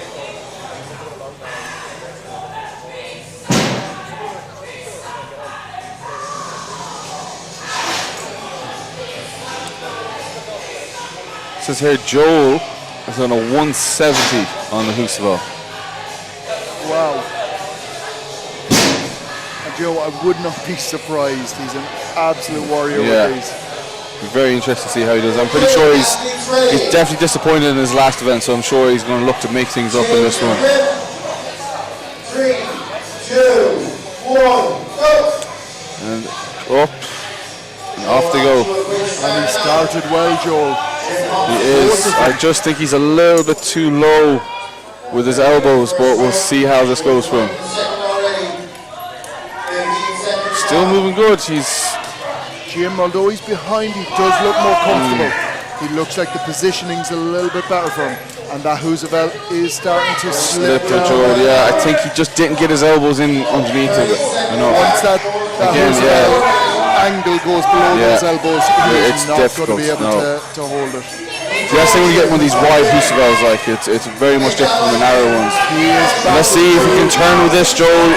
Come on, Joel, that's it. You need this, Joel. Joel needs a good result here. He does. He's battling it. Like this is incredible result. I was amazed that he still held on to it, to be honest. I just wanted to get to the end there. I think that was about close to about 8 lengths in total there. Yeah, I think maybe it came down on the line or an inch. Still a pretty good 8 lengths is still pretty good. I think it's definitely up there towards the top of the table.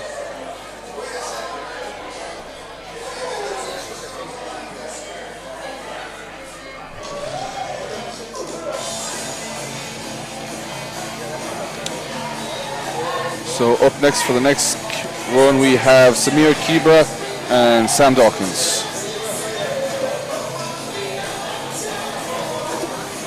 I found out actually yesterday, Willow, the lady who won the under 57s, it was her second Strongwoman competition. Wow. Yes, second competition. It was a lot of the girls there, they'd only done 2 or 3 competitions and still done absolutely amazing. Like it was so competitive amongst all of them. Like, and I think this is something for a lot of the viewers to keep in mind, that a lot of them think, oh, the level is so high that I can't enter. Do it. Like, a lot of these women, they're only a year in the sport. Yeah, exactly. And the opportunities are there to actually get right. Putting themselves into it, throwing themselves into the deep end.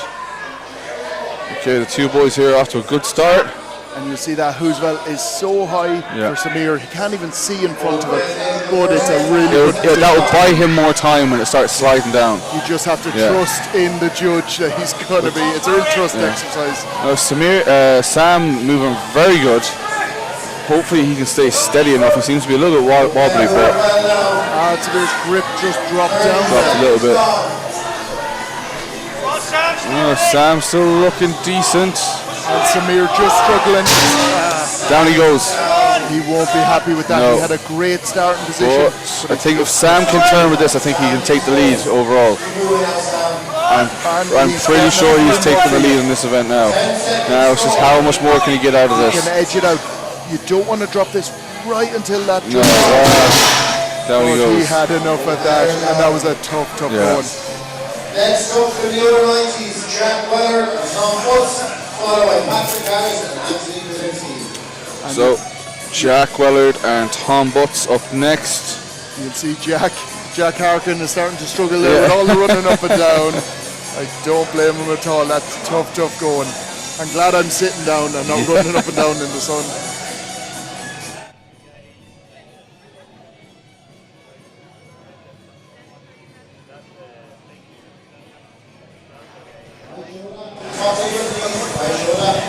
And they're just measuring out that last Hoosville run and resetting. So Tom Butts not even a year into strongman training, and he's already brought himself up to this level. Saying this one of multiple vegans that we actually have. Oh, wow. Tom is a vegan. Crazy. Which it sounds, innocuous, but it does make your nutrition so much tougher for something definitely does. Because you just need to get so many calories in that it makes vegan. I mean, that's why he's under 90s, not opens. Do you want to try going vegan? No time soon. Maybe next year. The guy's doing good. Both of them looking really Tom Butts just in the lead at the moment. He's looking very good though, if he keeps this up. Started speeding up, I think. And so has Jack. They're both going into a little bit of a run here. And Tom Butts still in the lead.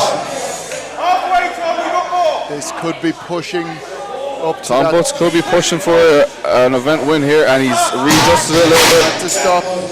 I feel if he can get another length after this, it could put him into first place. Sometimes the other athlete dropping the implement can take your focus. It does, yes. He's held it well. Yes. That's why it's important. You need to stay focused on yourself. Like, don't ignore what the other person's doing. And just focus on.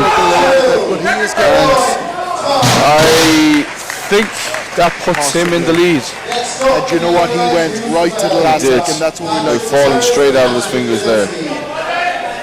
They're following Greg Lewis and Ian Shields. So up next we have Patrick Harris and Anthony Krasinski. I feel like this is going to be a good event for Patrick. And James Hunt says, Gillian, you are a legend. And he watched UK's last year. Cheers, James. Thank you very much. I really appreciate your support. I don't like this. I have to get lesser names to come on here with me. Yeah.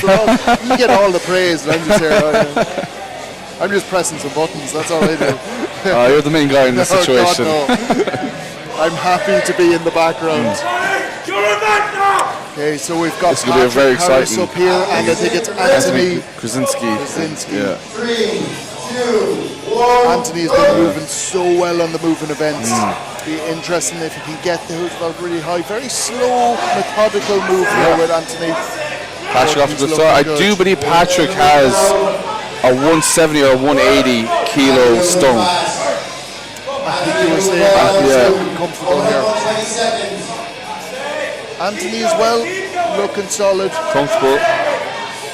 Now, Patrick is about halfway there now if he wants to take the lead, but he's huffing and puffing a little bit right now.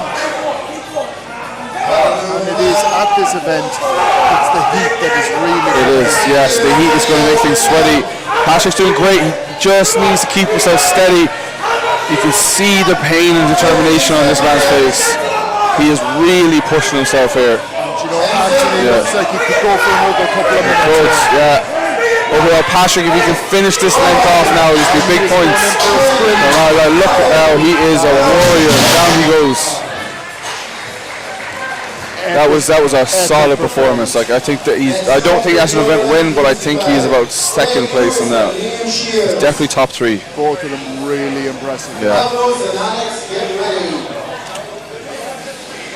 So up next we have Liam Shields and Craig Lewis.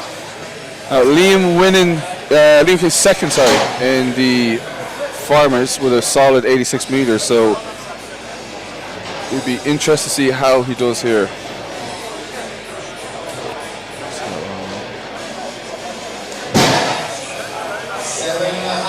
Patrick Harris was 79.8 meters. It's a good distance to carry. Let's go, Leon! 3, 2, 1, go! That's it, both lads off. And Craig tearing away from the start line. That's it, Liam. That's it, Liam's slow and steady, but Craig is in the lead at the moment in this. Craig has been having a great day so far. He's looked really strong. And he's putting in another performance here. Liam just going into his third length now. Craig almost finished his fourth. You know he's going fast when Jack is having to go into a little bit of a jog there. This is looking very good for both athletes right now. With 20 seconds left. And they are fighting for top points in this event now. We've got 10 seconds left. Let's see how much more can they fight out. Both still looking strong. Going into the last 5 seconds. And Craig makes a turn and down they go. That was a solid performance by both guys there. It was. And our final pairing in the other 90s will be Carlos and Alex. So, in the last two, this is going to be a very exciting race for this last one, I believe.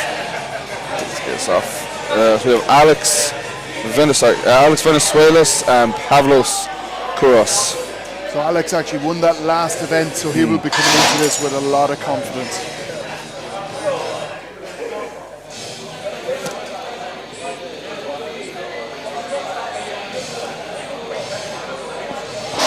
Apparently Alex is featured front page of Men's Health and Vogue magazine on multiple occasions. Very good.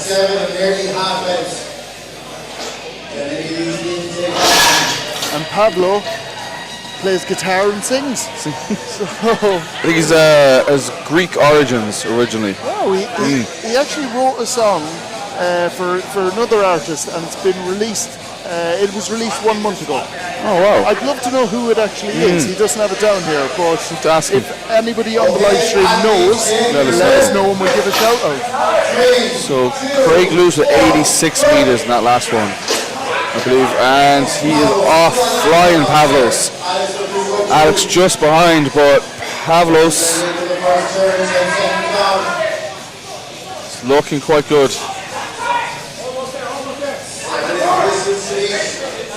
Both boys fighting for this event win now because they know going into the stones it will mean so much knowing what reps you have to do. And he's pulling ahead. And Alex is taking the lead. Keep going, Alex. They're too eager. He's lost a lot of energy there. A lot of time. The Pavlos looks like he's struggling to hold on to this. Can he keep going? I don't think either. Pavlos is going down. If Alex can turn and get another length. Look, Alex has done it again. I don't believe it. He has cost himself. But, oh, God. And you know what? He wouldn't have dropped it. He would have kept going. He would have kept going, yes. There was definitely more in him, but that was two costly mistakes. Now, I do wonder, has he taken the lead with that, though? It's hard to keep track of how many lengths they've taken, but keep an eye on the scores here. I could be wrong, but I think Alex may have just slipped into the lead overall in this event. Well, the distance to beat. And our winner of that event is Tom Butts. No, Tom Butts with 88.47 metres. No. It will be interesting to see what Alex ended up on there. I'm still waiting for the scores to come through. But it will eat him up if he's just half a metre or a metre behind that, because it was something, like you said before, it was the focus there. He just lost foot, got a bit excited, wasn't listening to the referee saying turn. But we're still waiting for that result to come true. But while we do, we're going to go to the interviews. So Tom Butts is going to be doing the interview here with Stephen Wiley.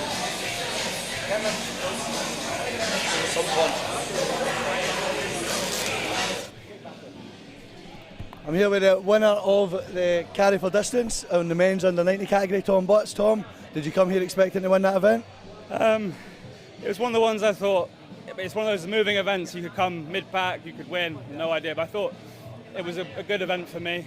My last couple of weeks training had been, it's peaked up, you know, and I got some extra distance and trained it hard multiple times a week. So very happy, very good, man. How are you on the stones? How's your stones? Stones should be all right. My ass and my biceps are on fire, so, and stones notoriously quite bicepy and glutey. So we'll see if tacky works and we get some good reps, and it'll be tough to beat me, hopefully. Good, man. Well done, Tom. All the best. Thank you.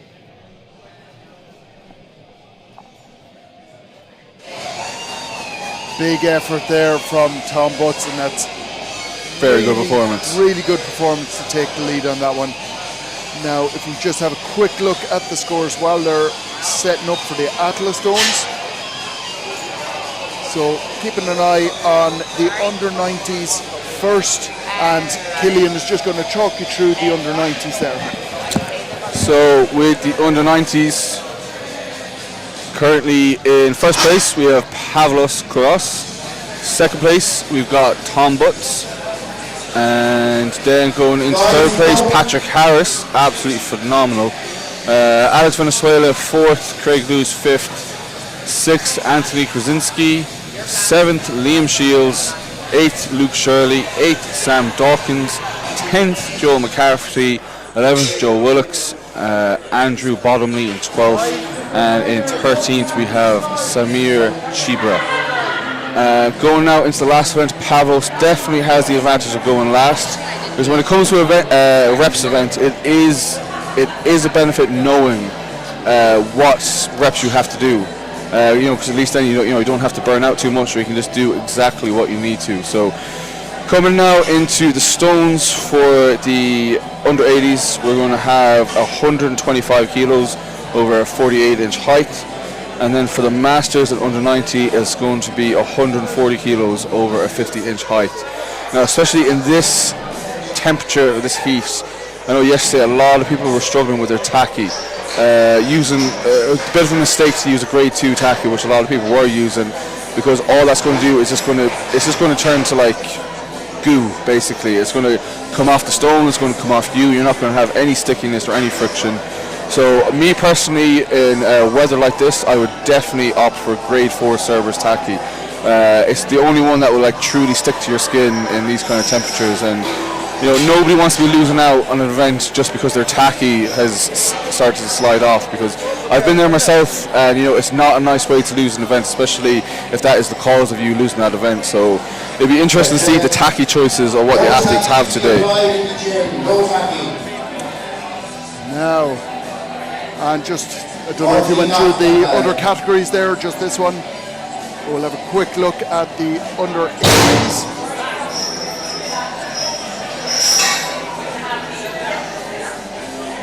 So that's where the under 80s stand at the moment. Now, first and second, Kyle will be looking at that 2 points behind. 2 points behind. Wow, that is crazy. He could snag it back now. Like Kyle's a great stone lifter. And there's a lot of other good stone lifters in here that if Matt doesn't get a really good performance there, he could slip down. If Kyle wins and Matt ends up in under third place, then Kyle could just take it. 2 points behind, but it's definitely possible. And then that third place is also a really interesting one. Andrew Keys and Liam McConville are battling out for that. But Scott Alexander will be looking, thinking there's still a chance, because there's 14 points, remember, that come up in this event. Yes, so definitely. Anything can happen. And you got to keep in mind the top 5 do go to Worlds. So I mean, like the people who are in like 6, 7, 8, they are going to be battling to get that top 5. Like, so it's definitely not guaranteed for Matt Nice at the moment, like, because you've still got a lot of hungry people fighting for great opportunities here. So and Matt Whaley is just a point and a half back just from behind fifth as that. well. So we're going to have Kyle Scott and Matt Nice coming up into the last heat of this, and I think that is going to be a very, very exciting end to things. And then we've got the Masters again. Tim Meadows is looking like he's very fairly comfortable. with yes, this. a 4-point lead at the moment. 4-point lead. So unless he zeroes this event, he should end up with the win. Alan Willis behind him in second, and he will feel comfortable as well in that second position. However, the third could still be up. It all depends on William McMartin. William's very tall. Very tall. This yes. event could really suit him. And David, he has that injury. He so does, it will be interesting to see how that he flips performs, around. because obviously a hamstring with the Atlas zones, it's a full body movement, but the hamstrings do really come into it as well. Yes, hugely. Especially now after doing 5 events already coming into this, like their bodies are going to be feeling it, this being their 6th event. The exhaustion is really coming out, and this is down near the door. The athletes are outside preparing their tackle, so they're in the sun for a good 5-10 minutes while they're preparing, and the sun is hot out there. I was out there a second ago, and it's blistering. Yeah, I was just talking there while you were gone about it'd be interesting to see the tacky choices, because I know yesterday a lot of people were using grade 2. There was a lot of missed reps out there, like a lot of strong girls who should have been lifting those stones but didn't, just because their tacky became too soft. And it is this, I think it was yourself maybe saying it to me yesterday, that if you're using the wrong grade tacky, it can really turn into like baby oil. It can go the complete opposite way. I mean, like me personally, at grade 2 and a grade 3 in this, it's going to go over to check out the cameras. I think it's Stephen's kind of moving it. Stephen's moving the camera. Yeah. So you saw a bit of a fright there. Yeah. I was seeing my camera going sideways. Getting a little bit worried. I need cameramen. If anyone wants to volunteer as a cameraman, let me know. And you'll see it on the live stream there, where the camera was bouncing around a bit. But blame Stephen Wiley. Yeah. He was manhandling the camera. So in the meanwhile now, we've got the open men's and the under 105s currently warming up in front of us. I see them looking like a lot of ready people here. Like, this is going to be a great competition. There's a guy over there that looks a little bit like Jerry Pritchard when he's down. I thought it was him for a minute. I was going, brilliant. I'm very, very excited to see these men's under 105s and men's open today.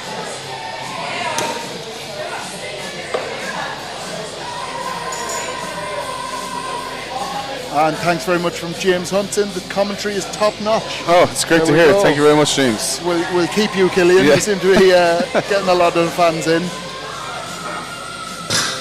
And I'm going to have to ask William Kelly to leave the CrossFit, or leave the commentary, because he said CrossFit, Craig Lewis is a hero. Oh. We don't like to hear CrossFit. No, even though we are in a CrossFit gym at the moment. It's written all over the walls. Okay, we'll let you off this time, William. You're okay.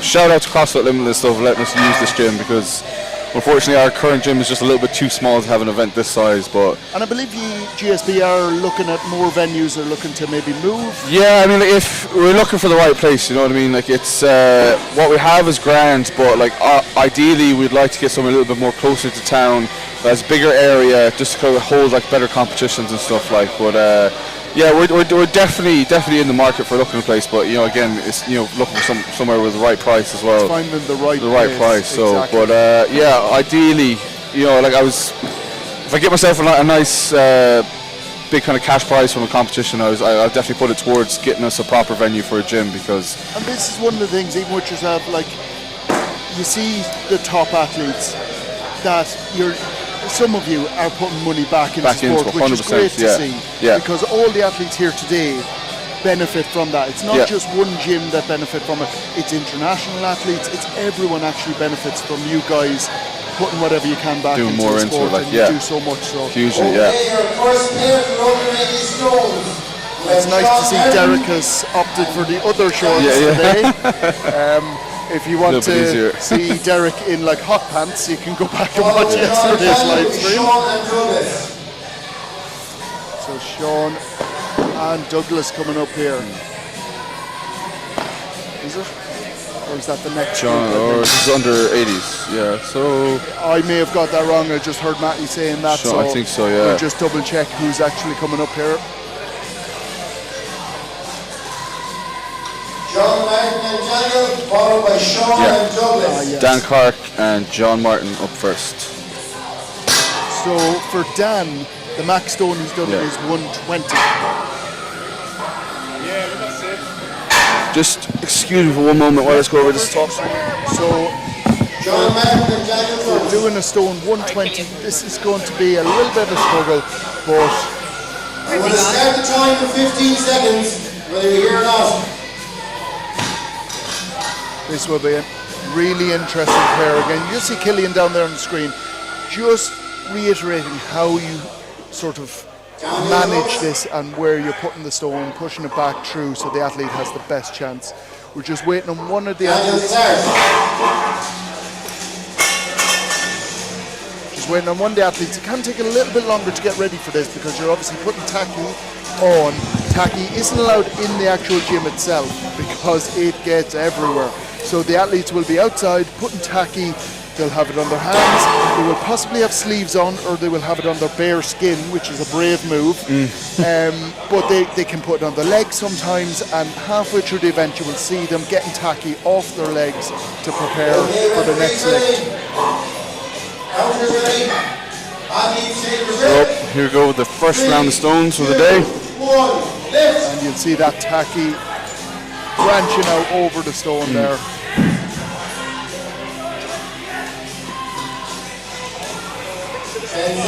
So John Martin going on to his second, Dan with his first. Really well, they're looking really strong here. So again, for us, we have 125 kilos at under 80 for reps. And considering Dan Clark, his max stone is 120, he's repping it out.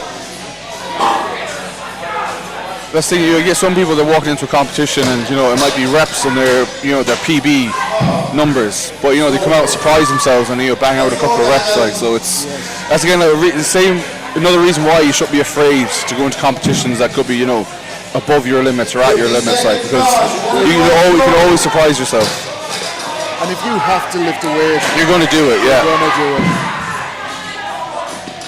So I think that is 4 reps for John Martin, 4 or 5 reps for John Martin. Dan just getting it over it now, there we go. And Dan is doing really well with his form. He's not going too long, he's waiting, edging back. There we go. That's 6 in total for John Martin, I believe.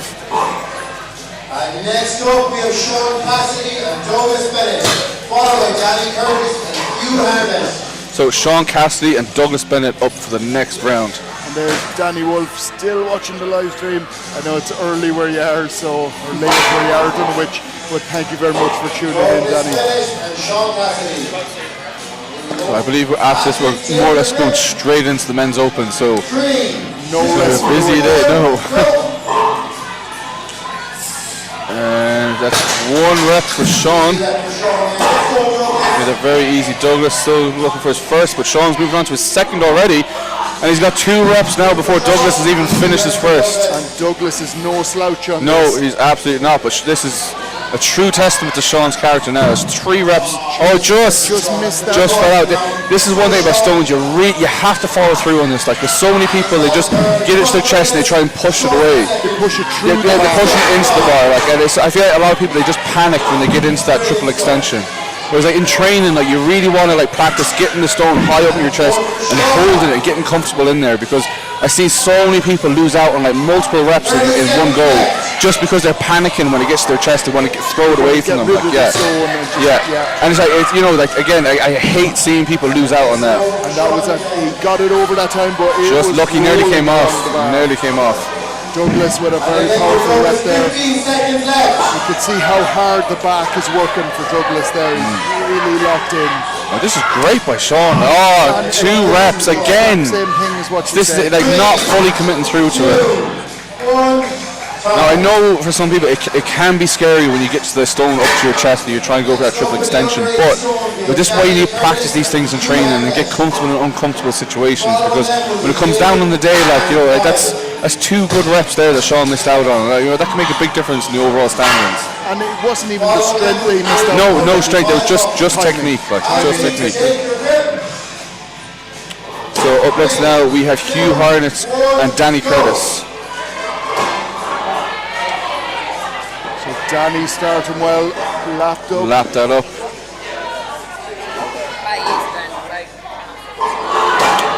Up one really for good Danny. extension for him. He looked like he might struggle, but as soon as he got out of the hole, he was fine. Now Danny moving on to his second rep. He's a little bit slow. It's a strong technique from Danny, but it's really strong on the final part. It's working really well. You nearly think it's going to be too tough for him, and then he makes it look easy at the end. See now, Danny, this is like I talk about not using the right tack in these situations. Like that, sliding straight off the stone, and you can even see the way it spreads so much that like it's very soft. And you can see his hands now. His hands are just slipping before the stone even moves. And this is what we were saying yesterday with Irish and English and Scottish athletes and Welsh. You will have grade 1 or grade 2. Usually, However, for these conditions, these unusual conditions, they're just not good enough. Like I've seen some of the best stone lifters in Ireland fail stones for reps that they should have easily been blasting over just because their tacky was too soft. And like you said, it can actually work against you. Yeah, definitely can. So now up next we've got David Toner and Miles Hawkins for this next one. Like, why would you want to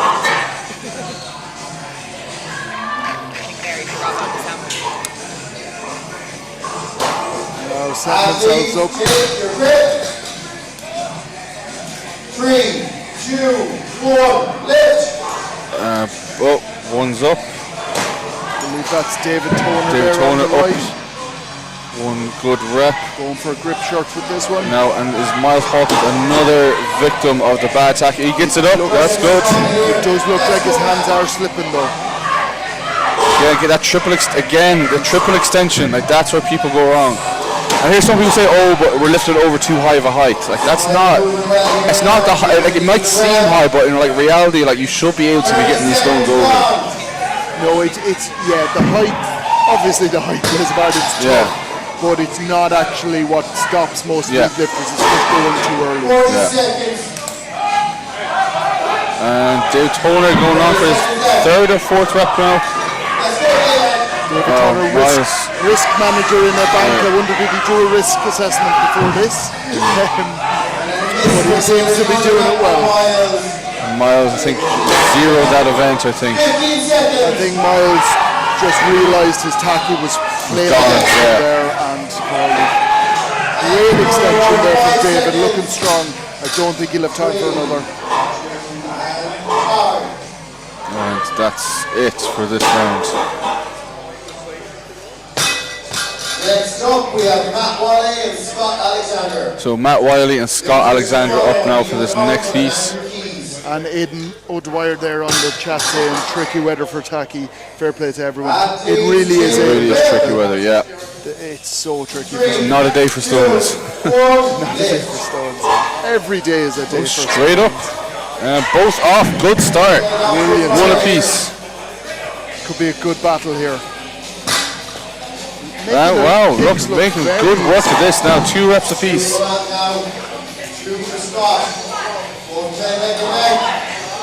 Oh, 3 apiece. Oh! Scott just missed out. Matt going for his 4th. Scott now looking for his 3rd, but Matt is on to 4. Scott gets it over now for his 3rd, but Matt is moving on to his 6th rep, I do believe. Now he's making easy work of this 125 stone. He's going to move on to possibly, I think, his 6th or 7th rep now.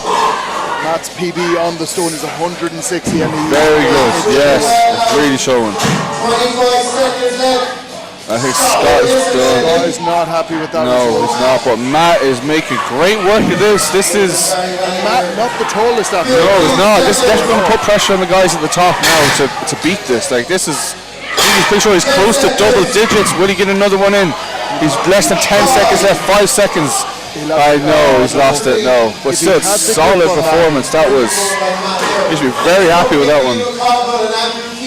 So Lee McConville and Andrew Keys up next. This is going to be one you do not want to miss. This is going to be an exciting one.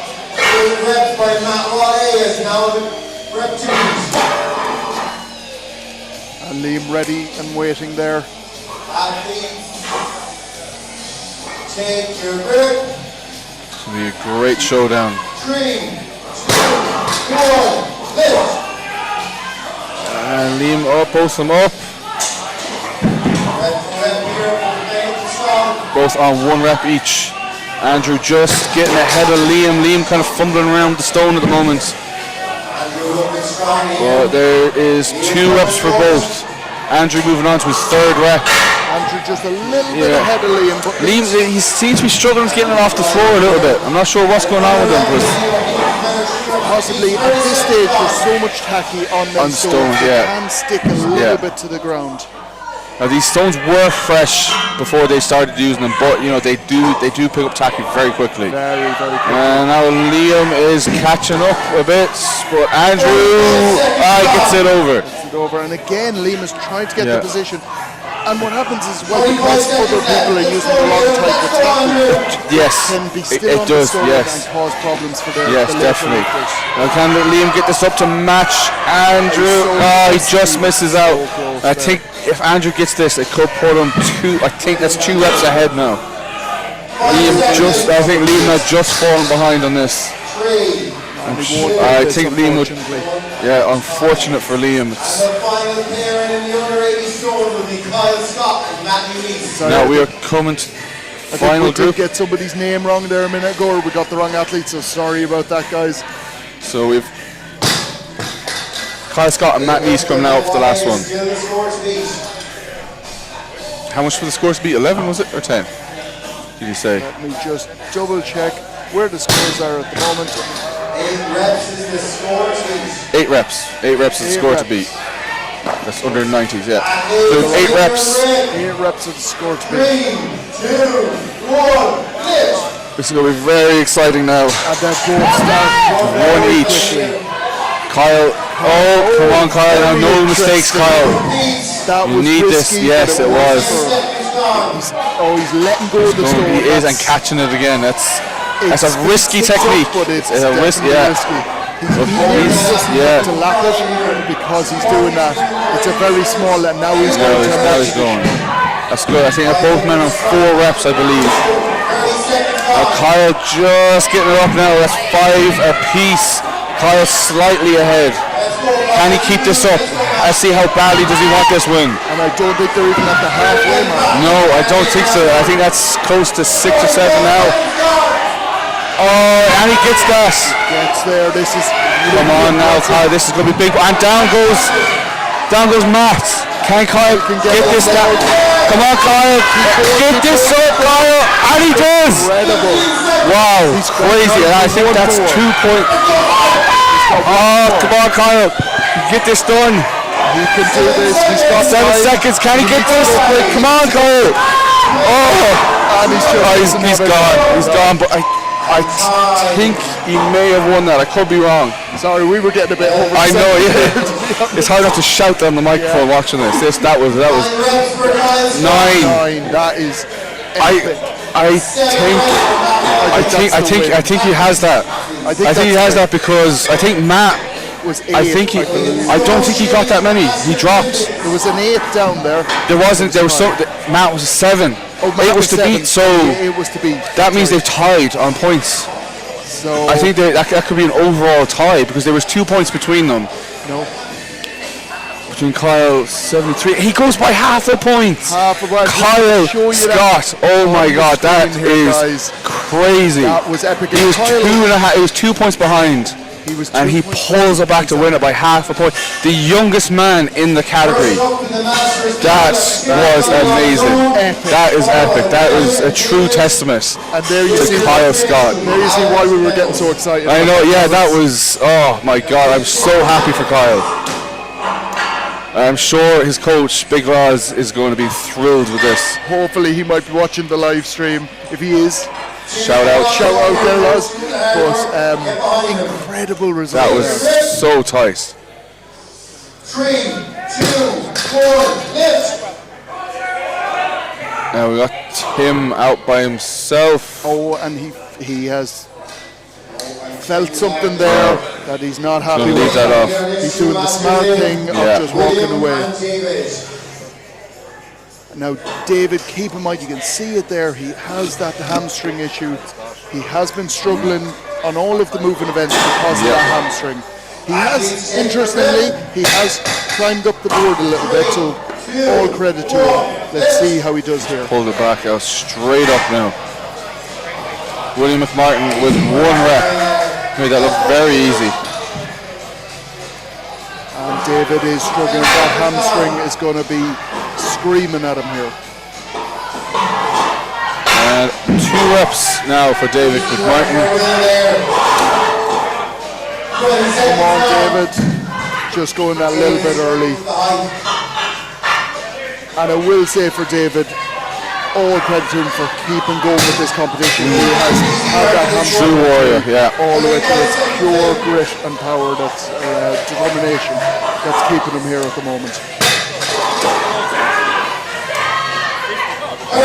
This is his 4th rep for McMartin. He gets it up. That height advantage shows. I would love to see David get a rep here because he deserves it for the effort he's put in. But it's just his hamstring's gone. There's not much you can do in that situation. You're cramping up on any event. You've got to love the determination. Yeah. It's just not going to happen for him. But you see the exhaustion from both men there. Yeah, huge amount. This is probably one of the most challenging competitions they will ever do in their life, purely for the speed, the amount of events, the weights they're doing. Adam Willis and Tim Meadows. So we have Adam Willis and Tim Meadows coming up now for the last. Now these two men have had an epic battle the whole way Yes, through. they have. And I think Tim is comfortably ahead unless it all goes wrong from here, which it doesn't look like it's going to. He should take the win. But Alan is not going to go down without a fight. 1 rep apiece here. Both men sitting at the top of the table. And 2 reps. You guys both made on 2 now, I believe. Alan matching Tim for every stone here. Tim's on 3. And I think that Tim's just looking across, going, I just want to win. I'm not going to go all out. No, he's not going to back it. He's going to do what he has to do here. So he's going to try and get 1 more than Alan each time. So the bodies must be exhausted at this point. We'll see here, he's waiting to see if Alan, he's going in. He's going to go for another one. Fair play. He's feeling it. Alan's had enough. Tim Meadows up. There we go. Tim, just to show. Great performance all day by Tim, to be honest. And again, brilliant to see. Brilliant to see the support from the other athletes and smiles on the faces, no matter how hard the competition is. We have Jack Willard and Samir. Victor Stefano, Andrew and Jim. So we have Samir and we have Jack Wellard coming into the first heat of the men's under 90s. Samir has done a 170 stone, so hopefully this should be a good event for him. Andrew and Jim, get ready. Athletes, take your pick.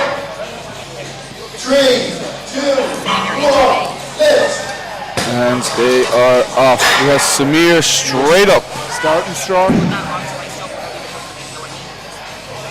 And Jack going for that.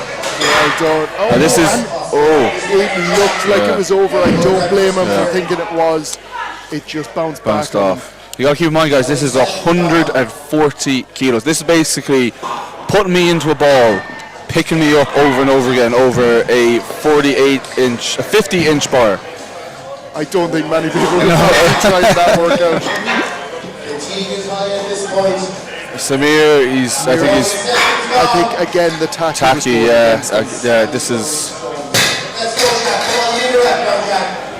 And just not getting the right hand position there. You'll see when that stone rolls forward or rolls back, he's not getting the hands centralized underneath the stone.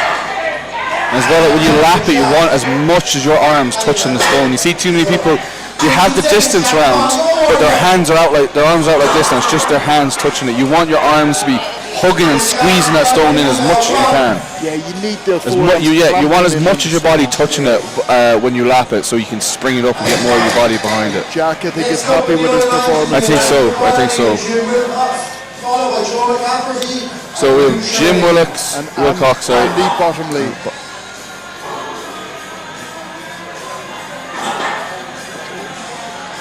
Can I taste that one? It's not. I don't have enough in it. Andrew Bottomley and Jim Wilcox. Joel and Luke, get ready. So the athletes trying to confuse us there by different athletes going up thinking they're first. 3, 2, 1, lift. Andrew looking straight up by Andrew. Really good start. Looking strong. Looking very comfortable there. And 2 reps for Andrew. Very quick 2 reps. He is powering through. Jim struggling a bit.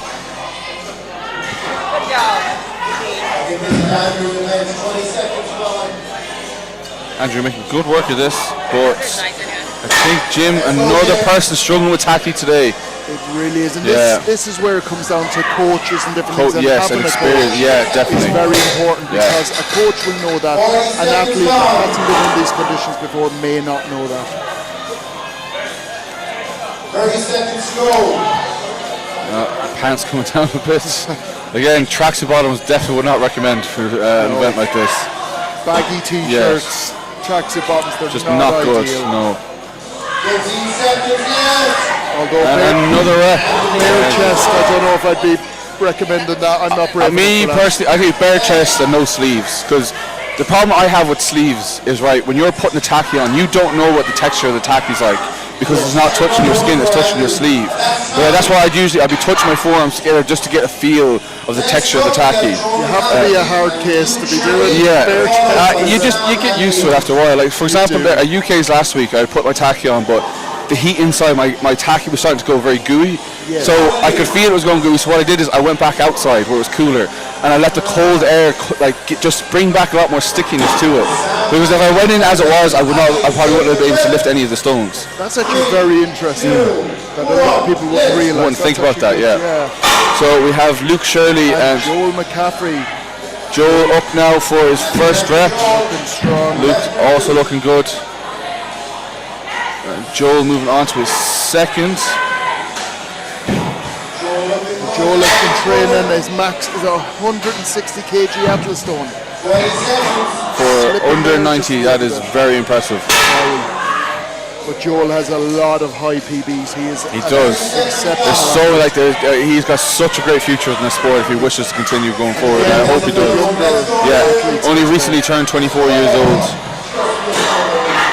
20 seconds gone.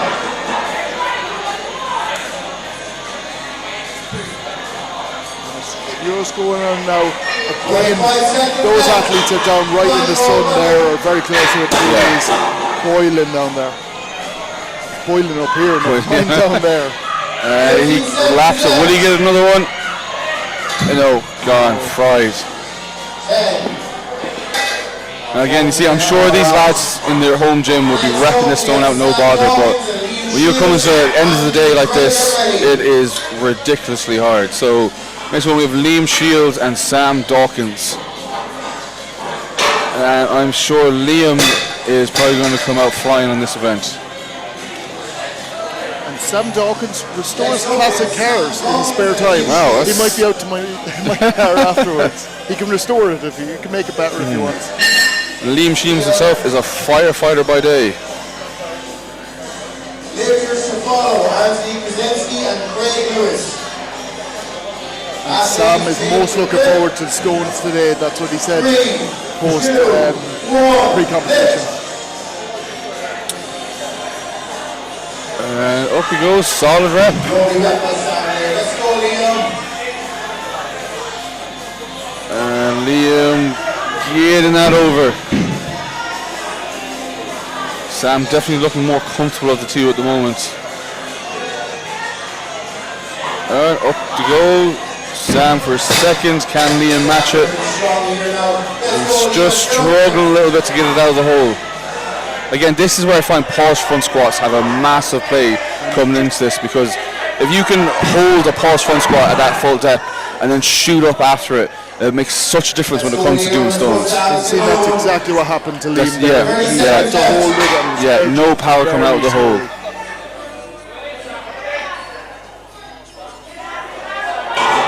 Sam coming on for it. Oh, just missed again, not fully committing through. You do not let go of that stone until you see it fall forwards, not backwards. Well, you might let go of it as well. And Liam, I think, has done enough today. A lot of people are saying in the live chat, yes, it's a very tough competition today. So up for the next one, we've got Craig Lewis and Anthony Krasinski. So somebody was asking on where they can find the live scores. Just Google sprint results. Third, I think, competition in the line. If you get into that, you'll see all the live results there. Craig Lewis just getting up to his lap now. Craig gets his first, but Anthony going for his third. Anthony there you see in the cap on the left. With the chaos grip shirt. One of the taller athletes here, so go a little bit to his advantage here. He still has to lift 140 kg stone. And his max stone is 170, so that's why he's looking quite comfortable with this. Craig Lewis going again. Another one's looking. Craig's. Oh, don't want to curse him. Gets just falls. I think we should stop commentating. We stop saying people are doing good. They're all doing terrible. They've got 27 reps on the stone.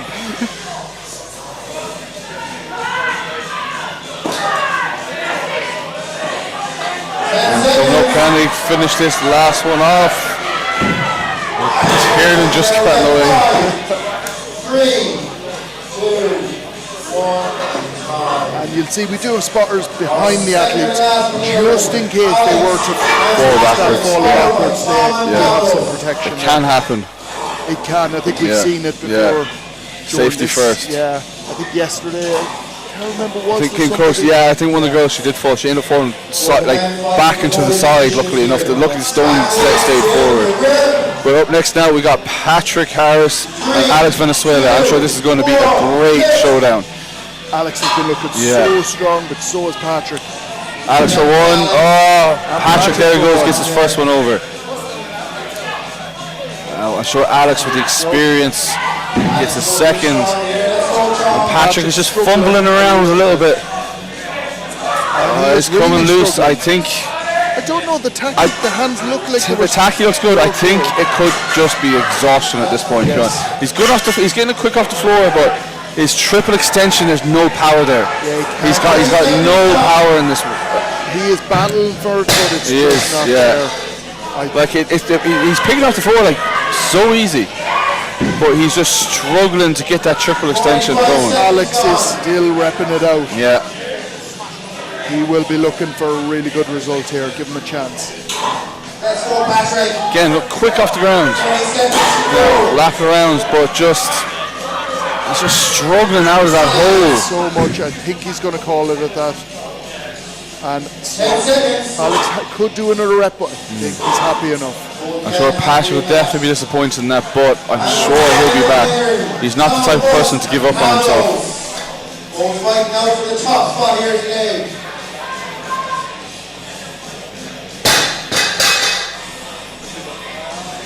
And I think with Tom Butts coming in here.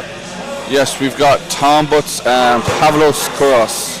I do believe this is for the top two, yeah.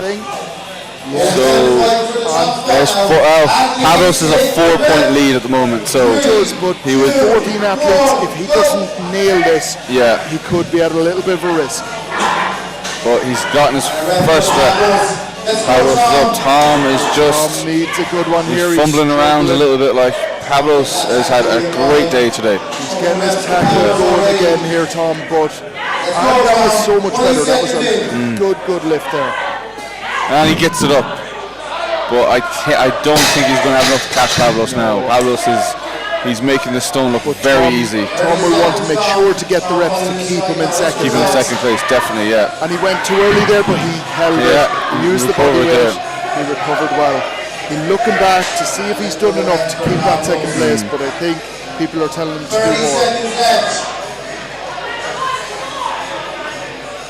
Again, you got to keep in mind, like, Tom Butts hasn't been doing Strongman not even a year yet. And he's already doing this well, like, so I'm sure he's going to be back bigger and better next year. Pavlos is wrecked at this point. He has had a great day today. But I think it will be in his mind. He's there. He's done it. Like, yeah. It's hard to keep pushing yourself when you know you've got it. Like, you know. Yeah, he's just there. Tacky problem again. And that does just come down to experience. A lot of athletes at these competitions, if they're just into the sport, they won't realise that there are different grades of tackling. Exactly, yeah. Especially, you're living between England, Ireland, Wales and Scotland. We're not used to this kind of heat. Yeah, you so it's grade 2, even 3 at most. But even 3 on today, I wouldn't trust a grade 3 today.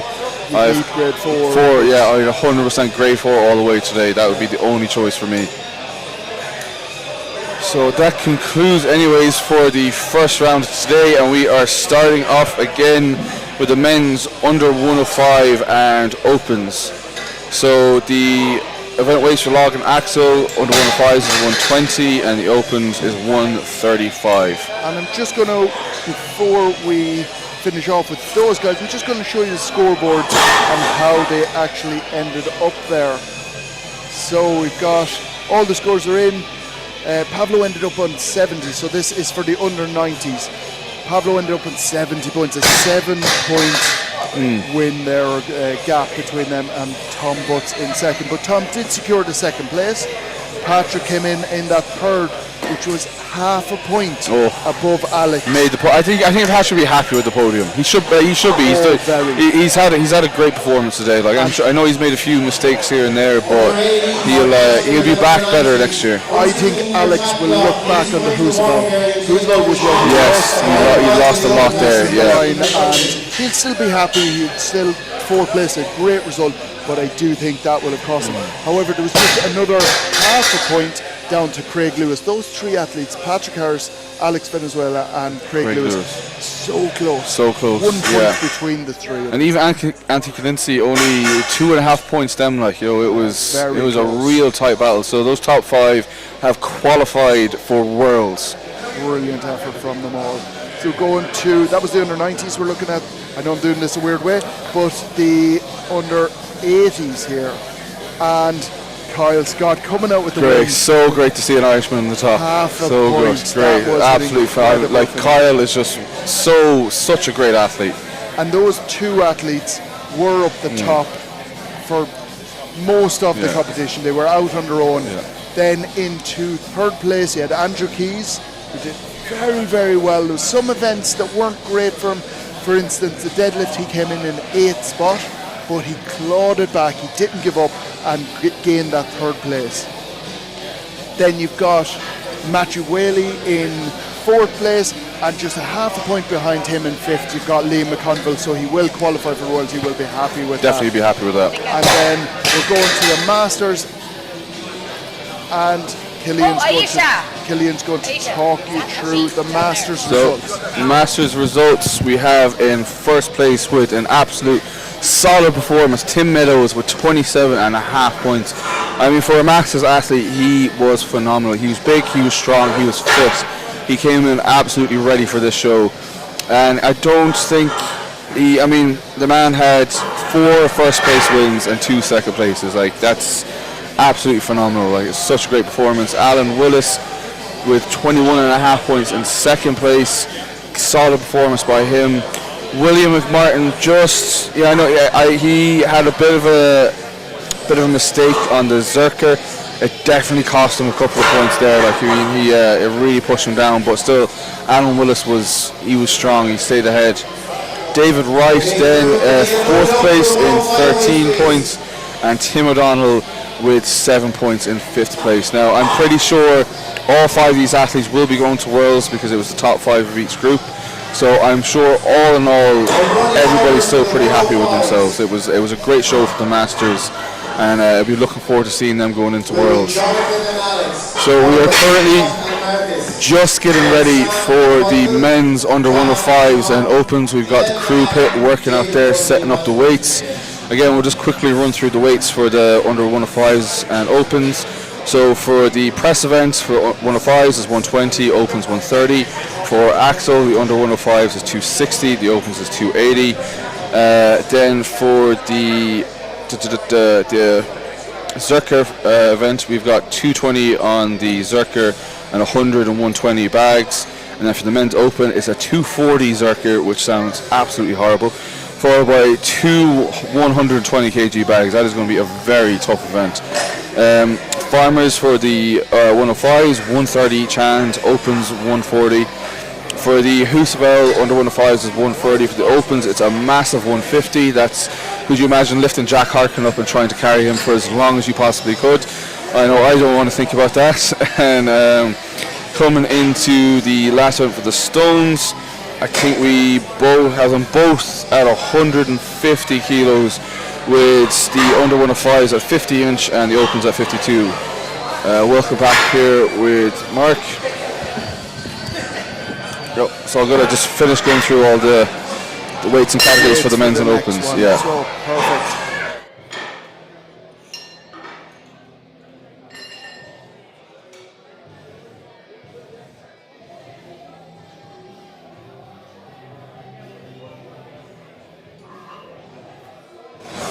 So guys, what we're going to do now, just before this first competition, because obviously it's a fast-paced one, we're going to take the opportunity here on the commentary team to take a 5-minute break. I hope you don't mind. So go grab yourselves a cup of tea, get yourselves prepared, and we will be back very, very shortly with the under 105s Axel log into Axel.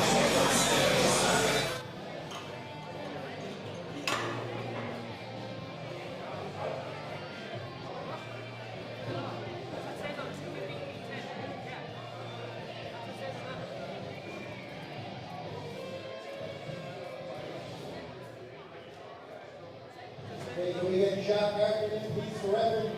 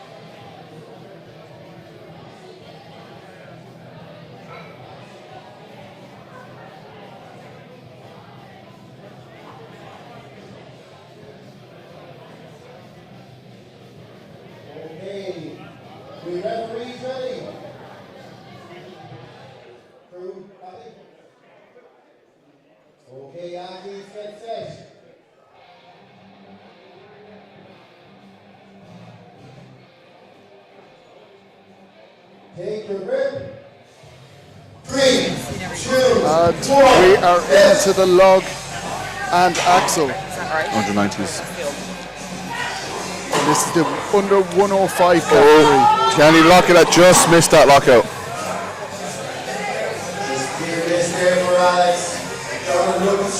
Jonathan on his second rep. Alex struggling with his first, but Jonathan's moving on to his third rep.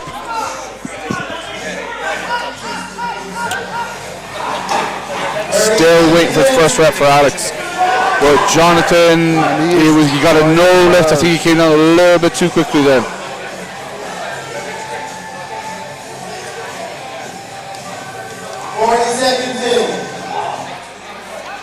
And Alex going up.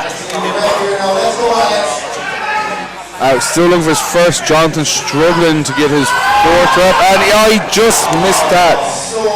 That was so very close. disappointed with that one. It was very close. Unfortunately, will have used a lot of energy on that one.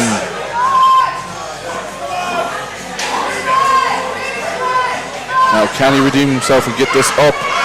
I say he's going to be feeling fatigue. Get the head through. No, he was.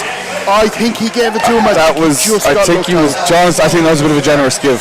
I don't know. That was a bit of a generous give now, to be fair. He locked it out, but the feet weren't together. He was twisted there. I would think it was a bit of a generous lift, but look, it is what it is. He will be very grateful. Yeah, he's very grateful to get that. It was one of those that was borderline. Yeah, very borderline. Yeah, I personally wouldn't have given that, but look, we'll move on anyways.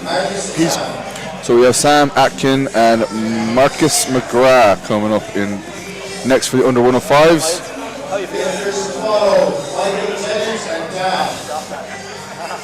So we have Marcus McGrath in the far lane. Athletes, take your grip. 3, 2, 1, lift. Sam Atkins. Just gets it. That was a very shaky one. To Stephen there. Marcus McGrath still looking for his first rep, but we have Sam coming here for his second. Just drops it out of his and that hands. would have been a little bit painful for him. And Marcus is still struggling to get his first rep on this. Now these are big weights. We're talking 120 kg on both implements here. Massive yes, weight. Huge weights. Well over body weight for all these athletes that are pressing this weight over their head. Sam still looking for his second rep. No, he's clean. And just need to lock in that weight there. Leave that off.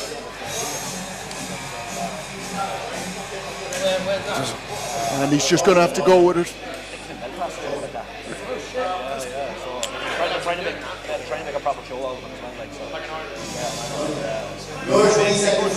So he's got 20 seconds here. There was a little bit of equipment issue there, so they're giving him an extra 20 seconds. And he finally gets this. And he's got the chance for one more press on this log. No, and he goes.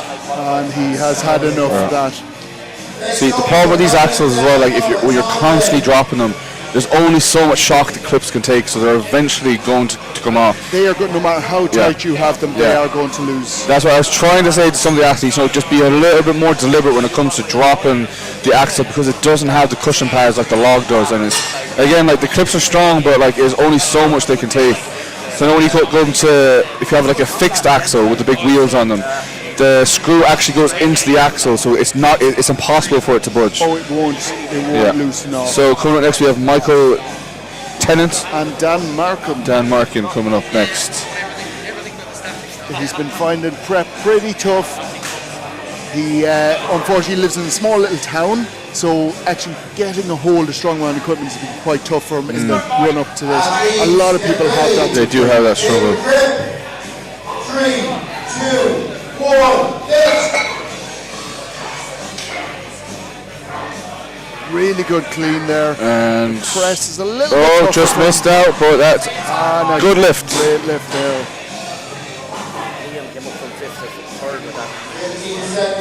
Going for another try here on this log. And he gets it. Good lift. That was a good lift. Really well done.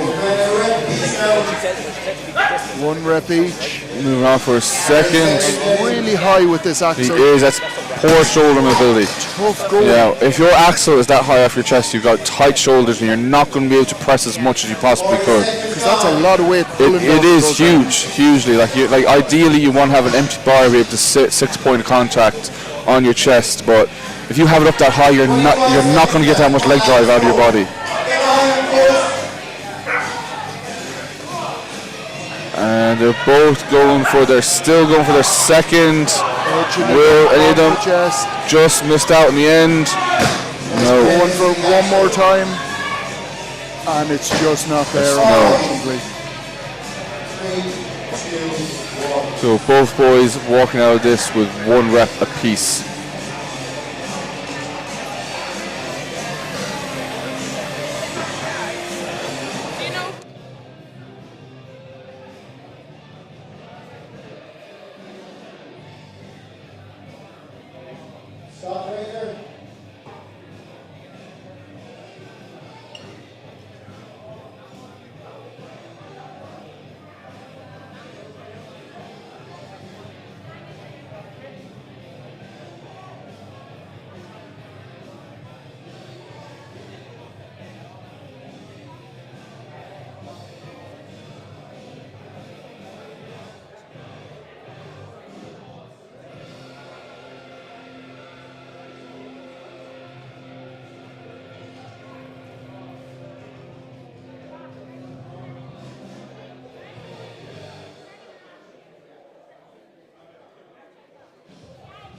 Okay, next 2 athletes out, Tom Slater and Glenn Farland. So Tom Snare and Glenn Farland coming out. Tom Slater, sorry. And Glenn Farnham isn't here, so we have Glenn has Adam. Adam is a pretty good presser, so I'm hoping he should at least get 2. And Adam's full of confidence coming into this competition. He is. He does look it. Adam is not one that's short of confidence. No, it's not. He's never short. It's not. This is a good step up for Adam now. Like he's been competing a lot in like the inter comps, so it's good to see him get a competition of this standard. Going to a full international competition. And he's up to the chest. And good press. That was a very good press for Adam. Really powerful. And Tom Slater getting it up to his chest. He looks a little bit shaky though, but he's back down. Now, can Adam get this to make it 2 reps? And he's yes, good for Adam. Great presser. And he's going back, get a bit more chalk there. He's moving on to his 3rd one. Yeah, he's looking very good in this. The 3rd rep is there. Just getting himself set properly on the log. Take a second now, Adam. Take a second, getting a little bit ahead of It is exhausting having to continuously keep going over and back cleaning these weights. The clean is truly the hardest part of doing these lifts, especially if you've got to do them repeatedly and you're mixing between a log and axle. It can be quite confusing on the body. And he gets it up to the chest. Adam, Tom still looking for his first one. No, goes back down. I really think getting 3 reps on this is going to be big points. And you did call it. You said Adam would be happy he would, with 2. So now we've got David Hultree and Miles Hutchinson, 2 Irish. Well, I know Miles prefers to be Northern Ireland, but still he's wearing the green today. He's wearing the green, yeah. As well, so. So it's good representation of Ireland in this category. We've got 3 athletes representing Ireland under 105s. It's great to see such a turnout from all the different nations. It is. It's very well even. So.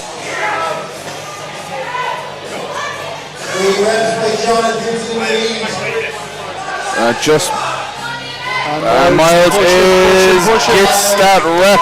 And he does get I think he'd be happy with that, to be honest. That looked tough, but it did.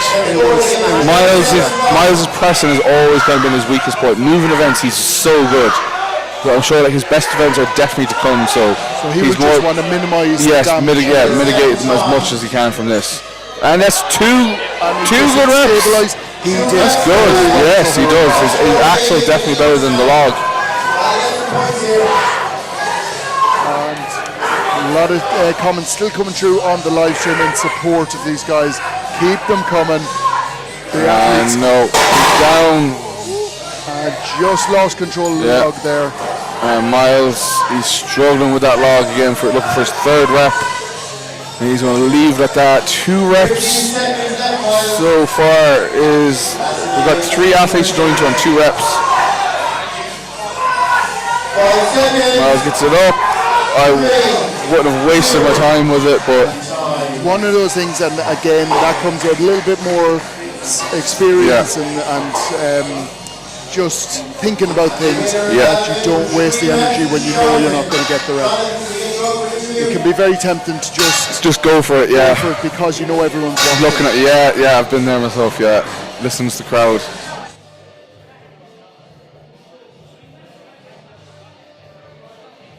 Wait to go to the opens, please. Wait to go to the opens. First opens out, Joe. We are going to be going to interviews with the winner there. Then Christopher and Josh, German and Gavin, Owen will be on his own. We're good here with the winner of the log and axle in the men's 105 category, Jonathan. Jonathan, did you come here expecting to win the overhead? I was hoping to win it. It's one of my strong events, but I thought 3 would have been beatable. But I've been doing more in training, but this heat is different. The heat's not helping anybody. How are you feeling for the rest of the events? Yeah, it should be good. It just have to be consistent, basically, and get top 3, and it should be good. You going to win? Yeah. Good man. Good luck.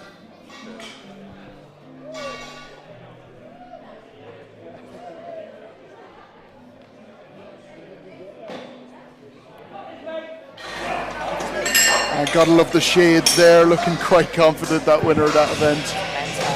So for the first round of the men's open, we've got Ben Glasscock and Joe Brown. We've got Joe in the white and Ben is wearing his grip shirt, I do believe.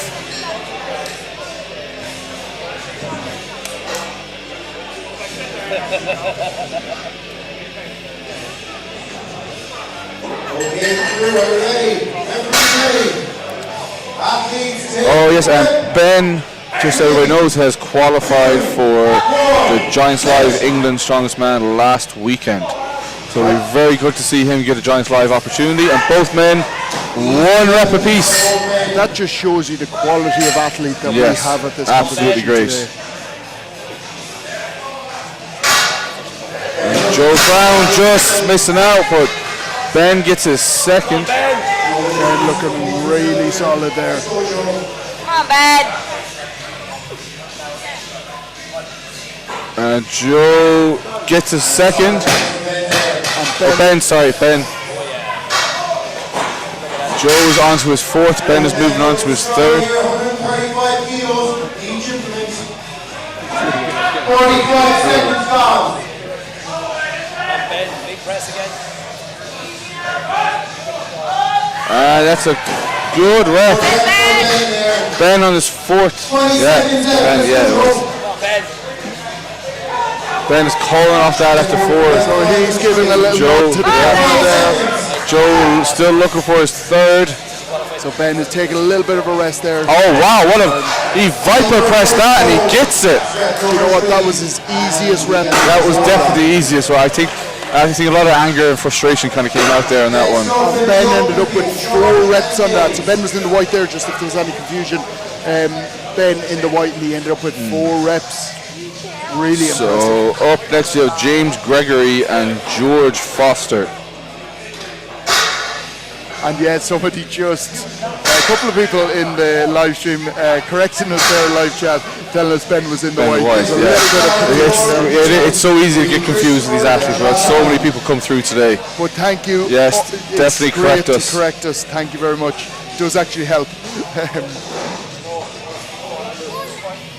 So you'll see some of the athletes come out and they reposition the log, get it comfortable for their grip and what they're used to, and that's very important for an athlete to do. So information about James Gregory, he was a former World's Natural Strongest Man for 2019 in the under 105s, moving his way up to the open category.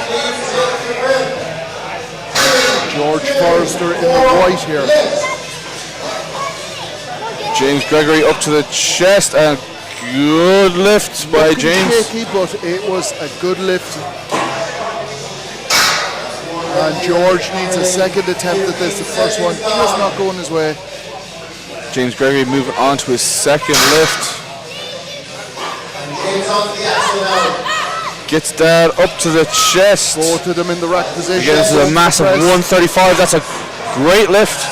Clean was a bit of a struggle, but he made good weight of that. And George is just not going right for him. And this the GSP team working hard to make sure that the equipment's ready for the athlete when he goes back to it on the axle. Both going for the press here, and both needing another attempt, but George has had enough, saving the energy.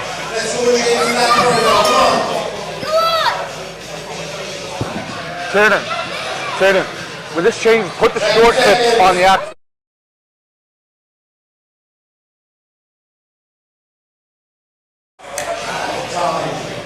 And he has called it a day at that.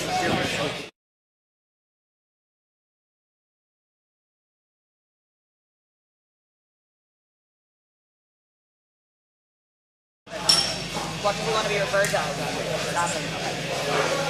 Next up, we have Christopher McLaughlin and Josh Stanley. And George making a really good effort there. Yeah. This is a tough weight. So we have Josh Stanley representing England here, and Christopher McLaughlin representing Scotland. And just to remind everyone, for the weights here, well, 135 kg. Absolute monster weight here. Huge weight.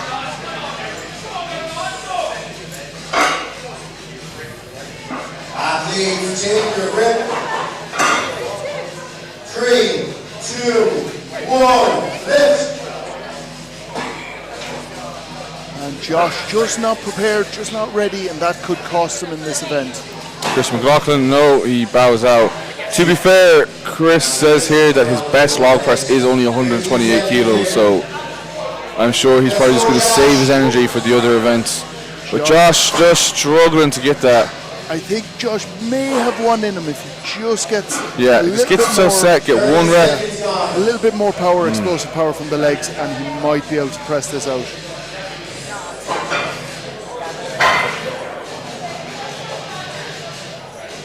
And there you go. Just didn't get that down command, unfortunately. Just didn't you need to show at least one, like the way I see it, you need to show at least 1 second of control. Yes. That's what, as referee, that's what I look for. I want to see one moment where you're in control that way. I'll give you the down command. No, I think he'll bow out after that, unfortunately. That was so close to getting the 1 rep there. No reps, unfortunately, Christopher and Josh. Next up is Ger Buckley and Colin Nally. So we have the infamous Ger Buckley coming out now representing Ireland, followed by Cathal McNally. 2 Irish boys coming up here. Cathal McNally only found out on Tuesday that he was going to compete in this competition. So I think Cathal did have some injuries and he's more focusing on the later half of the year. So this is a very late step in for him. So let's see what he can do. Pacing up and down here, getting himself warmed up. Keeping the sunglasses on for the lift. Straight in. Now up for Ger Buckley.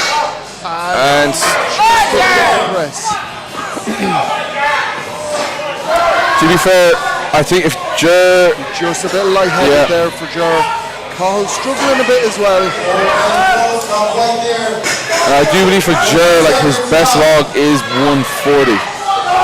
So we're touching PB levels for him here. Like you said, without being able to prep properly for this, he's going to struggle.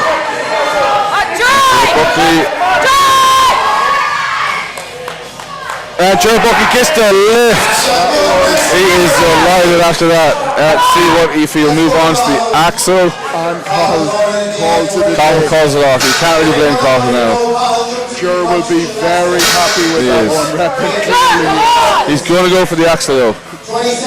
20 seconds. There with the celebration. Yeah. He could have got a little bit more time on this, but we'll see what happens. He gets up to the chest. seconds. And oh no! Oh, and down he goes. He's okay. I think he's good. I think he's good. Dramatic as ever. Joe does like to put on a show. He does, yeah. Just going to take a second, just lying down there. He is okay, but he's just going to take a second. Now I'm sure he's going to meme himself after this. Yeah.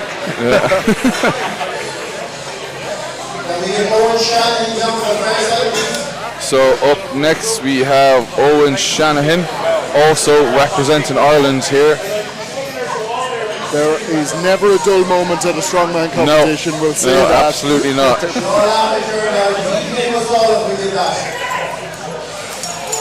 And that's the first event. He's 5 more to be dramatic at. Yeah, so I wonder what else will happen. Bit of information. Owen Shanahan saying in 2016 he had to get a kidney transplant. Oh wow! And has managed to bring himself back into strongman. And he's here today looking to prove himself worthy. And he is going on his own for this one. So, up to the chest by Owen. Bit lightheaded, I think.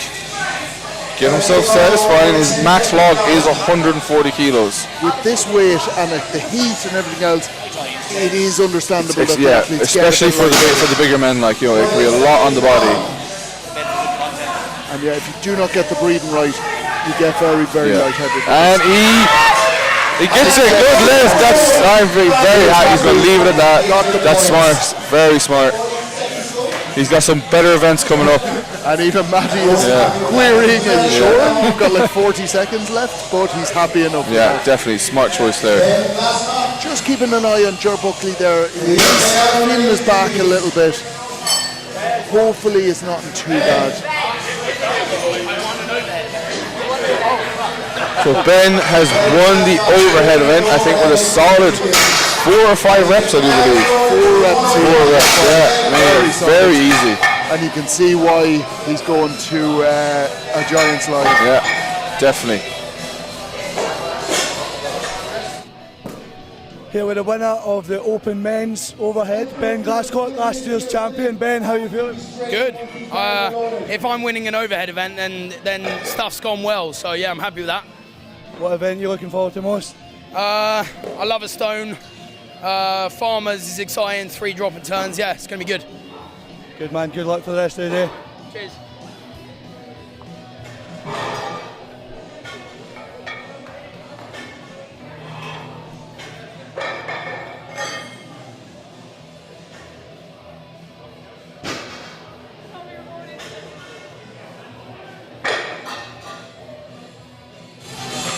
And so we are switching up events to the moving events now. So we're going to be starting with the Zurcher into the sandbags. Oh no, sorry. I'm talking crazy. I'm getting way ahead of myself. We've got the deadlifts coming up next.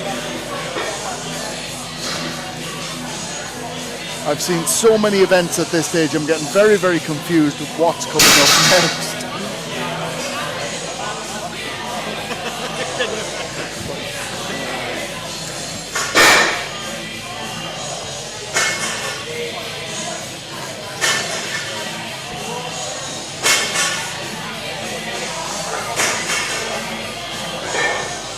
So you can see the team working hard here to set up, and they work so hard. They're so quick between events. Imagining breaking down all the equipment from the log and the axle, and very quickly, within 5 to 10 minutes, setting up for heavy, heavy deadlifts. So these deadlifts for the under 105s, 260 kg, and then working on 280 for the opens. Also, you can imagine 260 kg or 280 for 1 rep for a max is impressive. These guys are going to be repping it if they can. Ben getting a lot of support in the live chat as well. Like I said before, keep the live chat going, guys. Give as much support as possible. The athletes, we try and read out as much supporting comments, but they will also be able to see these comments when they look back at the live stream, and trust me, most of them will. They will be looking at their lifts and they will love seeing their comments coming up.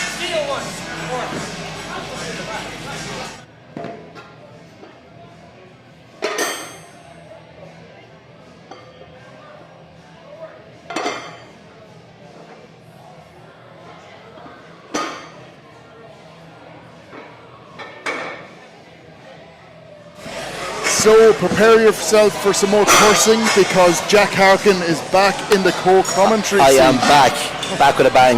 You look like you had a good workout out there. Jeez, I did. I was running up and down there. I'm had to get me conditioning in, that's for sure. Jesus.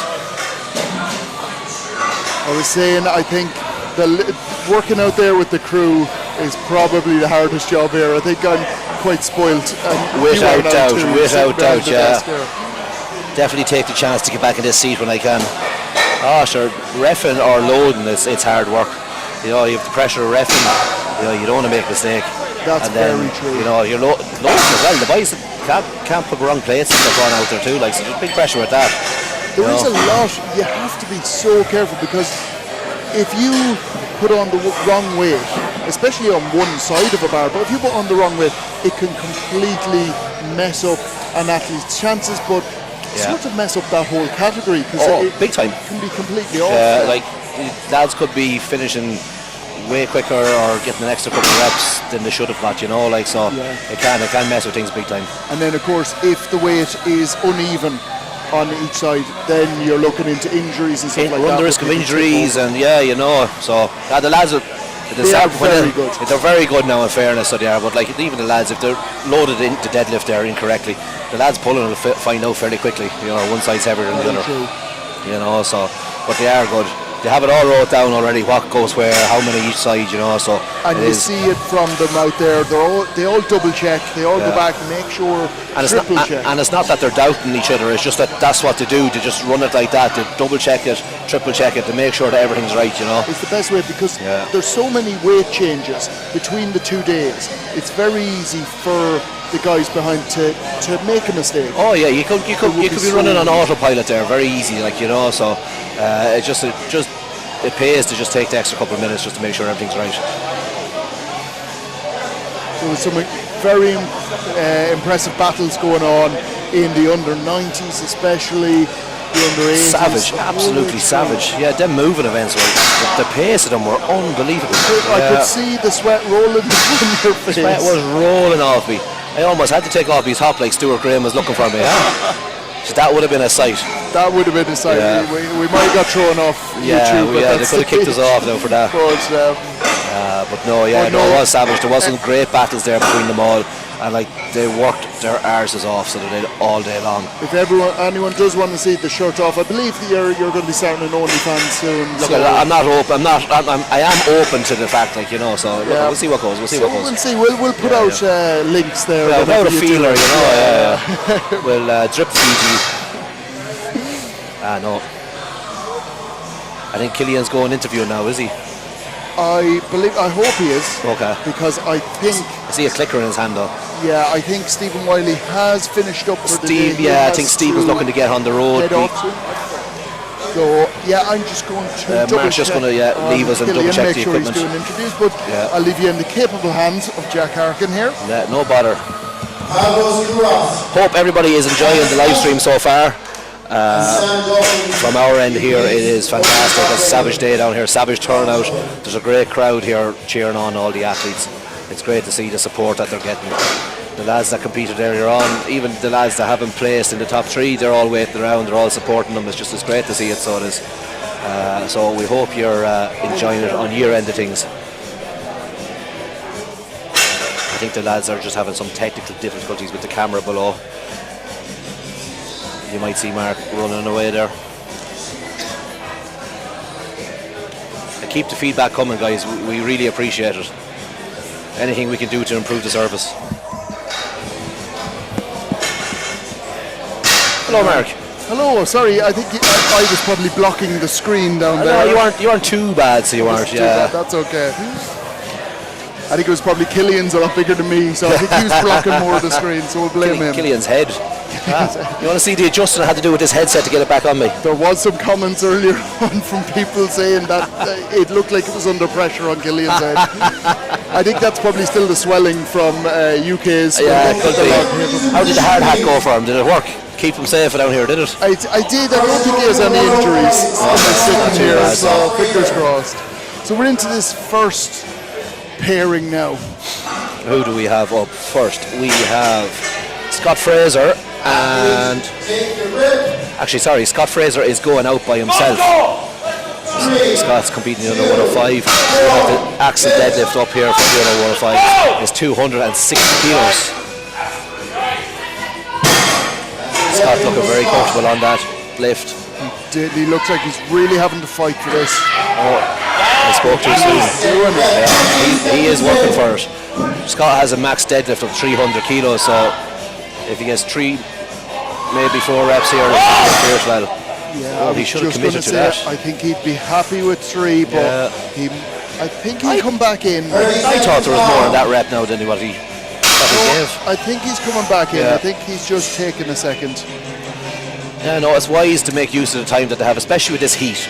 They have 60 seconds, and the heat in here is absolutely brutal. And especially if he's aiming for that 3 reps, he knows he has the time left. Yeah, that's it, 60 seconds, 3 reps, but the not bar today. just pulling away from the legs there, and meant he wasn't in line, it pulled him forward. Scott was here all day yesterday, and he's been here all morning as well, so the 2 days could be taking a toll on him. Hopefully not. Hopefully it's just his deadlift. And it's one of the things as well with the axle bar, because it's that much thicker, it's a little bit further out from the body, which you wouldn't think makes that much of a difference, but it makes a huge difference there when you're pulling. Up next we have Tom Slater and Marcus McGrath. Tom is on our left and Marcus is... sorry. So Marcus here. Okay. So McGrath is on our left and Tom Slater is on the right.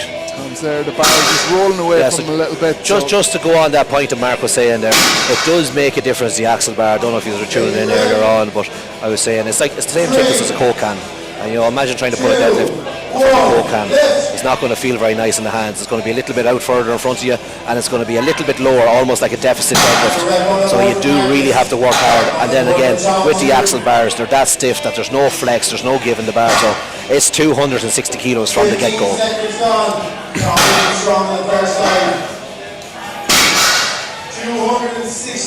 Just struggling here to get going, so we are. And he just didn't get the down taken there. Tom Slater just missing out. It's big weight. It is big weight. It is big weight. If any athlete did this as a 1 rep, they'd be quite happy. Those guys are doing. They're here to rep this out. You'll have that though with weight selection. If you have a couple lads getting zeros, a few lads getting 3-4 reps, other lads maybe getting up to close to double figures, you know you're after picking the weight right, because you can't be expecting every man to come in here and get 9-10 reps, But then again, if everyone comes out and maybe 2 lads get a few reps and then the rest of them get zeros, that's still poor weight selection, so it's a fine line you tread trying to get that stuff right. You want to make it challenging, but you also want to make it so that athletes can actually achieve it, yeah. So up next we have Alex Mosley and David Cullity. So Alex on the right hand side in the blue there. And David is one of our own. Let's see, we've no information for David. Shock. Adjust your straps, David. So this is the figure of 8 straps with David against this is not working for David. Alex with the traditional straps. And it is working for Alex. Yeah, Alex is flying over there. It is strange. Yeah. David seems to be just losing the grip completely, and he's just not locking in properly with those straps. I think the straps might be a little bit too big. They're a bit loose. Yeah. I feel like he needs to widen the grip. Widen them out, pull the hands in, and he should lock onto the bar a little bit better. He's going to go with... Yeah. I think he's going to throw them at somebody. I would. As long as it's not me. Yeah. And he may reposition his hands there. They look a little bit tighter, but he's not playing ball. That That is not good. Poor start from poor old David. The issue here is that even with that wide arm pulling inwards, because there's no knurling on this bar, there's Nothing for the straps to grip onto. You've nothing to grip onto. It is a savage test. I quite enjoy axle deadlifts. So I am a bit mad though. So yeah, a bit. Just a bit, yeah. But yeah, I quite enjoy them. That and a stiff bar. So we have Dan Markham and Michael Tennant. Thank you for all the supportive comments on the live chat there, guys, with regards to the live stream and the athletes working hard here and the organisers. It's great to see the comments coming through. Again, if anybody does feel like donating to the channel, obviously all this is free of charge, and any donations are really welcome. You just click that $sign down at the bottom of your screen of the chat, and you can donate whatever, from €1 to whatever. Whatever you can. It all goes back into the setup here and providing a service that as good as we can. And that is such a quick start. Yeah, Michael is flying. 10 seconds in. I think we're going to see a bit of a clinic here with his deadlifts. Dan is tipping away there as well. Dan is still looking solid. Yeah. Any reps at all here is a huge achievement. But Michael, he's being just very deliberate about his reps. He's taking his time. But this is incredible speed. You see that lock in, really focused lock in with the back and the shoulders. You really need to. You really do at this weight. Yeah. You can't be approaching it loose, not braced, all over the place. You might get away with it in the warm-up, Yeah, that's a perfect example for anybody at home to see a full lock in. Yeah. Because normally you just, you lock in, but that's a deliberate and a really visible sort of lock in there. 5, 3, and another rep. Very He'd rep all day, this man. He looks like he would. Good deadlifter.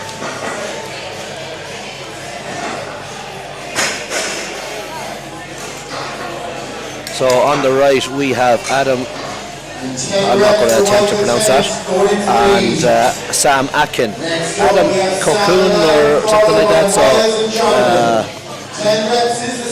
we'll just call him Adam for today. Yeah, just Adam. Yeah, just Adam. I don't want to be butchering people's names, it's not fair on them. And then we have Sam on the left. Sam has a max deadlift of 280 kilos, so it'd be good to see Sam get 1 or 2 reps here with this 260.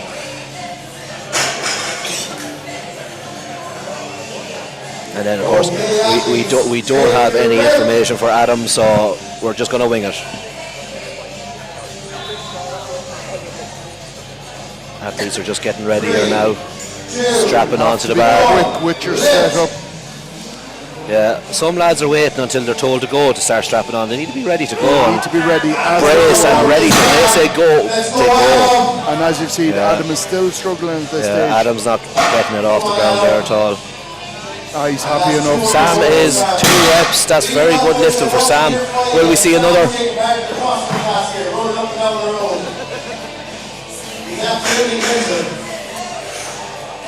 Come on, Sam. He was putting everything into that, but that was really tough. That was good. 2 reps, like I said, good going. He still has 30 seconds.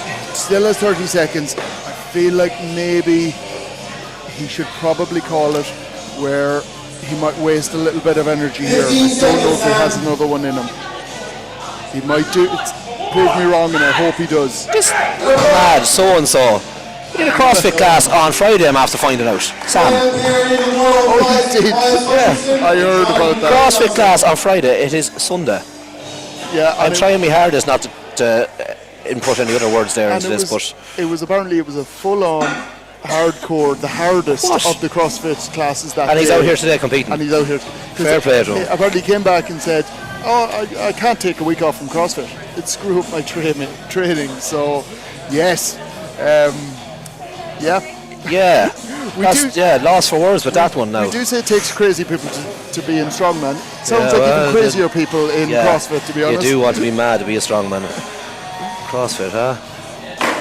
I love that. CrossFit, huh? Yeah, strongman for weak people. No. I'm only having a slag. We're in a CrossFit gym. I know, yeah, we're in a CrossFit gym abusing them here. No, CrossFitters, each to their own. They're savage what they're doing. I couldn't go do what they're doing, but they couldn't go do what we're doing, So Miles Hutchinson in the green on the right. We have Jonathan on the left. Jonathan's max deadlift for 300 kilos, so it'll be good to get a couple reps out here. Easy for Miles Looking there. good. 10 reps, score to These, anyone do it. Miles got a couple reps on the board, 2 reps for Jonathan. Miles starting to hitch, but looking comfortable. That's 3 reps already. Come on, Miles. Come on, Jonathan. That's it. Lock it out. Great rep as well. This is good repping from them. And Miles just couldn't get that over the knee. I think he started hitching a bit too early, if I'm honest. Yeah, and yes, I've seen this. I've seen this throughout today. Lads have tried to hitch the bar before it got past their knees. It's not going to go anywhere. It's just you're actually locking it in at the wrong point. Yeah, same yesterday with the stone. 15 seconds. I think these boys are spent. One more try, but I think Miles will go again. I think Jonathan's doing the smart thing.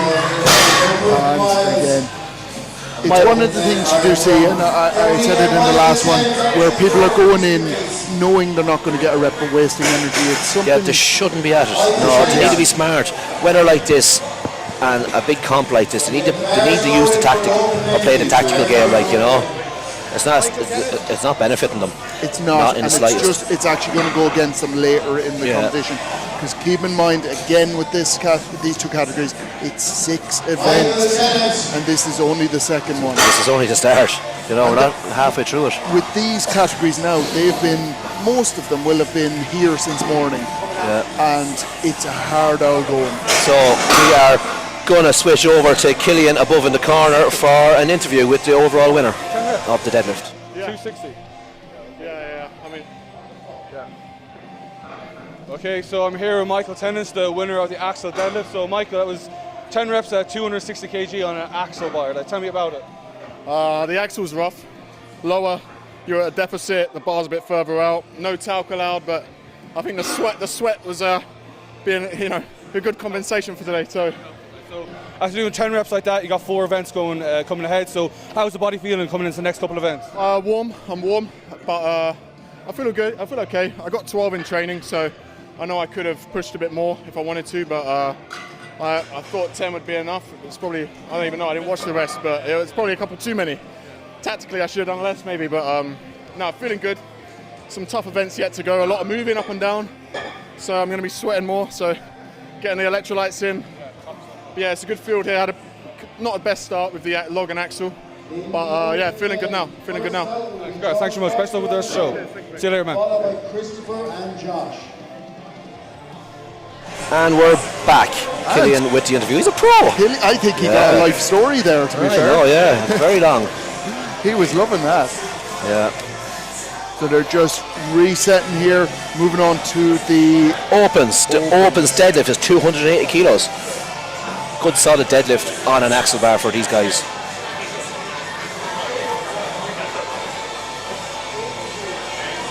And you can, just off camera here, you can see the athletes. They are revving to go. They are itching to get out there. Itching, pacing back and forward.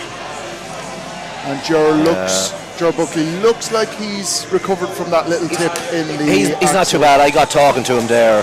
The axle did come down and hit him on the back, but he's not too bad. He's not feeling it yet. So I'd say adrenaline's running high at the moment. He's just trying to outdo Killian. Killian got on his head. Yeah. Gerard's trying to outdo him.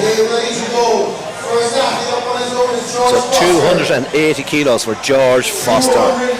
George is up by himself. It's always hard to go out by yourself. It definitely is. Especially and going out first as well.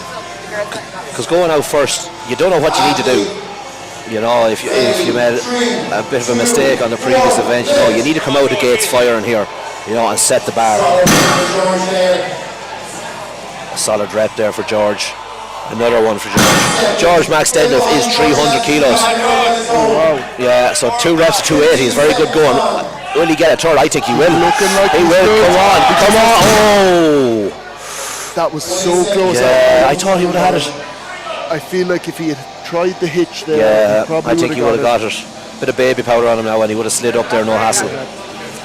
That's funny too. Baby powder not allowed in the competition. None of the athletes seem to have it on them. I don't think so. I think it's one of the things they don't particularly like having at the ground because Yeah, it can it makes cause a mess. problems. And it can, if any gets on the ground, it can cause a very tough slip hazard. It's very slippy, so it is. I can't deadlift 100 kilos without it. It just gets stuck in my legs. Oh, I'm after losing a sheet there.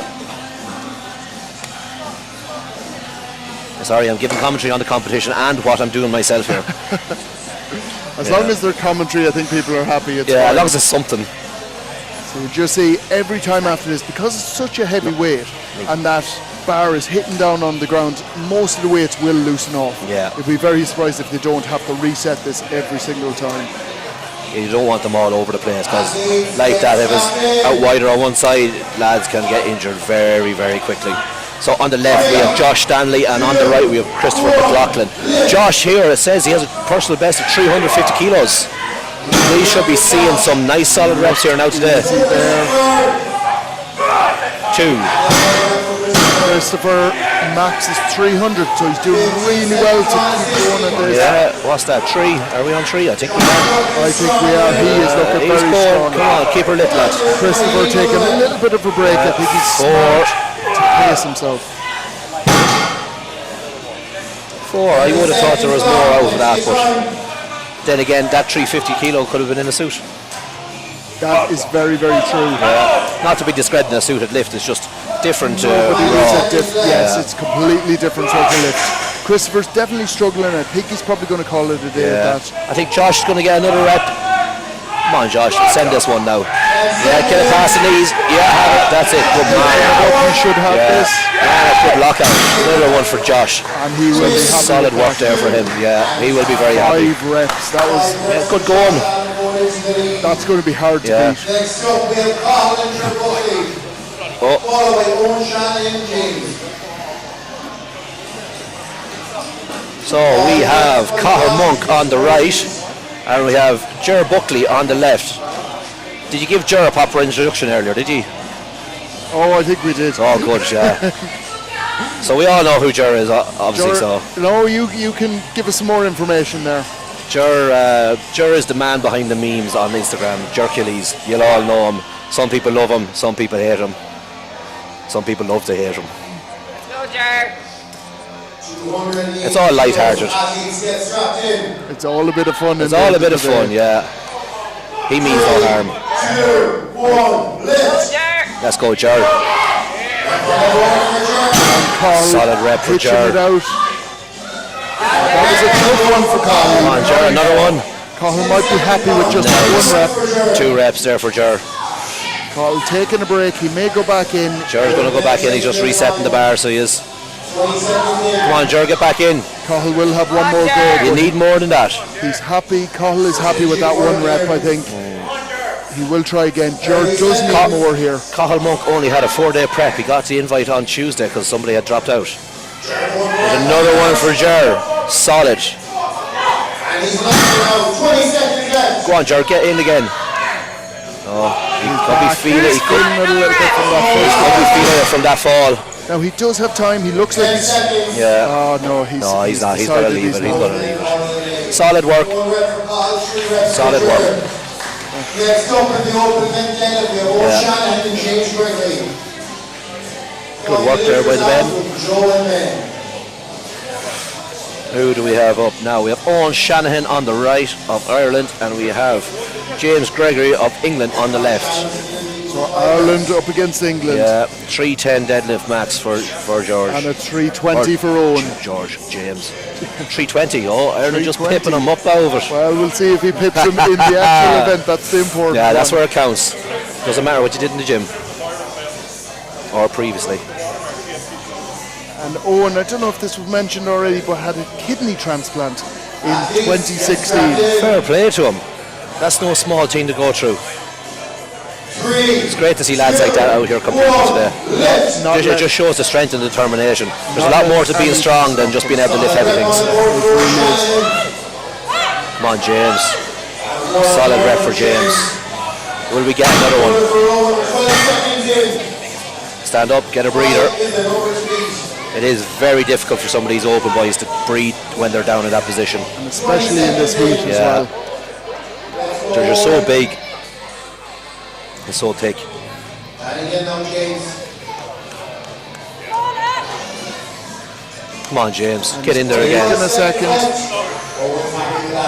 I think he's happy enough. They're both happy. Fair play, lads. It is very important just to get that one rep. We've said it before. That's it. They need to get a score on the board.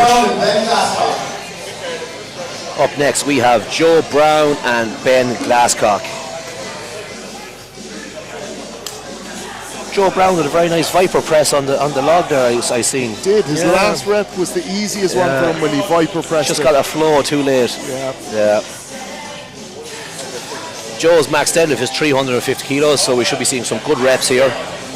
So you've got Ben over there on the right of your screen. Joe on the left, sporting a mullet or some sort of one. They are coming back. They're bringing them back. I think it's too late for me, but you maybe at some stage. My hair's a bit too straight for that. Need curly, thick hair for it. And Ben Glasscock can do the splits. Incredible for a strongman. He can do what? The splits. Jesus, that's impressive for a man of his size. Come on, Ben. Good solid rep. And he can deadlift as well by the look of it. Oh, Joe looking good and strong there. Ben firing out another one. Both these lads looking solid and strong. Ben just struggling on that one. I think he's going to take a little bit of a breather. Stand up, like you said, get the air back in. Ben's going to leave it there. Ben qualified for England's Strongest Man Giants Live last weekend, so I think Ben is very happy with that. I think, I think he'll be happy with that result. He might go back in here. Yeah, go on, Ben, get back in there, lads. Yeah, he has the time. Come on. Going to set himself, and he looks ready to rip it off the ground. Come on, let's go. They're going to both have to be quick here. He's left it too late. That was unfortunate. Now, maybe it's a blessing in disguise. If he didn't get the rep and wasted the energy, it wouldn't have been good for him. So that's it, wasted energy, risk getting hurt. So we have Josh Stanley is going to be going down for an interview with Killian Groom. He ended up on 5 reps. I think it was 5 reps, 5 solid reps. So look at us, good going.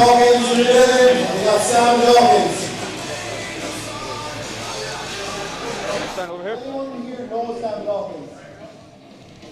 Okay, so I'm here with Josh. So Josh, you won the deadlift, so tell me how you're feeling with it. Feeling good, feeling tired, feeling hot. It's good to get some points back after zeroing out on the log. It's good, feel good, yeah. So with 4 more events going forward, how's the body feeling? What's the game plan? Feels alright, just do my best and see what happens. Yeah.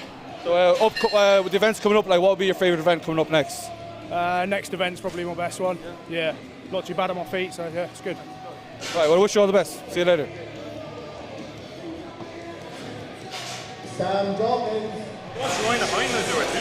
Ger Buckley is here reminding us that he's a sumo deadlifter. He should be just kicked out instantly for that. Sumo, would you believe it, sumo? And he's admitting to that. Yeah, he's admitting to it. What was even worse was, at the last comp in Galway, he actually kind of did a sumo style pull. It was like a snatch grip, sumo stance setup. It was just, that just sounds ridiculous. Yeah. But Mark is going to go and just set up the camera for the next event. Up next we have the Zercher in the sandbag medley. The under 105s will go first. They have 220, 100 and 120.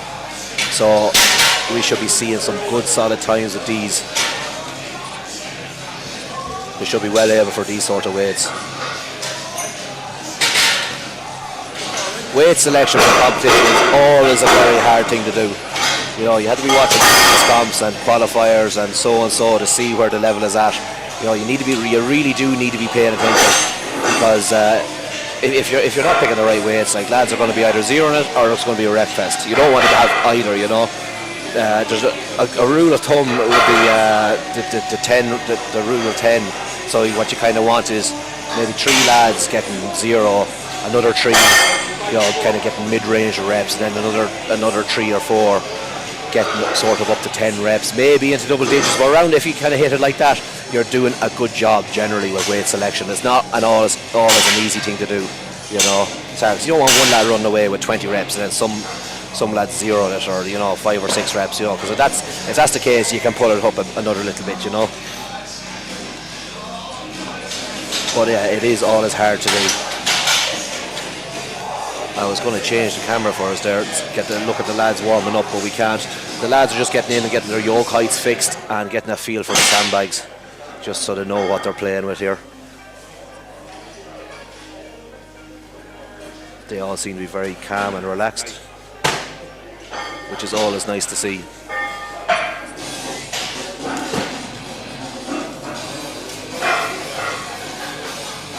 Hopefully you guys are enjoying the live stream. I know I am enjoying the whole weekend down here. It's been a great weekend so far. Not anywhere near over yet. We're 4:30 and we're not even halfway through the competition for the under 5s and opens. So we still have another hour or more of competing left to go, and then clean up afterwards. That's the bit nobody sees, the clean up. Everyone is putting in a good shift out here, getting weights. You'll see lads coming in and out with weights and plates and stuff or whatever. It does take a good crew of lads to get this to run smoothly as it does. And like we've been saying, Matty and Stephen, Luke Davies, they've all been running a savage show here, or ship, with everything that's going on. You know, so it's not easy to do, but they're doing a great job, so they are. And it's only going to drive things on and put on a better show next year and make other promoters step up their game, you know. That's what we hope anyway, you know. I was just saying how the lads are running such a tight ship. Luke Davies, Stephen, Matty, bring a phenomenal show here, you know. And I was just saying, like, it should only drive on other promoters to up their game as well. We were chatting about this to Killian there, and just saying how, especially the guys down here in GSP, are really pushing the sport forward for not just certain categories, not just, we'll do stuff for the top level, the opens or whatever else. They're going from beginners to, and especially working with Strongwoman Ireland as well. Strongwoman Ireland are doing savage things at the moment, savage. Like, it's great to see it. The Strongwoman in Ireland, are the likes of Aisha and stuff that were at the top level. There wasn't a whole lot of grassroots. There wasn't, no, definitely not. Like, years. I suppose even in the last 2 or 3 years, like for the women, like they had Ireland's Strongest Woman to jump into. Yes. You know, and I know Jade's first competition was Ireland's Strongest Woman, and she won the under 82 category. You know, so like it's not easy to jump into a competition like that. You know. And now, like, for instance, 2nd of July in GSP, you've got first timers women. First timers, you know, it's great to see the progression. Like, there's so many first timers, women and men's comps being put on, novices, intermediates. Like when I started, like there was maybe a handful of novice comps or car park comps, and not even car park, you know, very small, but there was only a handful. Yeah, just out in the field. Out in the field, or out in the car park outside of a gym, but there wasn't much. So like I just made a decision. My first big comp to jump in on was the Republic of Ireland's Strongest Man. Crazy, isn't it? You know, that competition there. To have to go to that level. You know, I suppose I was at that sort of level where I was a bit too statically strong to jump in with other things. Yes. You know, so I needed the challenge. But like, if you imagine anybody looking at the sport and they want to get into Strongwoman or Strongman, and they look like yourself and go, well, the only options are to go to Ireland's Strongest or Republic of Ireland, it puts people off. It's going to put them off, it's going to frighten them. And what it's great to see now is people don't need to be my size to jump into this, or bigger. No. You know, they don't need to be 6'4" plus, they don't need to be 26 stone. It does help, you know, but they don't need to be. There's the 80 kilo lads right up, you know, there's something for everyone. You know, and with the smaller weight class and the women doing it, it makes people at home watching it saying, I look like him or her, I can do that. Yes. You know, if she's able to do that, why can't I? And you see an awful lot of course, with Strongwoman, you get a lot of people that are tempted to get into it, but there's this old school thing of, you'll just bulk up and you'll be huge and all this sort of stuff. You'll ruin yourself and all this sort of crack, But then you see the athletes, even the athletes that were here yesterday, and the male athletes today, if you don't want to be huge, you're never going to do it by accident, where you become huge. You don't, that's for sure. And all this sort of stuff. There's a reason things like that happen, like, you know. And it's mainly nutrition, the training's a part of it, but it's mainly nutrition. There's somebody here munching away in the background, hiding there behind us. And we do have Gemma Moore at the bottom of the table here as well, hiding away. Yeah, we got a bag of supplies that we haven't got to touch yet. Welcome to Gemma. She was at UK's Strongest Woman last week as well. Ireland's Strongest Woman in the open category. Ireland's Strongest Woman and an incredible ambassador as well. Took the crown off Aisha, so she did. This is... You're not Ireland's Strongest Woman, I don't think, until you beat Aisha in the open. I don't think so, So it's an impressive table here where we have two of Ireland's strongest women in different categories and Republic of Ireland's strongest man before. It's not too bad of a table, is it? And you've me. You are the anyway, man. moving on. You are the man that's bringing this to everybody. There's people sitting at home watching it. I think my mother and father have been tuned into it. They don't have anybody competing. They just have me and Jade here today. So I think they've been tuning in and out, keeping up with what's going on. So it's great to see it. It's one of those things that you don't have to have somebody competing. It's so entertaining. It's a great day to come down and watch. Albeit it's a long day. But it is a great day. But there's a food van outside. They're selling coffees. They're selling food. There's a couple of shops very nearby. You can get fed for the day. You can come down. You have a great day out. There's no reason not to be. And it's such a great atmosphere. Everyone is on such a high. Now it helps that we're sunshine outside in Galway, one of the most beautiful places in Ireland. It really does put everyone in a good mood though, doesn't it? It does. Yeah. Now it could be in Longford. That would be even better, maybe. Yeah. Parts of Longford.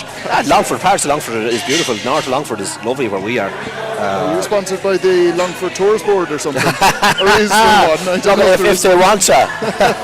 But I would like to say the Maldives are fantastic. If they want to sponsor me, I am fine with that. A villa out there or something, You can have Longford. If I can get more people into Strongman in Longford, I'll try everything. So that is very true. But it's grown so quickly. It is. It's massive. The interest in it is just it's going from strength to strength. I think nearly at the moment, there is last year anyway that there was nearly more interest in the women first timers, novice, intermediates than there was in the men's. They had over 40 brand new beginners to the sport at the first timers women last year. That is amazing. I went up, I live streamed the competition, and even spectators, that was the biggest turnout for spectators that I ever had, except for today. I think today has topped it massively. For the women, everyone is so supportive of women because there was this sort of myth, I suppose, for years that it was just a men's sport.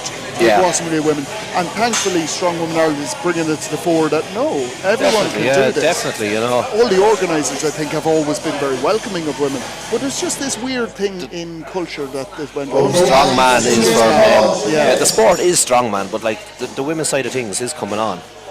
Massively. That's what the sport is called. It's called strongman, but at the end of the day, there's a women's category. And a strong women's category. Strong woman. The sport's strongman, but a strong woman for the women. We were discussing last night that the women that are lifting now, they're doing the same sort of weights that the men were doing 5 years ago, and the men would have been doing that 10 years ago. 15 years ago, it's ridiculous. It's ridiculous. It is mad to think, we'll say 20 years ago. Yeah. Well, just for argument's sake, because that's probably a bit more right. Yeah, probably 5. When you think of 5, I think to myself there, 5 doesn't sound right. 5 might be a bit close. But definitely, Eddie's world record deadlift. That's a good point. But they are. That's the thing. Not too recent. Years. Novice lads, intermediate lads, they're probably doing the same. So it's great to see the progression. It's mad to try and rack your head around where is it gonna go. Yes, and where does it stop? It's obviously, I do think it's getting harder and harder because there's more top-level strongmen. They're lifting heavier and getting pushed to lift heavier and heavier. Pushing and they're getting fitter and more athletic. And the body has to hit a limit at some stage, but it hasn't so far. It hasn't so far. Is there a limit?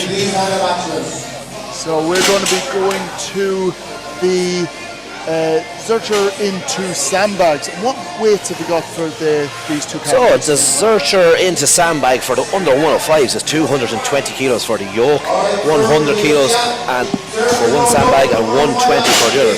The opens are 240 for the yoke and 120 and 120 for the sandbags. So good and tough, especially in this heat. Zercher carries are never nice, like a front carry, like a Conan's wheel, similar to a Conan's wheel. but you're not getting pulled around in a circle, you know. So there is that element, I suppose, easier than the cone, as we could say. Not saying that it's easy, but it's easier, you know. So we're going to see some good performances here now. It's always interesting, like we were saying earlier, to see the difference in the static events to the moving events, where this changes things up and shakes things up on the scoreboard, you know. The static monsters as such may not be the best lads with the movers event, and like that's traditionally the way it was, but we are starting to see it come more and more away from it, you know. So this is what we were saying with earlier on today, that it's great to have so many events because you can test all the different areas of strength rather than test loads of aspects, doing static and only one or so. That's the thing, like, you know. So like you'd have, you know, a couple of static events and then strength endurance and stuff like that. Like, so it is brilliant to see the difference. And then like it makes it fairer across the board, I suppose, for the lads competing. You know, fairer, harder. I don't know what way you want to look at it. I wouldn't like doing 6 events. No, 6 events, especially on a day like today, is at the same time, if I had 6 events to do, I'd just get stuck in. You would. You'd end up doing them anyway. So up first on the Zurcher and sandbag medley, we have David Cullity, so we do, and Adam Cocoon, I think. I hope I pronounced it right. Adam, I don't think it's Cocoon, but I don't know how to pronounce it. K-O-C-U-N. Yeah, somebody pronounce it for us. Oh, it's only David going. It's only David going. Sorry, my mistake. Adam is up next. Yeah, Adam's up next. Let's go, David. Come on, step. That's it. Good job. It's never nice, a front carry like that. Now take a shield, take anything over a front carry like that. Onto the sandbag. And he does the well. first of the sandbags, 100 kilos. Oh, you take a stumble.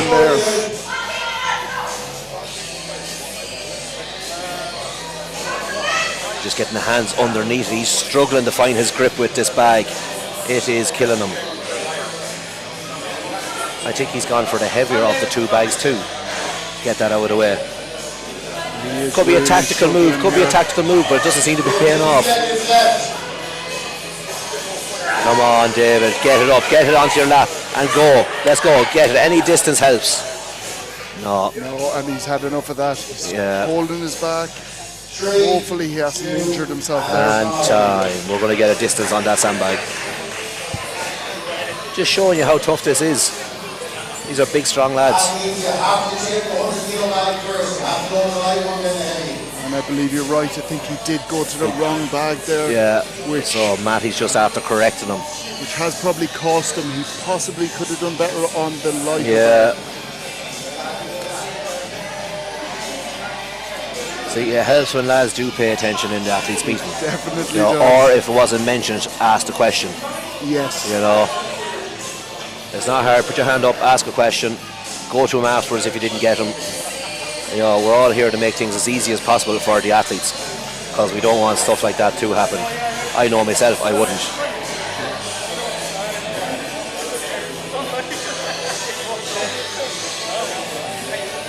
Get a 2-man Zurcher carry going down here now. Might get a team event going, will we? Look at that. Power, let's see how they finish. I think it was all. I don't think Killian did anything there. No. Slacking. Never does, really. Scott and Alex, get ready. So we have Marcus McGrath and we have Adam. I'm not going to pronounce his name again. Adam. Just Adam. Adam. I don't know. I was going to try, but yeah. Cocoon. Yeah. Adam and Marcus.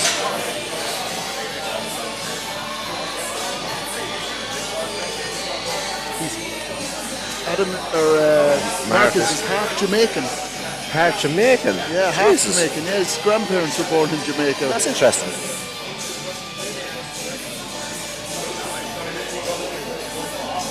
Wonder did he inherit any of the heat-bearing abilities there? It'd be quite warm out there. It might help him. Yeah. Let's go. Let's see these pair of lads go head to head. Come on, Adam. Started well, Marcus, but he's a bit unstable. He's a bit wobbly. That's the thing about this event. If you start getting a bit unstable, you just keep going. Come on, Adam. Finish it out. Come on, come on, come on. Good man across the line. Now back for the sandbags.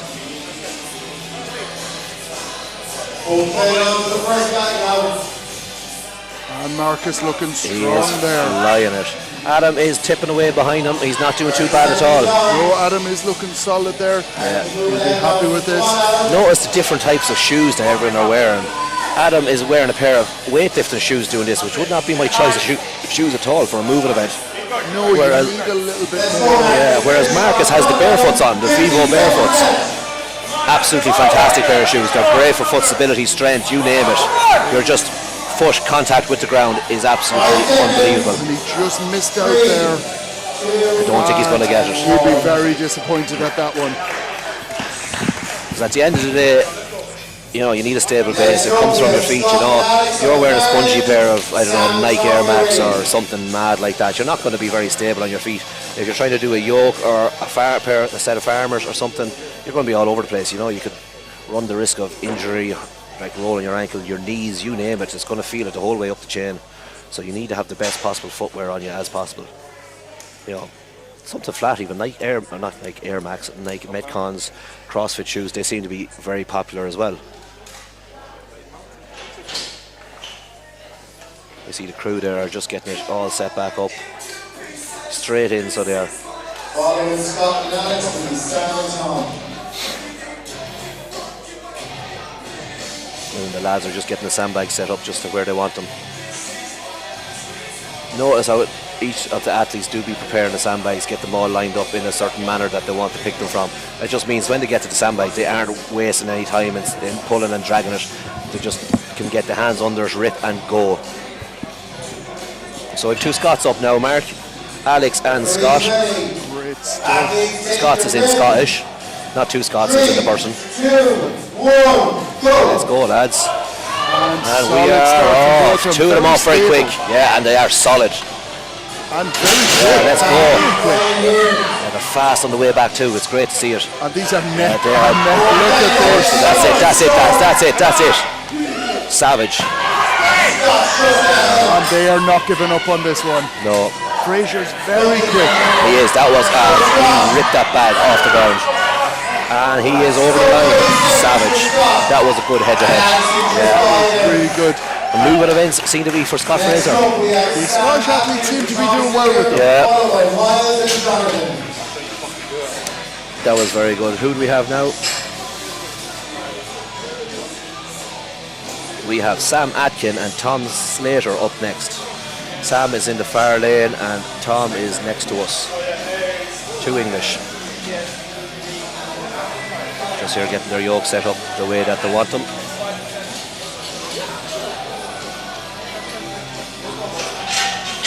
And Sam Atkins used to play in a band. He used to play in a band. We've had a lot of singers and dancers and Yeah, all this sort of we've stuff. got all sorts here so this weekend. It's great to see the different, like what each person are doing, like, you know, so it makes a difference. Referees ready. That they're not just strongmen. 3, 2, 1, go! And the lads are off. We had Scotland battle last time and now we've got the England Battle of the English. Sam Atkin is back first for the bags. Nice and leisurely on the way back. Now let's see him go hard on the bags. He is working those legs. Tom Slater is hot on his heels though. Yeah, now he changed gear for the way back there. That's it, let's go lads. Wasting no time there. Getting this over the bar might be a little tough, but he does well, makes it look He made it easy. look effortless. Let's go, get it across. Grip this time should There make it a we little go, easier, yeah. and it is. Solid runs. Both of those athletes made the weights look like they were too light. Yeah, they made them look like really nothing. did. Yeah, they did. They really did. But you can see them here now. They are walking off and they are exhausted. Yeah.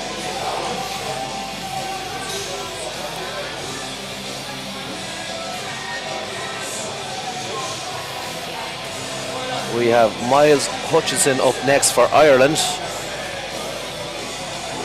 That's still great. We've still got a huge crowd in here supporting these Yeah, athletes. it is savage, so it is. most of these people have been here all day, Yeah. supporting everyone, and so it's And it's great, great to see that the crowd hasn't dwindled away.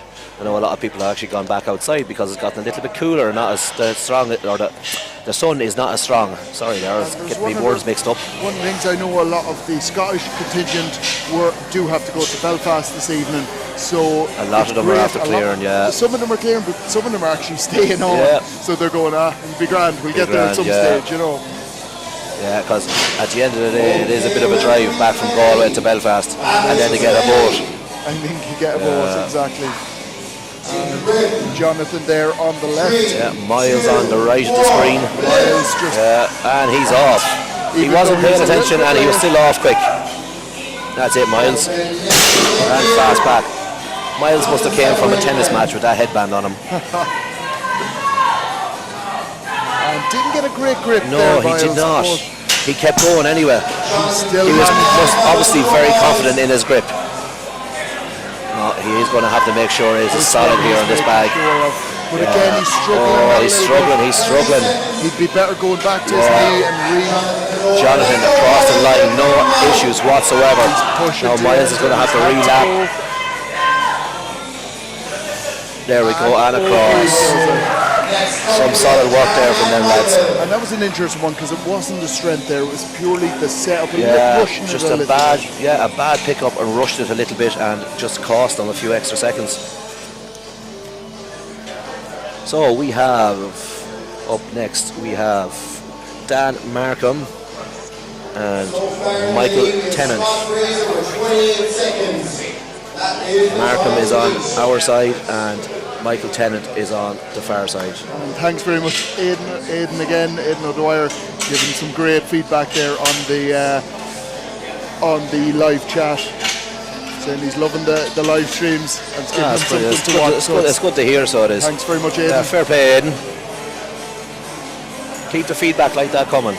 And Jack, do you have a discount code for Vivo? Jack, you must have a discount code for Vivo. We can sort one out, don't worry about that.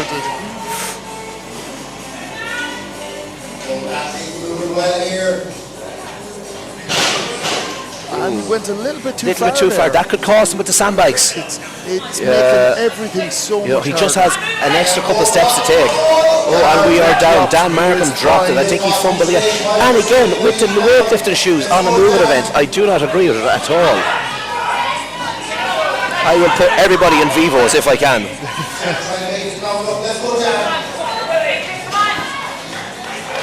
think by the end of the competition today, you will have a discount code for the extra couple of feet that he had to run with that bag did not hamper him at all. And Dan is going to finish this too. However, it may hamper him in comparison with some of the other other people. Yeah, it athletes. didn't at this round though. Because that's interesting. It's not just that first run. He's obviously made that a metre longer, but 3 metres longer over the whole lot, you know. So. And when you are holding that sandbag, you want to get rid of it as quick as possible. That's it. And the winner of that event is Sam Fraser. Sam, come down for interview, please. Sam Fraser. Scott Fraser. Scott, I believe. We just had to correct him. Scott Fraser was the winner of this deserter in the sandbag medley for the under 105s. We've been getting names wrong all day, so I'm glad somebody else is doing it, yeah. Wrong.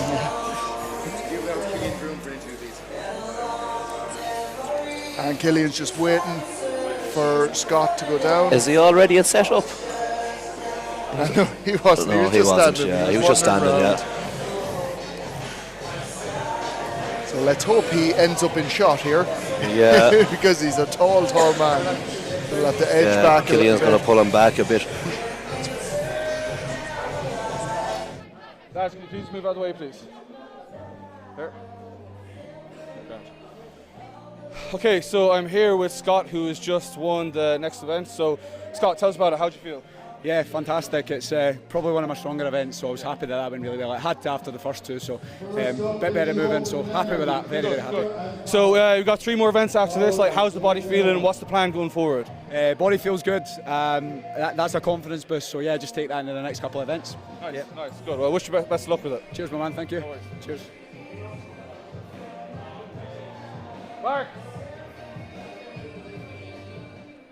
And we are back, Killian, with another successful interview. He's getting good at this. He is getting good at it. I think maybe he'll quit Strongman and just do I might just take interviewing. the interviews. I think it might suit him better. I can see him hosting RT Late Show next. I think he's going to get a call for it. Don't remind me. I'm trying to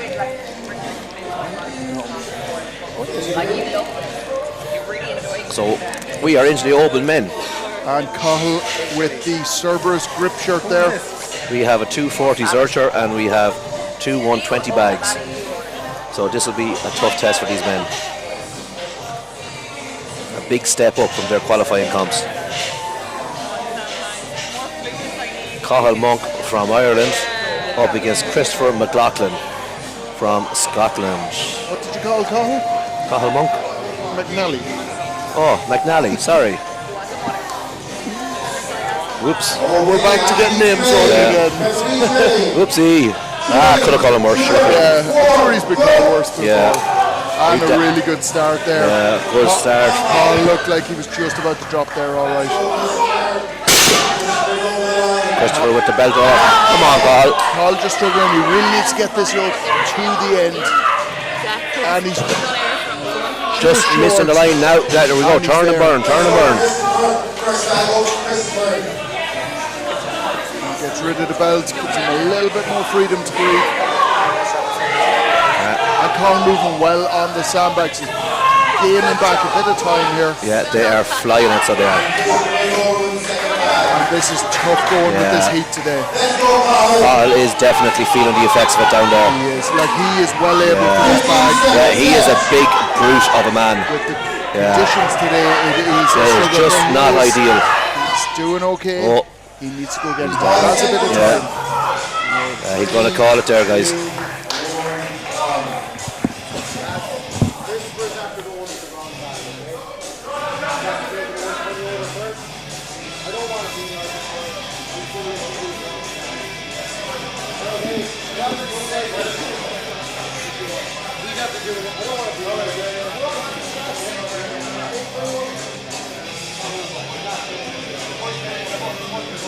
So the lads are just getting reset here for the next round.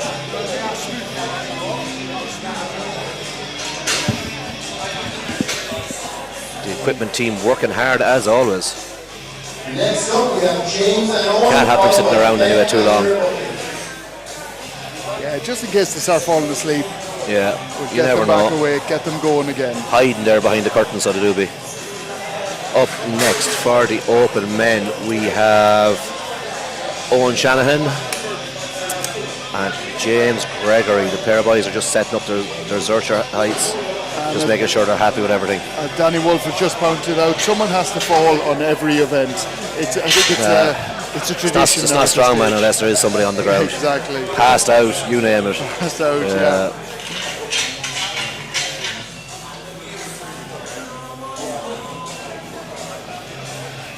So while we have a quick break, we're just going to check the bounce results. over and look at the scores because I know I haven't checked them in a while. The competition's been moving so quickly. It's been a very fast-paced competition. Even now, we don't really have a chance to look at them, so we'll come back to them afterwards. Yeah. So we are up. We have James against Owen, and the pair of lads are looking solid. Owen is down. I spoke too soon. That seems to be happening a lot. There, James is across the line. Owen is almost there. James on the way back for the first of the two bags. A little bit of time there. Yeah. He's taking a little bit of time getting his picking the bag up. It would hit straight up. He might have a bit more of a throw though to get that across that. That is a very high. Oh, that is a high. The load seems to be no hassle though. Owen, get under, Owen. He's back at the second bag now again. Have to get Owen underneath it. There we go. Come on, Owen. And James is flying. And this is this is tough. It is high. Oh, there we go. Yeah. And we'll get a distance for Owen, so we will on that one. Just showing you how tough it is out there for these guys. But it's great to see Owen even going that extra foot there. They're measuring out at the moment. It could make it could be the difference between a place. So very quickly we're going to look at the scores here. So we're looking at the 105s, and Jonathan Little Johnson is in first place at the moment, and he has got a little bit of He a has a comfortable sizable lead there, 4 points. 4 points down to Michael Tennant. Then it tightens up from Michael Tennant down to Dan Markham in 6th place. There's 4 points separating There is all nothing those between them. places. But that is tight. Anything can happen, guys. Anything can happen. 3 events left, and there is, let me just double check, there's 12 competitors. That's 36 points Left to play for. So there, anything could happen. We'll bounce back and have a look at the opens after these 2 lifters go. Up next we have our very own Ger Buckley and then Ben Glasscock from England. It's nice to see Ger competing for a change instead of just memeing everybody. I think he'll be the memed ones after. He'll probably meme himself later on, you know that. Probably, yeah. Or be a very sore loser. No. No, I don't think that sounds like No, him. it's not him at all. But he seems ready to compete here today. Talking to him earlier on, training seemed to go very well for him. He seemed fairly confident in his abilities. Gave him a lift to the hotel last night, so he was feeling good for it. And they're off. And Ger is flying. Very close easy. behind him. That's it. Come on, Ger, flying. It's all to play for with the sandbags, and Ger's off. Ben is hot in his heels there. Ben can move. Ben is a big man and Ben can move. I say they are neck and neck. Ben might pip him. From here, Ben seems to be quick Ben's a on the bigger man. bags. Bigger man, and them sandbags always helps. This is going to be tight. Come on, guys. Oh, Ben got him. Ger just got pipped at the end. Savage work from the lads there. It really was the way he had the bag held there. Literally, it cost him. Yeah. That's why I wouldn't, something like that, I would not lift it like that. Get it high on the chest. And I suppose as well, horizontally. there's less chance of it slipping down and getting in front of the legs if you have it across. If you have the across the way, and if it's across the way, it has further to slip.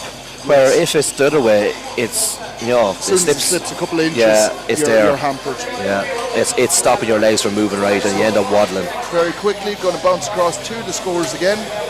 And again, you can check these scores yourselves on Strength Results. Strength Results is an absolutely savage bit of a website there for all this sort of stuff. All updates instantly as soon as the scorekeepers put the scores in. So we've got Joe Brown and Ben Glasscock.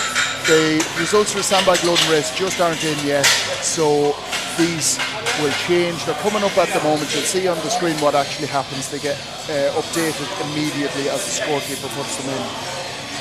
Joe Brown and Josh Stanley are up next anyway, so the scores are going to get shook up. They're going to get shook up, so we will come back to those scores after this one, and hopefully we'll have a full picture of how that's what is going on. Interestingly, George Forrester didn't compete at this event, so I don't know if there's an injury there. Yeah, hopefully not. Come on, boys, the pair of lads are moving. Similar enough, yes. And ripping up the floor mats there. Not ideal. Not ideal, but we'll get them. Good thing CrossFit Limited guys are sound. They won't mind. These are big men moving big weight. Things like this are bound to happen. Josh is absolutely flying. They're both moving quick here. They're big men. He just threw that bag up in the air and caught it. No bother to the pair of boys. Josh, that was savage. Both of those men doing incredible work there. Serious. They are well prepared for this competition.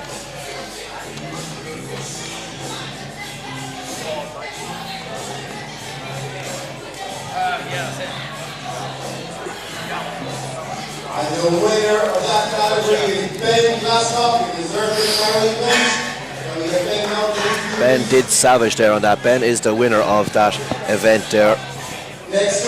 Ben will be joining Killian for an interview down at the roller door. Yes, he is too busy. Moving weights here at the moment, moving sandbags. Do you think Killian will be let rest after his UK's performance last week? But no. No rest for the wicked.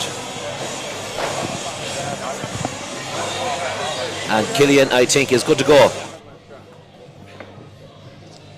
Okay, so I'm here with Ben Clascott. You've got your second event win. Let's tell me how the body's feeling right now. It's all right, legs a bit jelly, but fitness is good, even in this crazy heat, so looking forward to the last 3. Yeah, it's good. So you've had a very strong performance so far. So with 3 more events coming up, like, how's the body feeling? What's the game tactics? Just do what I can on each event, just send it, especially on the stones and the shield carry, see what I got on the farmers, go from there, see where I land. All right, well, I wish you best of luck with that. Thanks, bud. No worries.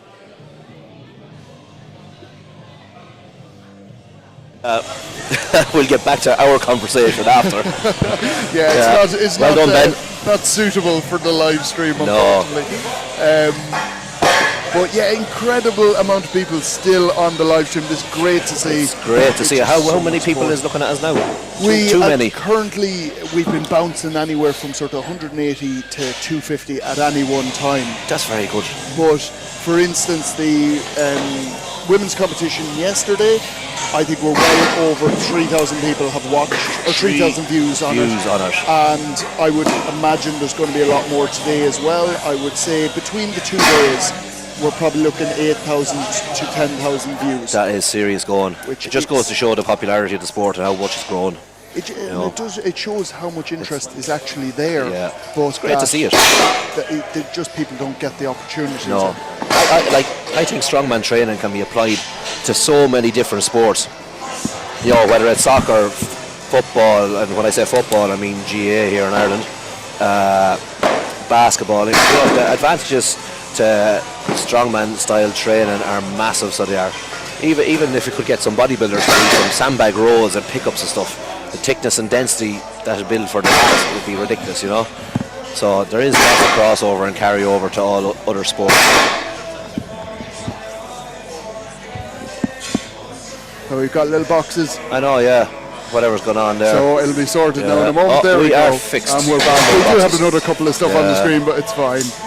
I don't know what, you must have went out there and pressed every button going. I press anything. I just mash it bashing. with my hand, and It's like me looking at the camera down there yesterday. I was like, I won't press anything. I'm like, I don't know what's going on. Well, at least it was 2 of us. Yeah. I don't know. Yeah, fake it till you make it. But we're still working and it's still going. We're so still we're all here. Good. But yeah, the getting more and more views. Yeah, the live stream's been going incredible, and thank you so much, guys, because by you guys tuning in and watching this, we know that there is people that want to watch and they want us to keep doing this. The more support you can give to entering competitions, to donating on the live stream, to anything you can do, sharing competitions on social media, sharing anything. Supporting the athletes, following them, trying to help them along the way, because all that stuff does go a long way. And there's Killian's head coming in on the light. If you're wondering why there was an eclipse there. So please. Thank you so much for all the support, guys. It's been incredible. So the guys are just getting a feel for the farmers at the moment, so that's why we have a little bit of a delay. So we're going to have a proper look at the scoreboard at the moment. So let me just bring it up. We haven't got time really to have a real look. So give me one moment.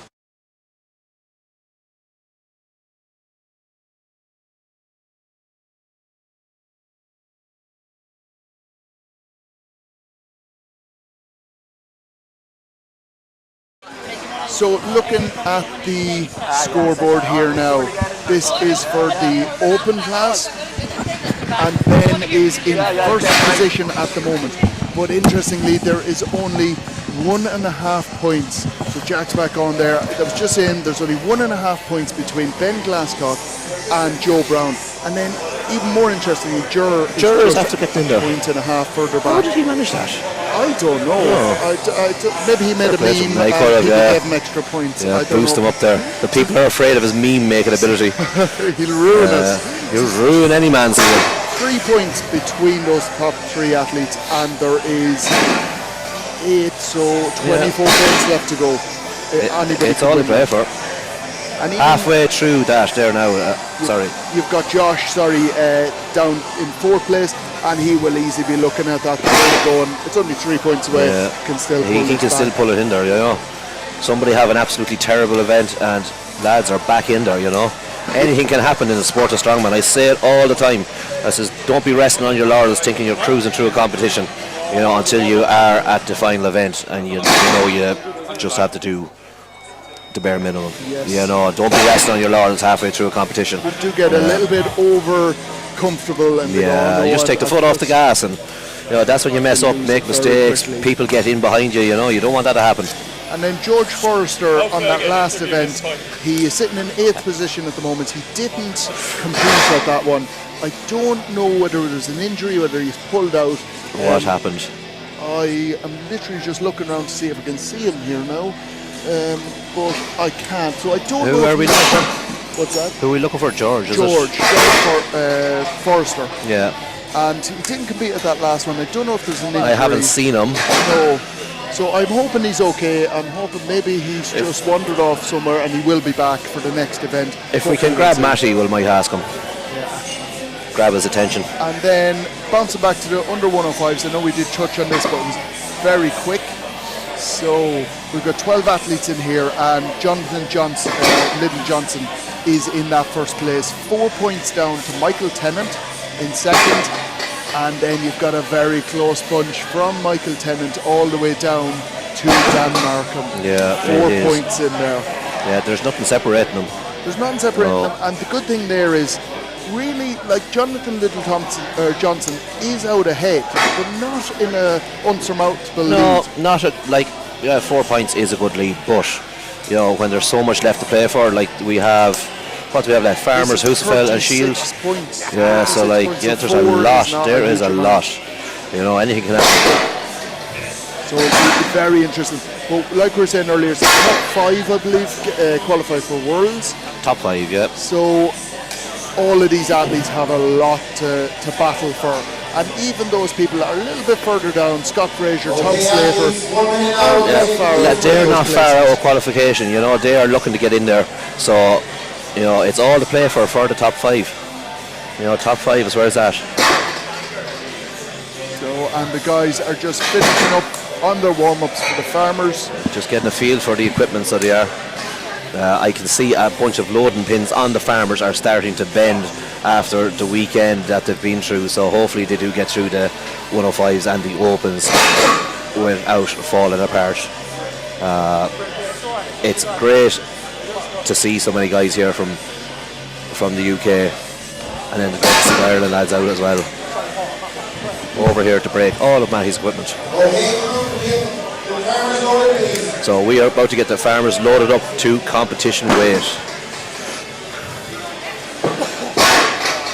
I know we say it, but the loaders and the refs and everybody here are just putting in a savage shift. They are making this comp run as smooth as it is running. Without them, they'd be lost. They must be absolutely exhausted. They must be well paid. I think it's a couple of sandwiches and maybe a t-shirt. I think that's all they're getting. But they're doing it for the love and the growth and the progression of the sport, It really is. Nobody's here to make a paycheck out of it. Oh God, you'd be waiting a long time. That's for sure. The guys, they just love the sport, and with GSP as well, it's a real family. It's a family. I was about to say that it is like a family, so it is, whether it's for the athletes and Matty coaches, or everyone in the gym, or just the crew that helps out. Yes.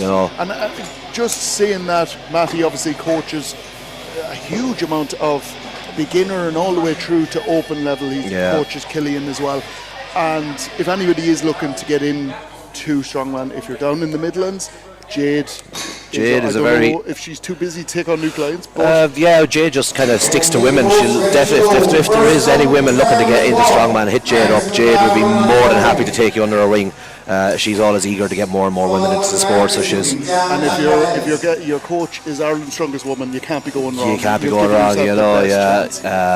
She's very good at what she does, and she understands life a lot. So she does, and life getting in the way of training, and it's not just straightforward. So for a lot of women, she's very good at what she does. So I've seen her clients are getting better and better every time I see them. Some of her clients have kept made the effort to come down here all weekend to watch the event, you know. So it just goes to show. So I think it's her own little family she's got going as well. Oh yeah. Now we are off with and this is Marcus, I believe. Yeah, 105s. He is flying there already. 3 lengths they have to do here. Quickest time wins. The weights for the 105s are 130 kilos per hand, which is a monumental weight. Turn and go again. No hassle to you, Marcus. And he takes a big breath of air in. Yeah, big breath and goes for it. And brace and go again. Event like this, farmers versus drop and turn. The event is won and lost on the drops and turns. It really is. Yeah. That's the speed of the turn. Yeah, you need to be quick. Now he finished that event. That is a great result. Yeah, there has been lots of lads not able to finish, and they're just missing out. Yeah. Thank you.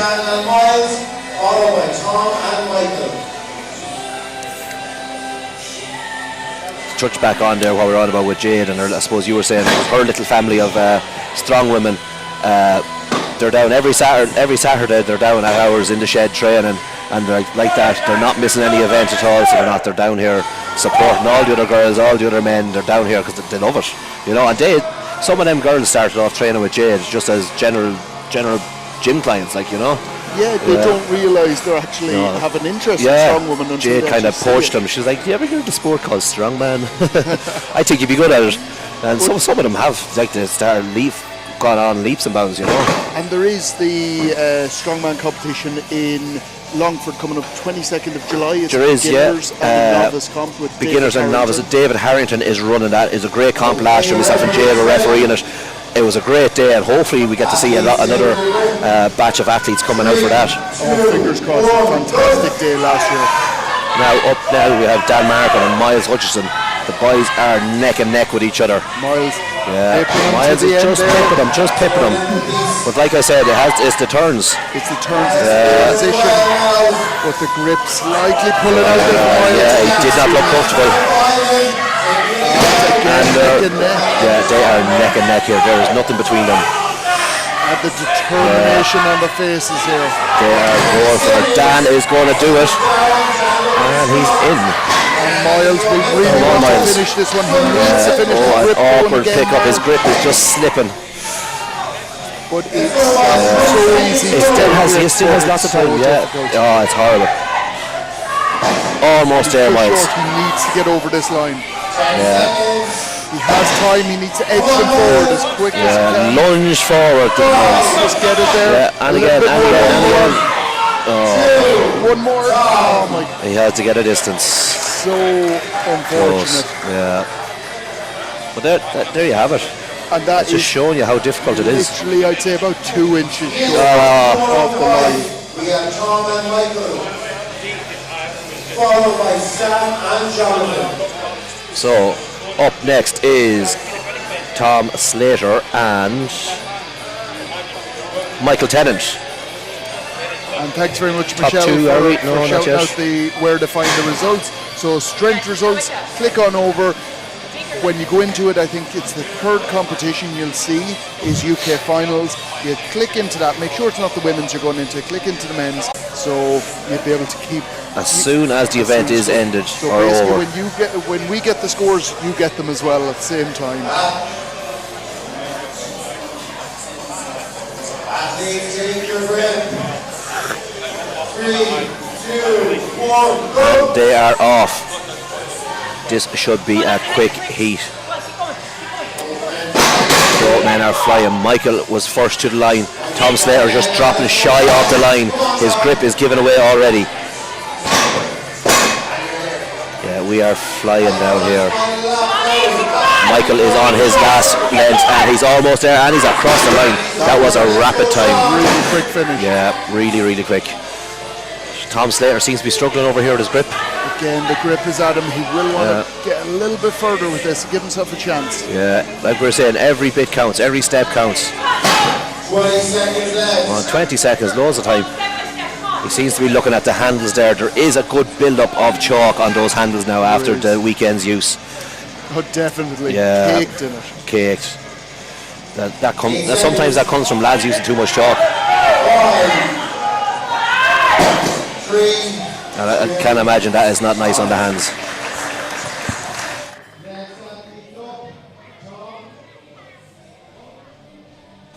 So just for somebody was asking there, Kitty B was asking where the Worlds are going on. The Worlds going on in September over in Edinburgh. September it is, yeah. September, yeah. So that's going to be a really interesting show as well. That will be a great. The venue they've got for it is absolutely unbelievable. I don't know exactly. It's in a sports field, very close to Murrayfield. Very close to Murrayfield, yeah. The complex or something. Something like that, yeah. Our little cameras are going to look a bit lost in there. We're going to need to upgrade. It's the sort of thing. It basically reminded me of the Rogue Invitational. That sort of. That's venue. exactly what it looks like, and it's indoor. So it is. It's indoor. So there is full seating kind of stadium sort of vibes to it. Yeah, it's going to be an epic event. Who knows? Maybe they'll recruit us. You never know. Yeah.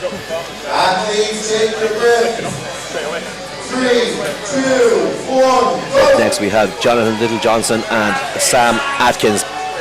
Jonathan is flying, so he is. Sam is hot on his heels. Come on, Jonathan. He just looks solid. Yeah. They are flying. Doing well.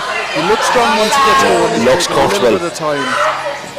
Yeah, his grip doesn't seem to be an issue. He's just taking his time. Pickups are more so killing him. But once he gets going, come on, Sam, get stuck back in straight away. I feel like it's the legs that are going. Yeah, it looks to be, doesn't it? But his grip is weak on this one. Every time he picks it up, it's like it's another deadlift he's doing, you know. He has 15 seconds. He has lots of time. Come on, he's a metre to go. A big metre. There we go. He got it. He'll be happy with that. And the mat is up again. And we have the final pair up in the 105s. We have Alex and Scott up for your pleasure. Alex Mosley and Scott Fraser. Yep. They are two very good competitors.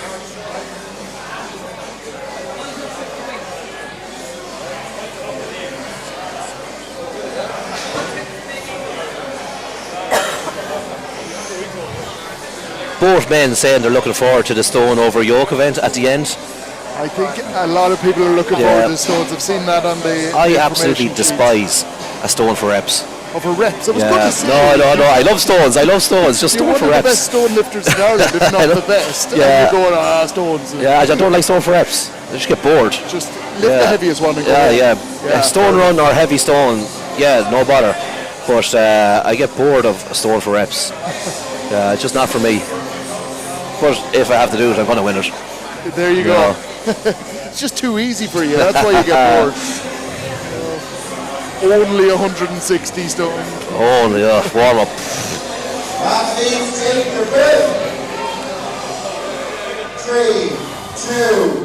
This should be a fast heat. And Scott Fraser is off. So is Alex Mosley. Scott's battling against each other. Yeah. It's great to see the head-to-heads between each country. Really getting stuck into it. And a lot of these lads, Alex is pipping them. I don't know if these two are, but a lot of them will be training together. Yeah. So an extra bit of competition between them. Yeah. And Alex is across the line. Scott's still hot in his heels. But we can't just make the assumption that they're from Scotland to train together. You know. They probably do. It's only a No, I don't think they do. But I know some of the athletes earlier on were ones that, and a lot of the female athletes from Scotland. A lot of them were Stevens, a lot of them were, There's a right group of girls there now at the moment. They're all animals, In the women's yesterday. Yeah. So ridiculous. That just shows you how incredible of a coach he is. It just shows you the atmosphere and the environment he has up there, you know. He's obviously doing something right.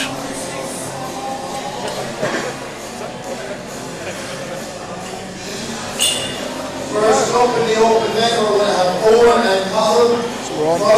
So we're on to the open men, 140 kilos. So I'm here with Michael Tennant. So another event win. Tell me how you're feeling. Yeah, pretty good. I'm still a few points off first, so just got to really fight through these last couple of events and keep it going. So I mean, like, you absolutely ran with those farmers, especially after doing like close to 10 reps on the axle deadlift. Like, you must be a very well-conditioned athlete.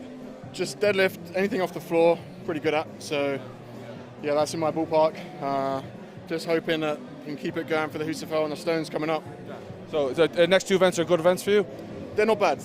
Yeah, I would say pretty good. It's a hot day. I don't have much experience on the Stones, so it's just going to be a case of just getting it right and putting it through. Yeah. Well, I wish you best of luck with that. Thanks very much, mate. Appreciate it. Sorry everybody, we almost forgot about that interview. So up next we have the Opens, Owen Shanahan versus Cathal McNally. Ireland v Ireland, 140 kilos per hands for the Opens. Owen is away, looking solid on the outside lane there. Cathal is not too far behind him either. This is a great head-to-head. Owen is flying. Moving events look to be Owen's. Well, this sort of moving event. Come on, Owen. And Cathal, come on. And Cathal, I've really seen with Cathal, they have so little time to play. Yeah. Owen's grip is not shaken whatsoever. And Owen's across the line. Come on, Cathal. Turn and go. Cathal is right in front of us here. Urge to start screaming at him. Yeah, I know the urge. No, he's calling it there. The one thing with people, they don't seem to realise sometimes that strongmen need to have a good bit of prep for a competition. Oh, they do. They're very, very strong. They will have done all of these events, but how difficult is it for them if they haven't peaked or stuff like that? If they haven't what? Sorry, if they haven't peaked for a competition. Haven't peaked for a obviously that's what they're aiming to do, peak for a competition. Some of them might have a competition next week and that's what they're peaking for, and the events may be very similar and they're using this as their final event session, but the importance of getting time on the implements, the training, technique work, skill work, all that sort of stuff, and then peaking is just ridiculous. These lads would have been prepping for 16-ish weeks, so you can't stress the importance enough of getting the events on time, getting them out early to the athletes so they can prep properly. This crack is saying, they're standard strongman events, you should be doing them anyway, is ignorant, and it's a way of the past. It's just stupid. So it is, Like Cathal could have been on a little bit of a sort of high reps and low weight session. And that's the thing. He could have been doing volume work, building for next year, And the boys are off with James Gregory. Starting well on this. Both neck and neck. McLaughlin just ahead of him. And they are up for the second leg. And Gregory slipping and looking at his hands. And McLaughlin just the far side of the line. And they're away again. Christopher McLaughlin. Come on, James, get stuck in. No, they're calling it. And that will have been a painful one. Yeah, that did not look nice. Come on, Christopher, get stuck back in. James has called it. Christopher has a chance here. That drop will have hurt the hand. Yeah. It's never nice when it pulls out of the hand like that. Pure determination. Come on, Christopher, get stuck in. We've got a couple more meters. Yeah, no, he's going to leave it. That really will have affected the hand, especially when it pulls out quite violently. That's where the skin gets pulled. And if it's a bit caked with chalk, it's just going to rip. It's going to be disgusting. Yeah. Absolutely. That's where you see the big calluses building up on the hands where it's been pulled away so many times. Yeah, and then pulled off. I've seen a couple of the lads that were on this morning, the callus that pulled off halfway down their finger is just, did not look nice at all. Nasty. Yeah. It really does. And then had to continue on and do stones and stuff like that, put tacky over it and then WD-40 to clean it. Oh. They should have been using the Cerberus tacky remover. That was their problem. I would, to be honest, that's not a bad shout because the WD-40 after a while. It's harsh on the skin. Yeah, it's harsh on the skin. If they're not going to buy something like the Cerberus tacky remover, buy baby oil, lads. Buy baby oil, it's so much better. But I think it's one of those old school things. People just go, WD-40. Yeah, Usher's in the house there. It's in the back of the van. So we have Ger. Do you use the Cerberus remover? I use the Cerberus tack. Yeah, I think it's absolutely unbelievable.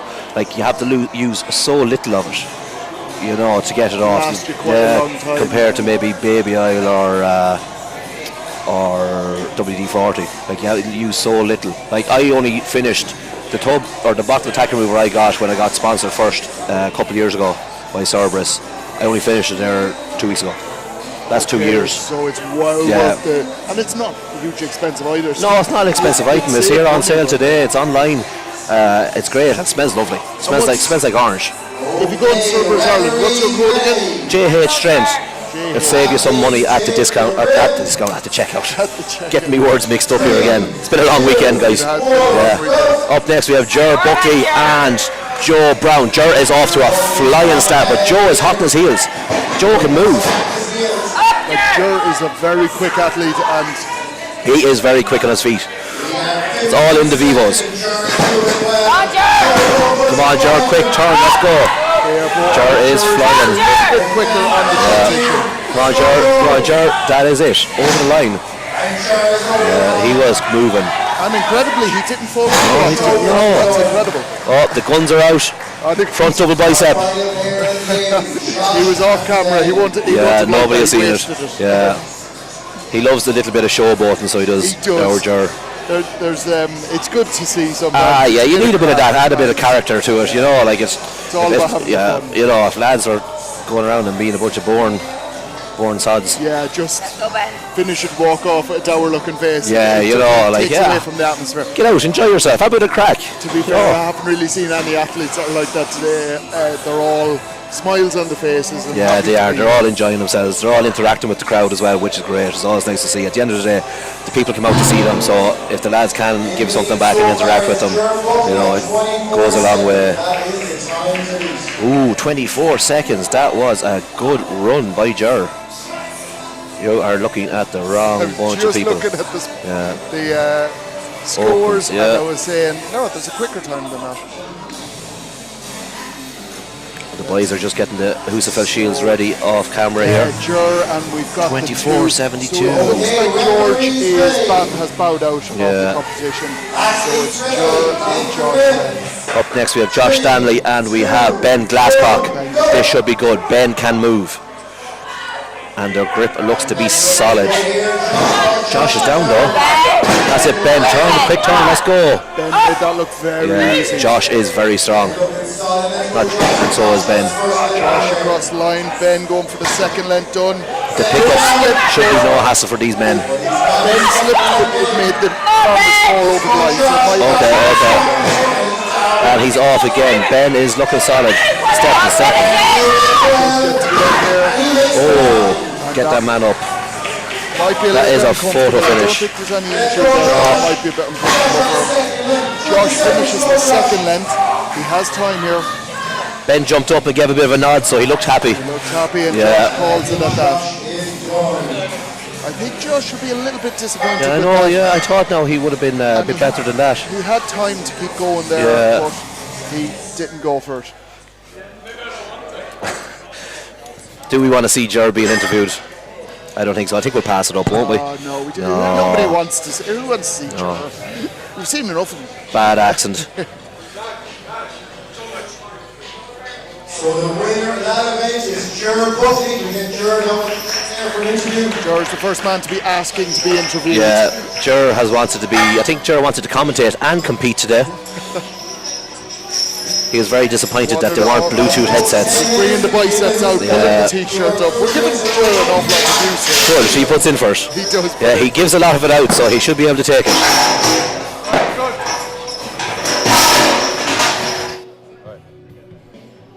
So I'm here with the infamous Ger Buckley just after winning the Farmers Walk. So Ger, tell us your thoughts on the competition so far. Well, Killian, I'm the best there is, plain and simple. When I wake up, I piss excellence.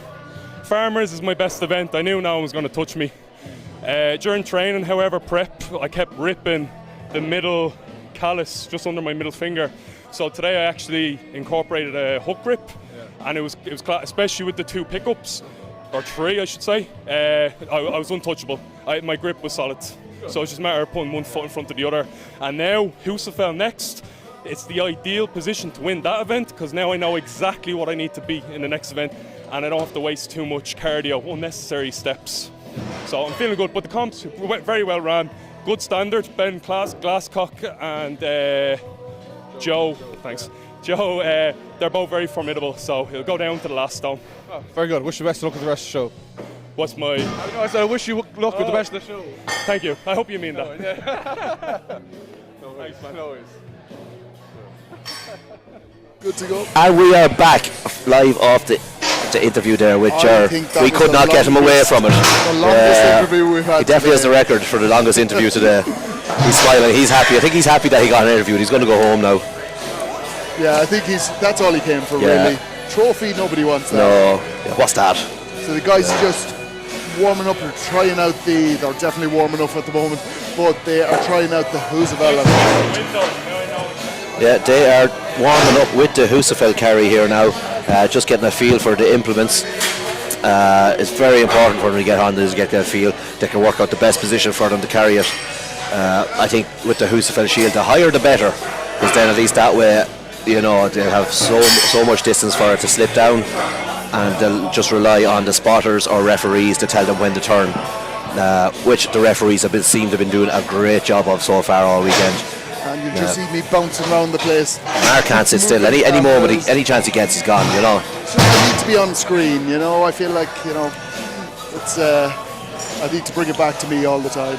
But yeah, this has been incredible. I'm really excited. There's been some incredible results coming through. Let's have a quick look at the scores, because this is incredibly interesting on this one. We have in the opens, look at that for scores in the top three. That is 20. There is half a point separating them. Oh my God. Joint second. It is all to play for. Just they cannot put a foot wrong. They are fighting. Yeah. And that's where Josh ended up stopping at that second line. It did cost him there, so he's dropped back to 20.5. Which cost him a bit. Yeah, it did cost him a bit.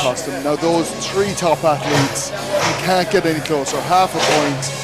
They're going to be battling every single inch. Yeah, every inch does count, and like now that you see it, how close it is at the top three there, the opens, you understand how the importance of every inch on these moving events, especially when it comes to this Husafell carry. You know, one fella could get 88.8 and another fella get 88.9. Here's our sweet. Oh my God! I'll just take the whole box. It looks just as full as it did an hour ago, or 2 hours ago. I don't know what's going on here. Thank you, sir. You're working hard, lads. Anybody want some? Oh, nobody can see, and we're looking at the score sheet. Yeah. There's somebody handing us a bunch of sweets. Thank you very jelly, much. Baby. Thank you. Cheers, man. So we're looking now at well fed. under 105's results at the moment. We've got 42. So Jonathan Little Johnson has kept that 3-point lead. He's held 4 points before, 3 points now, but he's comfortable. Yeah, he is comfortable. It's going to be interesting because Husafell, another carrying event, so you would imagine he'll do quite well in that. But stones, just because you're good at the moving event doesn't mean the stones will be your goal. Now, Michael Tennant in second place with 39 points, and then Alex Mosley with 34. But between Alex again, third place, down to Miles Hutchinson in sixth, only 4 points. There's nothing in it. Any of those athletes, they'll all be looking at that third place podium thinking They will. that's It is well within reach for them. Yeah. Yeah, just the other two are just a little bit out of touch for them at the moment. I think they have pulled away. They're still, like we said, they're still not 24 points. gone, but yeah. 24 points is a lot. When the leader's only 3 points ahead, 24 points is a huge amount. But it's all about consistency. Now, if you look at Jonathan Little Johnson there, first event came first, second event third, third event third, and fourth event second. Incredibly consistent performance all the way through. Then, like we said, with Michael Tennant, he ended up with a first place in 2 events, but a 5th place in 2 events as well. And this is what we were saying earlier about, it's fine if you win an event, it's brilliant, but if you don't have the consistency across all of the events, one or two okay or bad results can really cost you, and that's what's happened with Michael, where he's done fantastic in 2 of the events, and then 2 of them have dropped him down just a little bit. So we're slipping back here now. The guys are just finishing up having a feel for the Roosevelt. Like we said before, all the equipment can be very different, so it is important for every athlete to come up, just grip it, pull it up as high onto the chest as they can, and then they'll know, right, that's how I have to actually pick it up for the event. But it does take a little bit of time to get used to that. As you'll see, the warm-up area behind me is now pretty empty. It's a bit of a mess back there, but it's pretty empty because these are the last categories that are going to be going. And we are going to be getting going shortly. I'm sure you heard there, the announcer is asking the athletes to clear the moving area so that they can prepare the Roosevelt for the athletes. So I'm just going to bounce off just to change the camera angle again. Jack has disappeared on me, so give me one moment.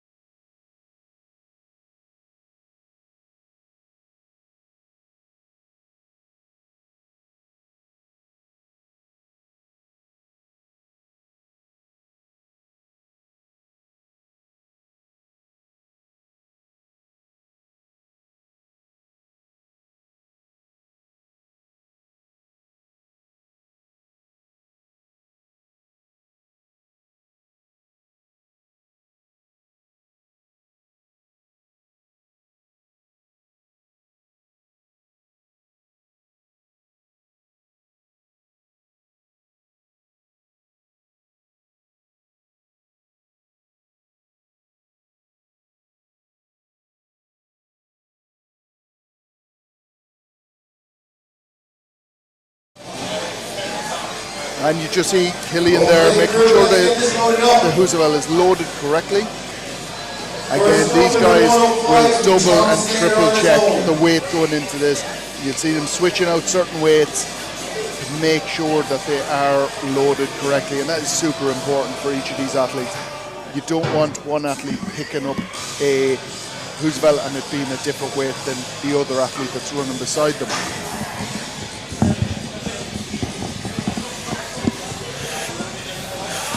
So we'll need a break from that headset. It does. Yeah. It takes its toll after a little while. Like you were saying, they are very comfortable, but after a while. So we are getting ready for the first athletes here. First athlete up is Tom Slater. Let's see if Tom can get a good number up on this out Roosevelt carry. This is just max pain and grit and determination for 60 seconds. So it is. It's just, you just have to grit and bear it. You know, it's one of those events where it's not nice. So it's not, I don't mind it. I don't mind it at all, but it's just not nice. I think sometimes it suits it, like it's a little bit wider. Yeah. You can wrap the arms around a little bit more. Yeah, it's a taller athlete with longer arms. It tends to suit because, like what Mark said, you can get your arms around it. And sometimes, if you're lucky enough to get it high enough, you can link your arms. You link your arms, you are laughing. But I think the key, one of the keys here, is to get that as high on your chest as possible, to the point where you can't even see where you're going anymore. Yeah. That's the best place to be, and you just have to trust that the ref is directing you, which they always are at these comps. Generally, the refs are very good at calling it when for the athletes to turn. They'll tell them when they're almost there, and they'll tell them when to turn. You know, and if you turn too soon or something like that, they will be pulled back. They will be called back to and that is cross the the line. Position to be you in. don't want to be walking backwards with a Roosevelt shield. Not at this weight, anyway. No, God, no. And just for the weights that the lads are doing, it's 140 kilos for the 105s and 150 for the opens. We have Miles Hutchinson and Sam Atkins. Boys are just getting their Lapping grip it set. down to get as low as possible. Yeah, and the two of them are off. And a great position for Sam over in the Atkins. far Yeah. lane. He cannot see where he's going. That's what you want. But that is a perfect position to his be in. footwork is brilliant as well. You see with a lot of lads, their feet are really pointed outwards and they're nearly waddling. Sam's feet are bulletproof looking. Yeah, you don't want this. He looks comfortable. No, Position. when you're at that from the start, you're not going very far. And they both cross the line exactly at the same time. Miles is putting the foot down a little bit, but now Sam has done the same. Sam has a good tank in him. Sam has looked comfortable the whole way through. It's just starting to slip. He has the grip top on him as well, which is helping. He's going to run out of time. Impressive to hold that way keep going. Full 60 seconds. I didn't even manage to count how many laps he did, but it was good. We'll wait and see what the judge says. Thank God it's not me up there running around after him. I did enough of that this morning. Especially with them under 90s and 80s, they're not slow. Marcus here stuffing his face, he cannot answer. Yeah, he doesn't stop eating this fella. I've needed some energy for a while there. A sugar boost. Yeah, coffee and sugar are keeping us going.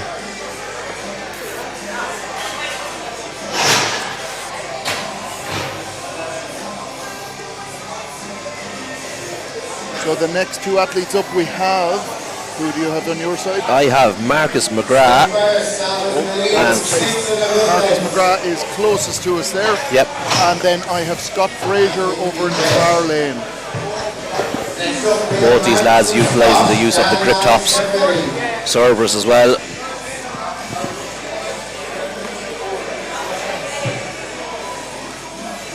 Scott Fraser looks like he's built for this sort of an event. So he does. Long arms, he's tall. Hopefully now he can do it. Take your grip. 3, 2, 1, go! Marcus getting it nice and high, some nice pops. Scott trying it, just did not go as high as he was hoping by the looks of it, but he's away anyway. The lads are flying it, so they both have turned.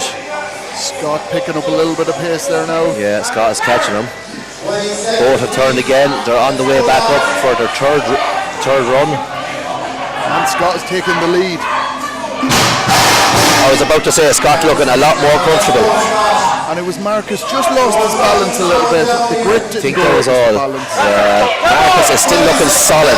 His wrists are locked in there. That shield is not moving.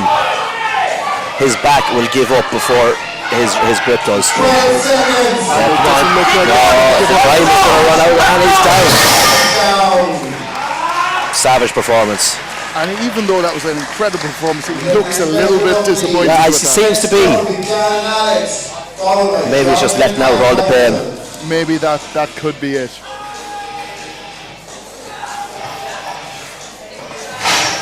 Both lads are looking all right after that event, so that's always a good sign. Yeah, I think both just disappointed with that. Marcus will have hoped for more. It was purely just definitely, that little wobble that took him off balance. And Scott has a good distance by the looks of it. I think that's a decent performance from Scott. I don't really know why he's so upset, but I think it is just you'll always have that when though. you drop even 5 seconds before the time. You always expect so much of yourself, so it's hard to always be happy. But you need to be, you need to accept these things too. You can't come out of every competition or training session and be kicking yourself or be annoyed. You have to take the good with the bad. If you haven't got first place in every. That's the thing. You need to look at it positively. If you're looking at things negatively the whole time, what are you going to do?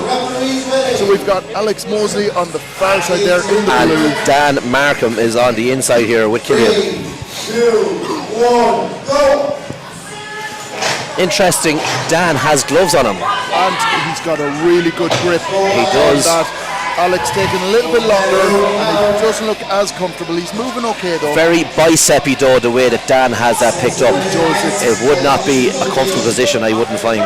Yeah, the biceps is small. He's had to reposition there. Already, biceps are only, muscle. You don't want that holding all that way. Like that's 140 kilos of a shield on the biceps. And he's down. I'd say you were bang on with your assessment there. Let's go, Alex.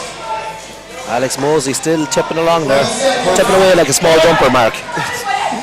Perfect example of slow and steady winning the race. Yeah, that's it. I'm not even going to comment on your comment, I'm just going to keep going. He's looking good, he's still looking solid. He's going to run out of time. There we go. Even at the end. Yeah, that was good. Well. Yeah, he was moving well. He was starting to crab a little bit, but he still was moving fast. Well practiced. So we have up next, we have Jonathan and we have Michael Tennant. Michael and Jonathan.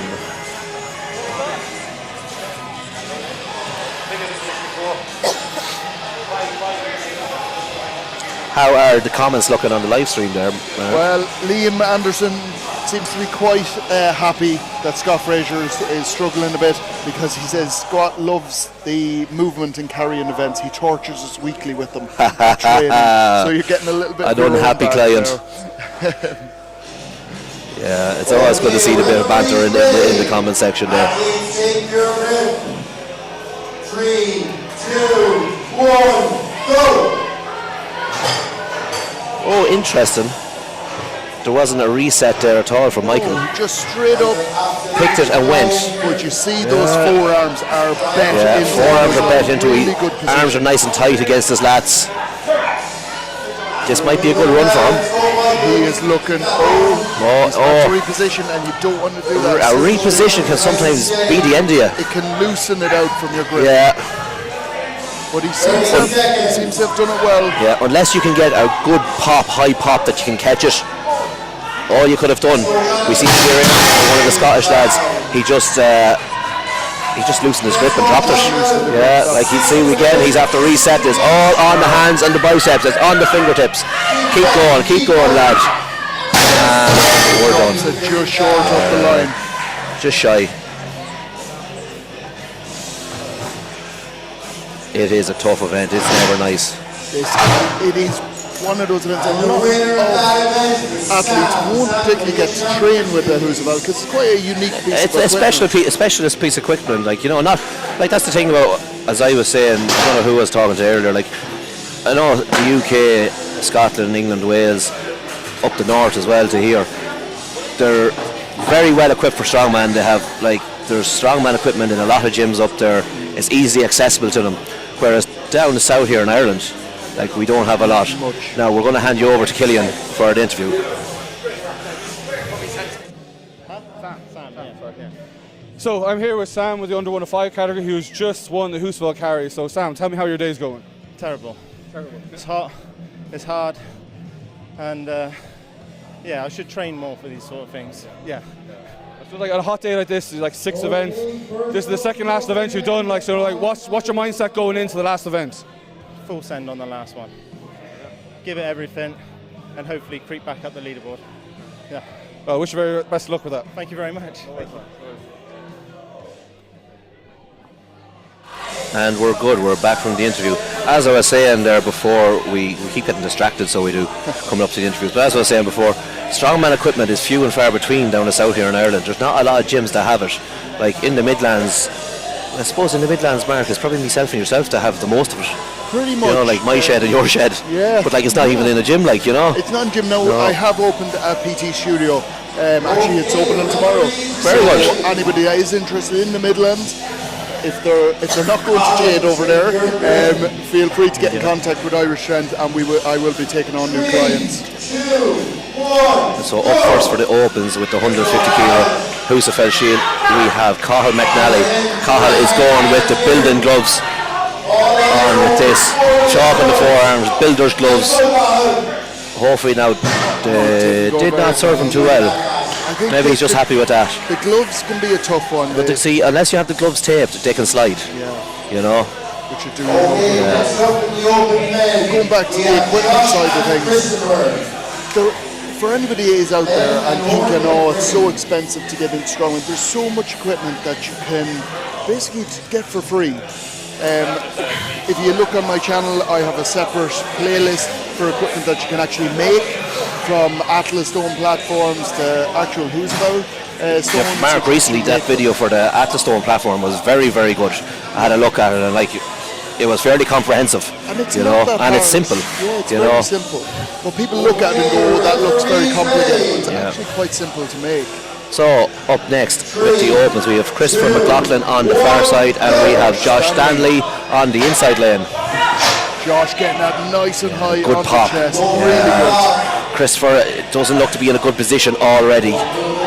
Yeah, it's very low. That right hand is just very high. It does not look ideal, but he is still tipping along. He's struggling. You can see it in him. Yeah, you can see it. You can see it. He's having to battle against it. Yeah. Josh looks comfortable, I think. He does. It has slipped down. Anytime I've said that, though, they've dropped it like immediately afterwards. So we have really jinxed it. Yeah. Did you say it about? No. Christopher went to reset his hands and he couldn't. We won't blame you for that one. No. I was cursing Josh that time. Coming to the end here, really good, and going again. This is really, really good. Going for another length. And Christopher's a little bit in the way of you there. Every bit counts. To go to the end, he did really well. Almost got there. Next up in the open men, we have Ben and Owen. Joe and Jer, get ready.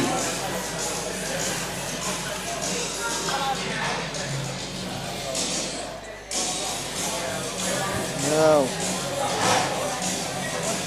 The lads are just taking measurements for the distances there of the previous pair.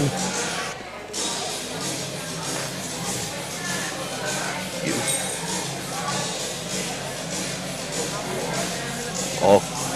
Just wave. Yeah.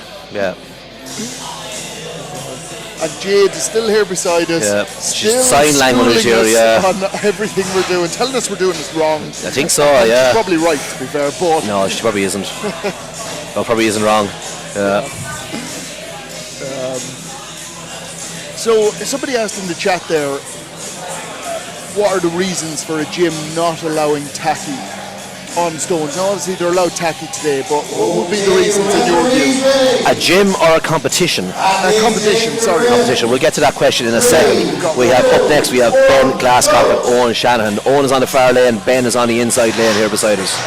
Ben will be looking for a good performance here. A little bit slow off the start line. But he focused on getting a good position. Yeah.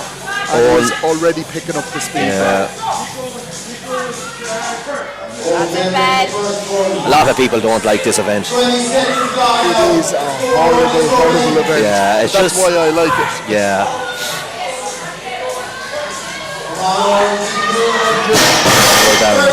He's down. Ben is struggling a little bit now, but he's still going. He's coming up to the end line. We've just got it on the screen there now. And edging across. Bit of an awkward Come on, Ben, that's it. Good turn. Keep going.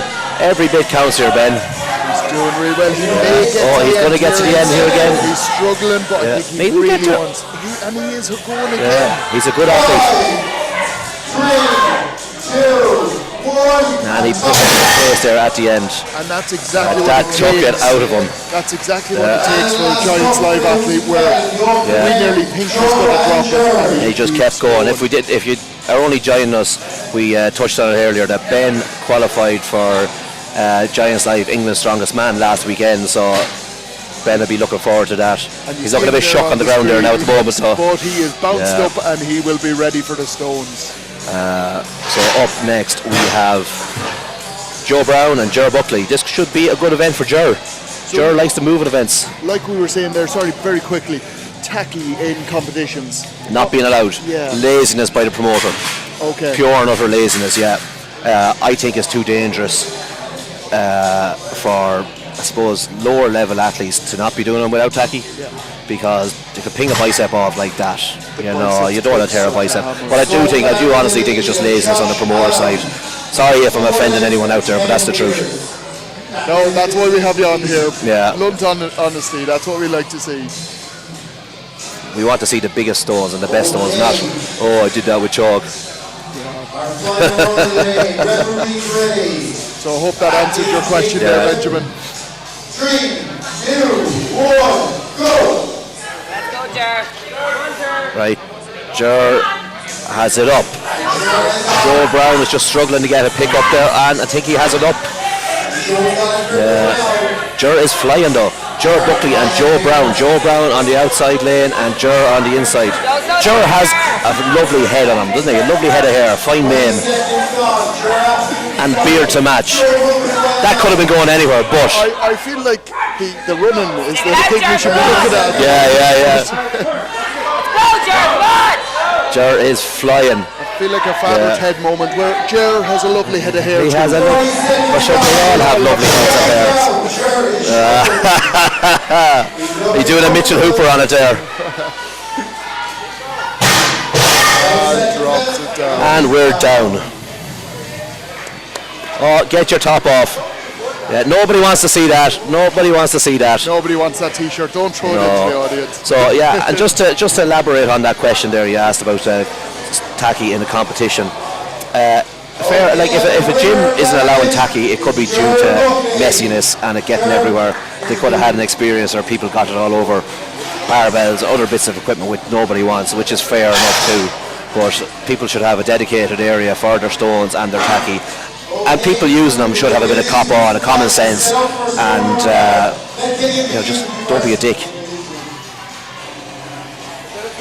So we have an interview about to happen. I think Ger Buckley could be up for another interview.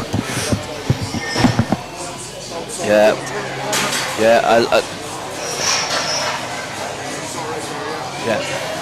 So we are turning over. Which one? Ger Buckley after another event win on the Husavelt. So Ger, earlier on you dropped the axle on your back. You know, I suppose that was part of the excellence, but as it's gone on, things have gotten better for you. So tell me, what's your mindset going into this last event? Yeah, I highly recommend almost killing yourself. So like the adrenaline overload. I feel great. Obviously adrenaline's carrying me through it. My back is actually very sore, as Mike Tyson would say, final. But no, this was always the game plan. Like I was third place after my first two events, which are not my best, and now it's just getting to stones in first place. I'm first place going into stones, and that's my best event. So, yeah, my best event coming. This is mine to win, good. And mine to lose. And yours to lose. Right, well, look, I wish you best of luck with it, anyways, man. No worries.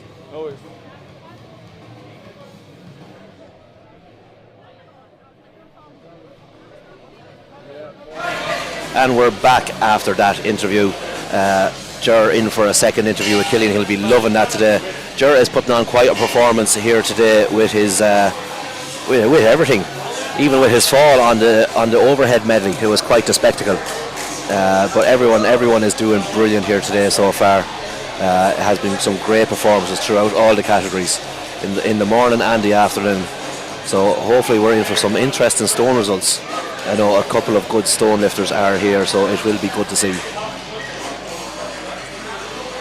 Now the lads just in front of you there are getting set up for the stones. Hopefully now they don't expect the lads to throw the stones over that height that is set up to now at the moment. They're just getting everything set up and right. Get their spotters in and get the mats and get the whole lot all ready to rock and roll. We should be out of here in the next half an hour anyway, we hope. Then medal presentations afterwards, of course. It has been a long weekend for everybody involved. Matty is walking around there looking exhausted. Killian the same. Everybody's the same boat. But it's been good.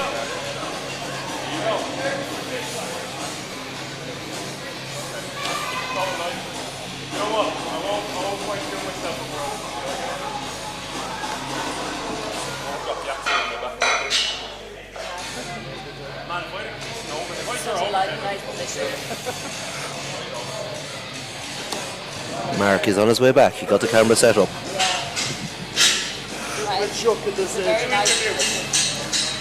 Delighted. Ger's best event, he says, is coming up next. Stones. We'll see how good he is. I thought Ger's best event was the interview. So yeah, talking. Yeah, that's what I thought. Yeah, making pictures and stuff, but obviously not. There's more to this man than we know.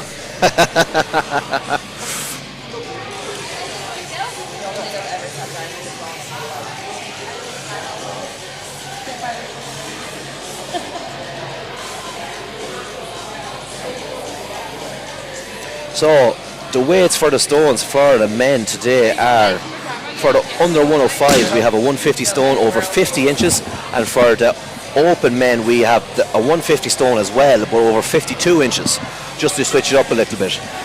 So it should be a good test out of the lads at the end of the day, because the lads have done a lot of work here so far today, and a lot of back dominant stuff too, I must say, between the shield carry, the farmers, deadlifts, everything has been attacking that posterior chain. So we'll see just how these stone results turn out. And let's have a look at the scores and see how we're looking for this last event. So we are looking at the under 105 men first. Jonathan Little-Johnson, just 1.5 points. Anything could happen on stones. Anything could happen. Michael Tennant is currently in second place with 47. And then we've still got a tight pack, but there's a little bit of a gap now developing. Third and fourth, Alex Mosley and Sam Atkins are very close. There's 1 point in between them. Then there's a little battle for that fifth and final qualifying place for Worlds. Yeah. And that's between Miles Hutchinson, Dan Markham and Scott Fraser. So I think we have, what do we have? We have 3 mini battles with lads here. The top two. Top 2, 3 and 4, and then 5, 6 and 7. 5, 6 and 7. So only it will be fun to watch. 1.5 points between the top 2, 1 point between 3 and 4, and then 2 points between 5th, 6th and 7th. Then looking at stones, everything is to play for on stones. The opens next. Let's have a look here. Gerard Buckley should be in the lead. He is. 2 points too. Gerard Buckley is in the lead, so he will be very happy with that. Followed closely by Ben Glascock, 36 points. Joe Brown very close. Another point and a half. That is a tight, because anything could happen. Now, Gerard did say to us there a couple of minutes ago that stones is his best event, so I can't imagine that Gerard plans on losing this event. No, and I think Ben is going to be Ben's going to be good on stones as well, and Joe. I think there will be a bit of tactics coming in here. Ger will be looking across, seeing how many reps he actually has to do to keep ahead of Ben, and it will be a matter of Ben does one, Ger will do one to keep pace. He'll keep, Joe Brown in third spot. I think he probably is safe in third, but he will be looking again at second, 1.5 points behind. And then you've got Josh Allen and Owen Shanahan, and they're fighting it out for that 4th and 5th place. But all 5 of those athletes should, unless something crazy happens, they should qualify. Be the 5 lads that qualify, yeah, definitely. So looking back,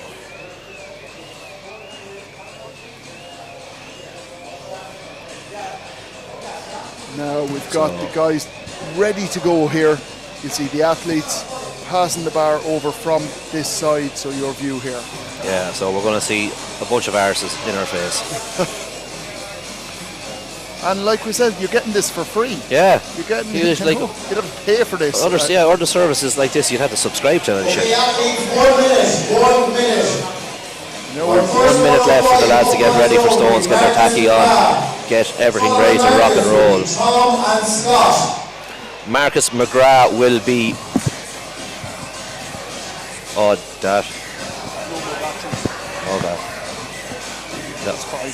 So Marcus McGrath will be up first for the under 105s. He will be up on his own, I think. I believe so. I think there's an odd number, in that category, so we'll see. It's always hard to go out by yourself. 9 left maybe in that category. Well, hopefully the crowd get behind them.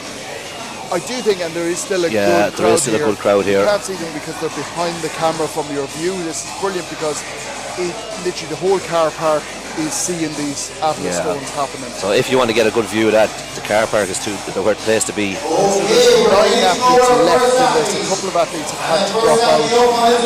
Okay. That'll change things up for them as well. So we have Marcus is about to get ready and go. Hopefully now tacky has the correct tacky on for this condition, because we've seen throughout the last couple of categories with the men this morning and the women yesterday that just what they were using was like grease. It really was. It made it worse for them. They would have been better with chalk in their bare hands. They would have been, they just had the wrong tacky for the weather conditions here today. They might have been using stuff that was alright for the temperature, but they didn't account for the humidity and then the temperature in here. Makes a huge difference. Because stuff could have heated up way too much. So hopefully, and like you don't want to be a good stone lifter and your tacky or your equipment lets you down, you know. Stops. Yeah, you see Marcus here. Your equipment is the one that you do not want that letting you down. You know, you don't want to be blaming that, like, you know. No, he just can't. And it could very well be the tackle. It seems to be, from what I can see on the camera and what I can see through the spotters, his hands just seem to be slipping.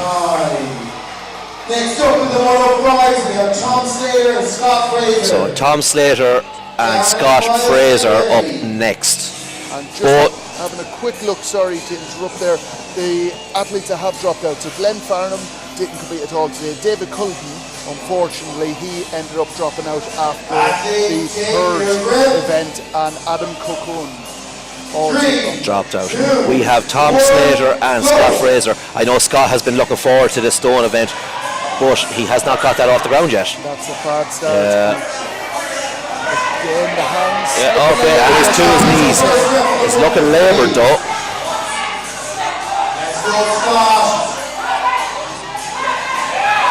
And we have a rep on the board. That's a rep apiece for each of them. There's 150 kilos over 50 inches for the under 105s. So it's good solid lifting by them. That was really impressive that he managed to reposition there and get that rep. Yeah. Once you hit that bar, usually that anvil stone is dropping. Yeah, you know, you need to commit to it. You know, get your body underneath it at the stones. It's the only way to finish off a strong man. We're lucky enough to have one of the best athlete stone lifters, probably the best in Ireland, sitting in commentary. I like to play on my stones. We got through the whole day with no drama. Look, it's the end of the day. But yeah, no, I do. I quite enjoy stones. I am one of the best in the country, if not the best. I think you probably are. You were going for the record last year. Yeah, we just had a bit of a mishap. The stone that arrived for the record was the wrong weight, so we're going to attempt it again in September, and hopefully it will be the correct stone. And the weight was 200 and... The weight, it will be 220 kilos or 225. Okay. Yeah, so we're going bigger and better again this year. You don't so mind which, as long as one turns up. Yeah, as long as one turns up, as long as it's 220 plus, I am happy. Yeah. So and it the should be record good. at the moment? The record at the moment is 210. 210. Yeah. Yeah, all well and good, could do 215 or 211 or something like that, but I'd rather just smash it. Smash it so no one else can get it. Yeah, my platforms at home are higher than the record has the B2 as well. And I've been repping me 200 kilos stone up there, so it's going to be no hassle. Easy work. Yeah. It's very important here. One of the key things is to get those hands as far underneath the stone, but also in the centre of the stone. Yeah. You see the stone rolling forwards out of their hands or rolling backwards if they're not centralised. You know, you don't want to have to be resetting your hands too much, because if they're new stones, old stones, no matter what sort of stones they are, they could be dusty, getting your tacky all covered in dirt. You never know. You know, like, so you want to pick it up right the first time. You know. And you'll see those athletes edging in behind, because if these athletes do fall backwards with that stone, they'll need a spotter just to push them in the back, keep them upright. Push them forward. That's the proper way to spot somebody doing stones. Push them forward. You know, push them down on top of that stone. Some people try and catch them or something like that. You're not going to catch a man that weighs 105 kilos and 150 kilo athlete stone. Yeah, you're just going to get injured as well. Yeah, that's it. You're just going to hurt yourself. Nobody wants to see that. Great effort by the guys there. Yeah, they are really leaving it all out there now. So we have Sam Atkins and Alex Mosley. There is nothing between these two men. Let's see how their stones stack up. I get very annoyed when I see lads turn up with incorrect tacky and stuff like that. You know, I'm like, how underprepared are you? You know. But Alex is looking solid on the inside. So is Sam. It's a really good performance here by Sam. Looking strong. These guys are having no issues with their tacky. Both of them are looking very, very solid. They are. Another thing too is that I could have mentioned is, see people turning up to a comp with the wrong tacky for different weather conditions. It's just going to mess with the next lads coming on, because then they're going lifting active stones that has incorrect tacky on it, and that's just going to make a slip for them, you know. So it's not fair on yourselves, or it's not fair to the lads coming after you to have the wrong stuff with you. If you don't know, ask. You know, because people here at strongman competitions, the strongmen in the community in general, they love to help and they don't want to see anybody stuck, you know. Like I brought my gear bag with me today in case anybody needed anything. Brilliant work from both of them. Savage. It's very, very true. It's It like is. putting baby oil on the after. You're as well off, like, you are as well off. And it's fine if you fail the lift, you know, by not preparing, but hitting it for the next athlete is really tough. Yeah, it is. It's going to be annoying. Like if I went out after somebody that had the wrong tacky on it, and I know I was going to annihilate the stones, and next thing I couldn't lift it because of poor tacky, I'd be very annoyed. Yeah, I'd kill everybody. So we have Michael and Jonathan. We have a point and a half between the two men here today. And the number to beat at the moment is 6 reps. repetitions. 6. That's good going out there. 6 reps is a lot. good, and they're 105s too. So, and we are off. Michael with a good pick, and he's the first to clear the bar. Both looking solid. So Jonathan just needs to get, if he can get those 6 reps, then he has won. He's on 2 at the Michael is not letting this go. Michael just needs to do No, as many he's like a reps as machine. possible. He's like a machine. And Jonathan's slow here, so Yeah. he may slip down the board if he's not careful. He could have left it all out there earlier. Oh. And he's struggling. Yeah. Is it his tacky? Is it the tacky that's on the stone? Who knows? Looks like it possibly could be. Watch the Yeah. hands here if they slip off the stone. He's trying to get it onto his lap before he's extended enough. Yeah, he's not actually deadlifting it enough, and I'm disappointed with this. Michael's still Yeah, going. Michael's still going. He's like a machine. Michael will have pipped Yeah, the oh, but he just overshot it there. He went too early. Jonathan has not had a good event there. Now, one thing too I do like to point out to people is knee sleeves on stones, I find to get in the way. I don't know if other lads find that, but if it's your bare skin, you have more of a chance of the stone passing by, and you don't have the 7 or 9 mil or whatever thickness your sleeves are in the way there. Your sleeves will generally grab the stone a little bit more too, so it'll stop it on the way up. Something more to stick to. Yeah, so it's the last thing you want to happen. Just going to have a quick look at what that has done to the scores. Michael and Tennant in fact has got in jumped there. ahead. And Jonathan, unfortunately with that, has been pipped also by Alex Mosley. Now correct me if I'm wrong, there's the 2 sort of joint second, but because it's on the stones, I'd imagine Alex goes should be. ahead. I think that's the way they're doing it on the last event on the stones. So that means Jonathan, unfortunately, because he's struggled, he's gone down to 3rd. Now that's still a podium, still a fantastic result there. Yeah, brilliant. Oh yeah. Oh yeah.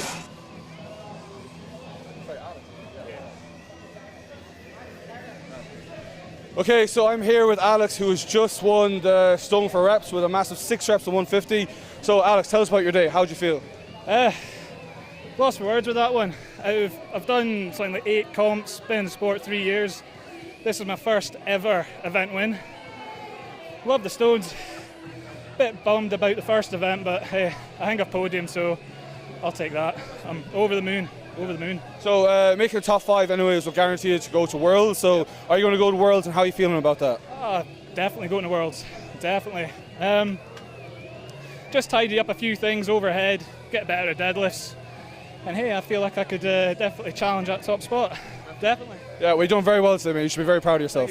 Thank you. No worries. No worries. Thank you. Cheers.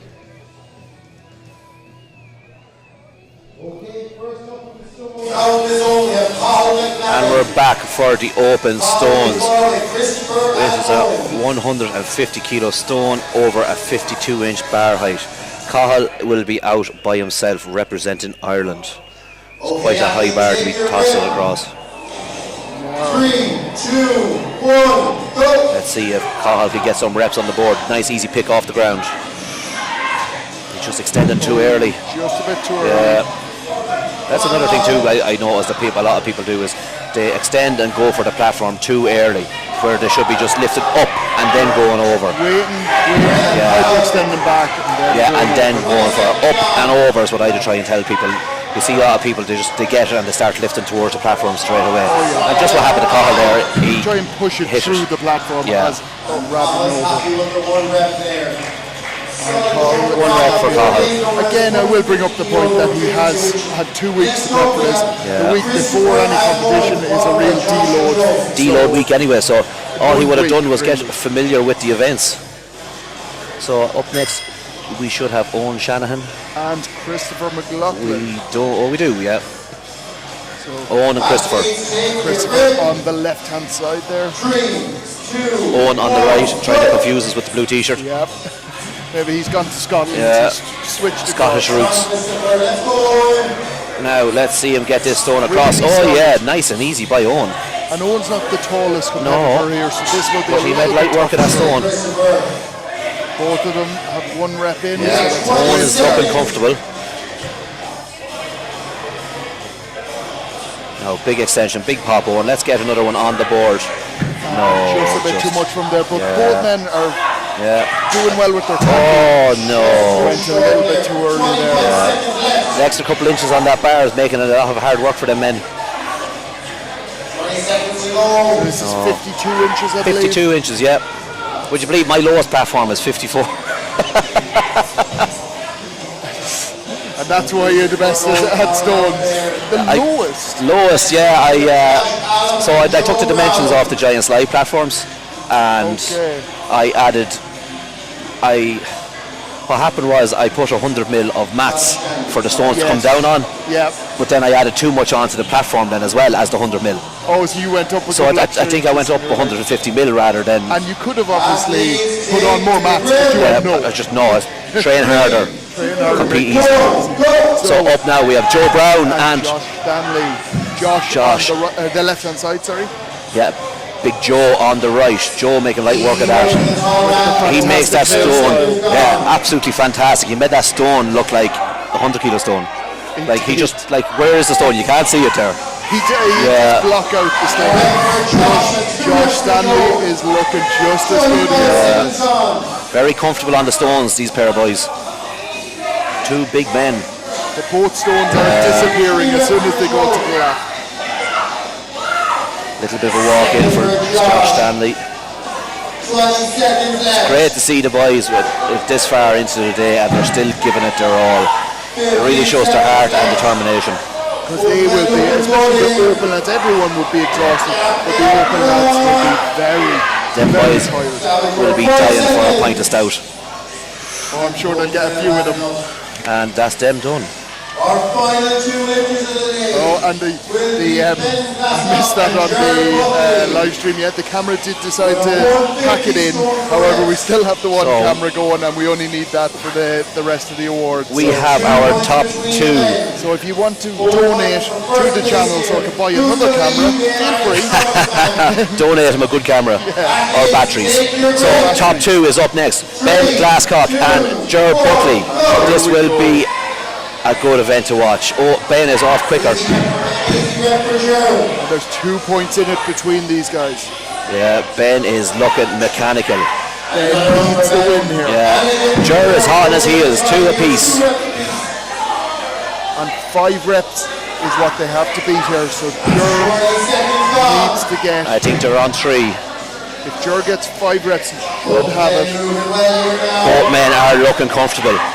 Firing them stones across. Great to see it. Loving stones go good.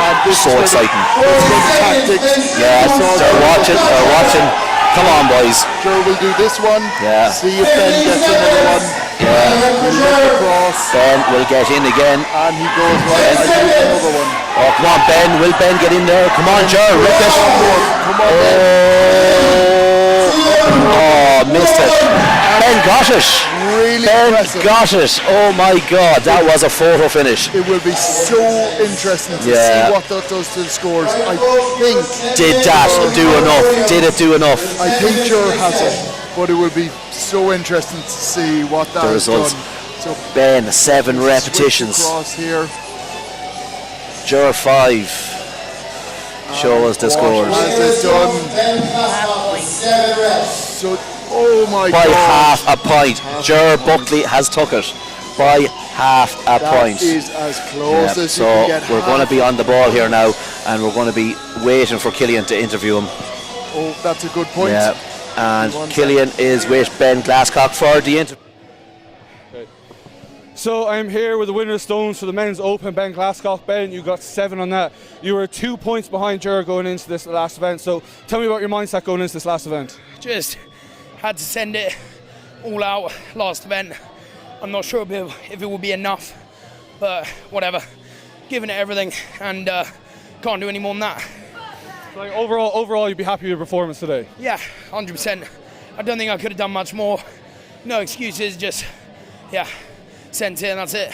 Well, you absolutely had a great performance today. Now, you know you'll be going to Worlds soon enough, so how are you feeling about that, and what's your mindset going into Worlds? I think I'm going to have to give the Worlds a miss this year, because I've got England's Strongest Man presented by Giants Live the week after, so I'm going to put all my focus into that.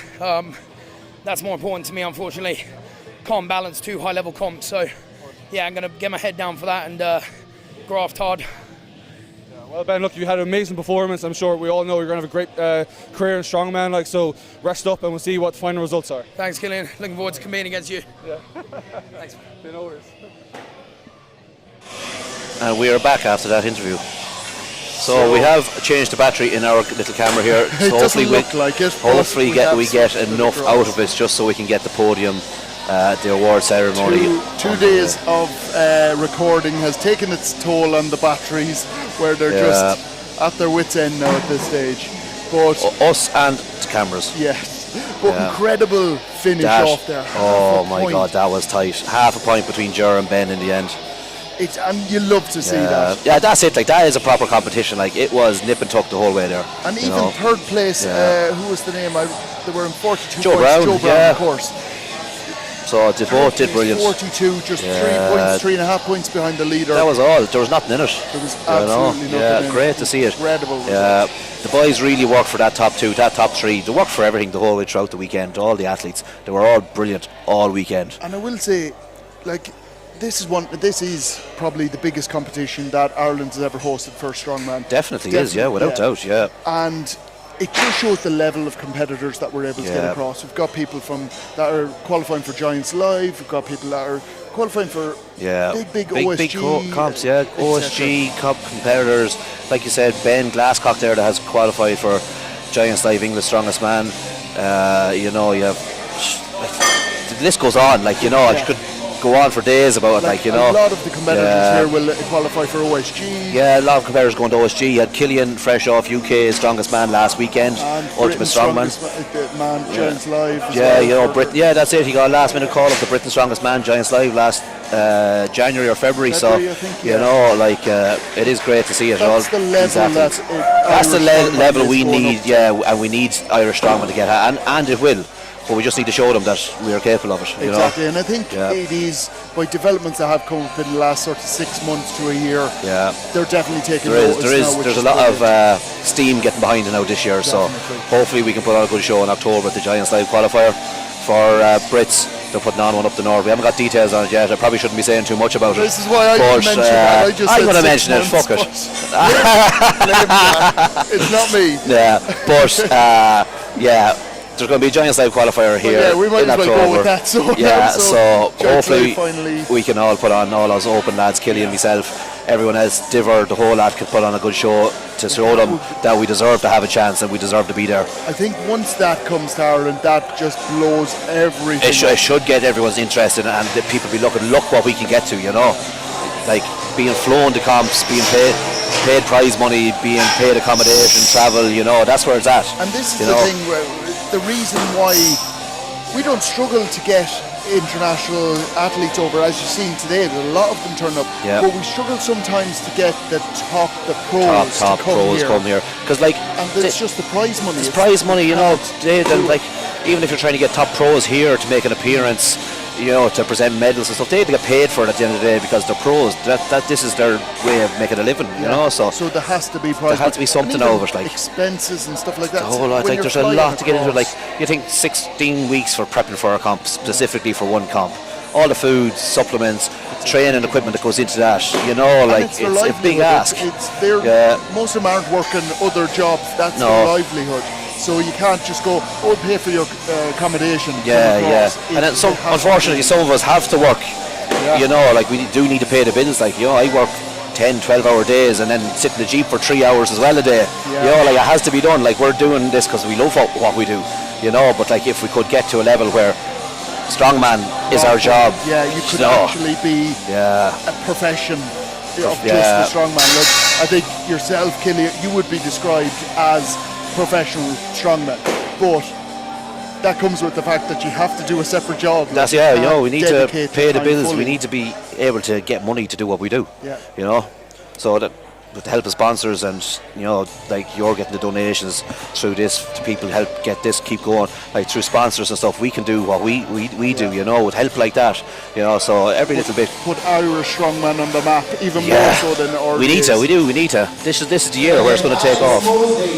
I'm just going to move the camera now.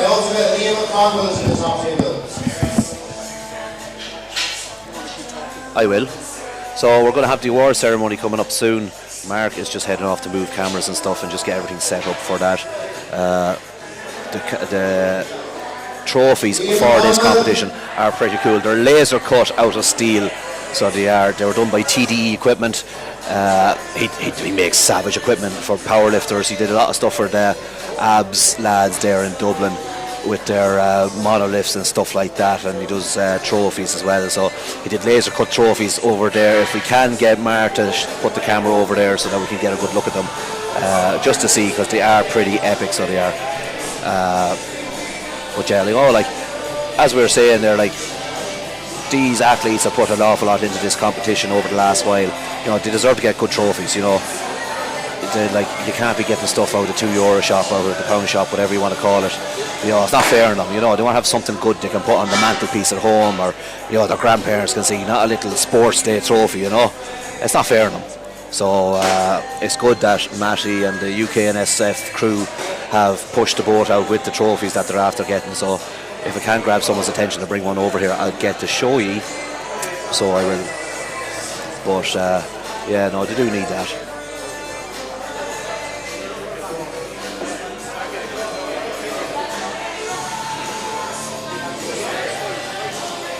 There is definitely a sigh of relief around here now that all of this madness has come to an end.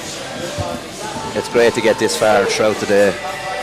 We no major hiccups. Brilliant, you didn't set fire to anything? No, didn't set fire to anything. Just cursed through the whole 2 minutes while I was gone? Dropped a couple of fucks here and there.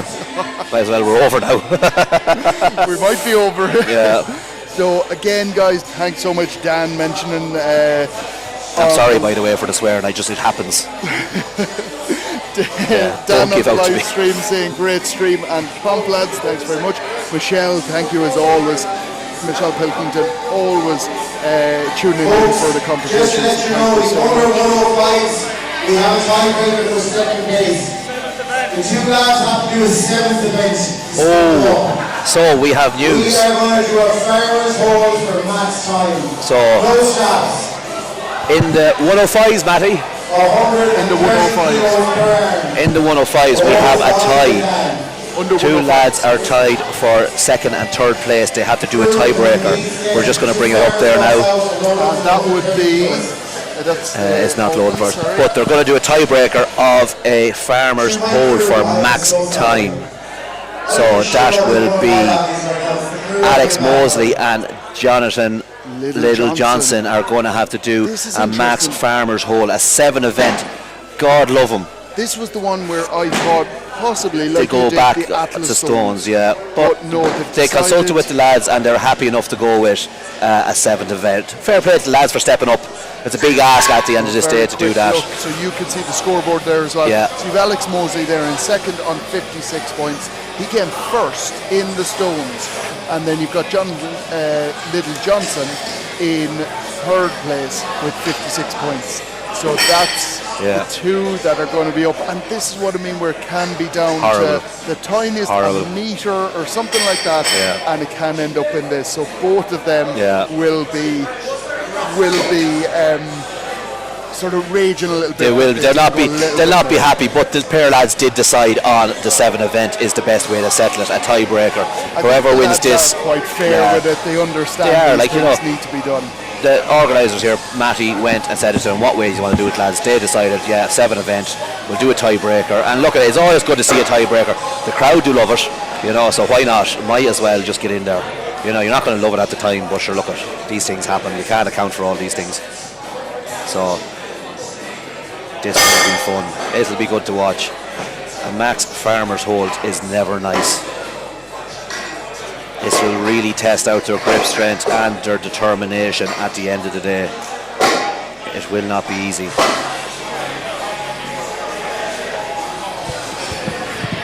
Tiebreaker. Sorry, I just had to explain there as to what's going on.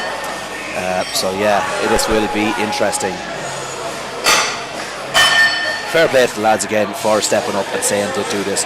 They're going head to head, face to face with a Max Farmer's hold for time. The pair of boys are just looking on there, ready, getting themselves ready to go. They look ready, they look amped up, and they're here having a chat with themselves, with each other.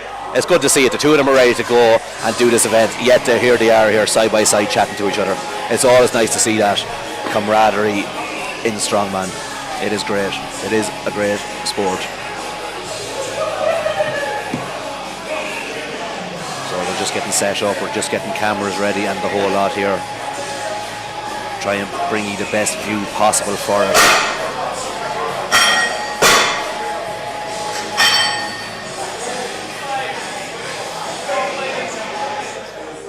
Never nice to have to do a tiebreaker,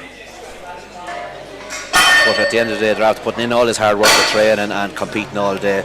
You know, they don't want to have a definite winner, not oh, we'll go on stones or we'll go on count back who had the most higher places. So it is the fairest way to do it, and the Bear boys are happy and they're up for it. So we're going to do it.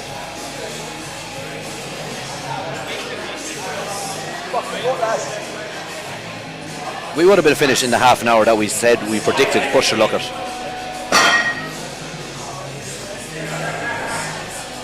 I hope not too many people have switched off now at the end, and they are still tuned in for the face-to-face farmers hold for time. This is going to be interesting. Come on, Alex! Everybody, the crowd is on their feet here. They are all getting behind these athletes. Alex, come on, mate, you got it. This is one way to do it. Now, Mark, what do you think? What are your thoughts on this? Horrible. But it's fair. It is very fair, and this is about as fair of an event as you can do.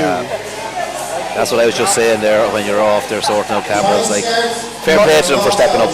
My money is, I think, on Alex.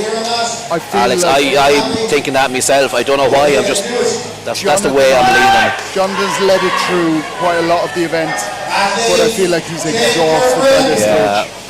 I'm going with Alex with his bigger hands. Wrap around the bar a little bit better. Stand up! This is just about pure determination.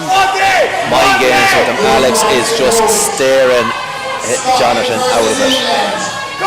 Who will give up first? If you look at Alex's, the farmers are taking a little bit of moving. This is not a nice event. Alex feels to leave it there. He has the sunglasses on him. Alex is starting struggling. Alex is shouting. They're roaring at each other. They're not giving in. Come on, boys. The crowd is electric here. Jonathan both shaking. Who will give in first? And it's Alex with the win.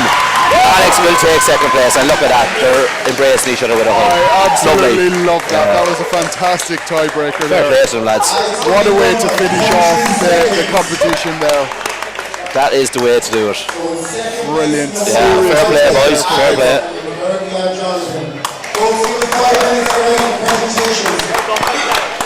So we're just giving a clap there to the guys. That was a fantastic effort from them. Yeah. And both of them walking away with smiles on the faces. They're both happy out. They're both on the podium. They are both on the podium, both qualifying for Worlds, and both an incredible performance. Alex won't have to go too far. Exactly. Yeah. Exactly. That was brilliant. That was an immense end to the Nobody competition. is to leave the venue until drug testing has been completed or athletes have been selected. So we're just going to wait for the award ceremony here now. Say ceremony like it's going to be a big flashy thing. It's just giving them their trophies and letting them on their way. Get a few photos. Michael D. Higgins is coming down. He's Michael going D. to handshakes for everyone. Yeah, who wouldn't want to meet Michael D? He's a legend. So looking back at the live stream, guys. Any abuse? So any abuse? Yeah, we prefer the abuse, to be honest. Yeah. So but if you do, be warned. If you do abuse us, we'll abuse us back. That is true. Be prepared. Everyone loving the tiebreaker. It's like penalties but better for Laura Whelan. Oh, brilliant. Very true. It's good to hear that feedback, though. So much. Killian is looking like a broken man. It is true. Like you believe best. I don't know what the actual name is, but went so much better than a countback or event places. Yeah. So that's why we went with the Atlas ones, because normally that's what they go to. Whoever, easy. I suppose whoever won the last event, you know. Yeah. Stronger man at the end of the competition. I do agree with that. Yeah, if they do tie, tiebreaker is a great way to to me personally, I'd prefer tiebreaker or I suppose stones. Yes. They're looking for the crew up there. We're part of the crew, but we're commentating on the crew, so we might escape, so we might. We'll just run in for a quick spot. We'll be back. We'll be back in just a moment. You'll see us on screen.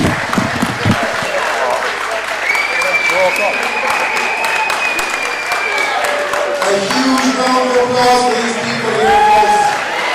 The biggest round of applause for them. This guy.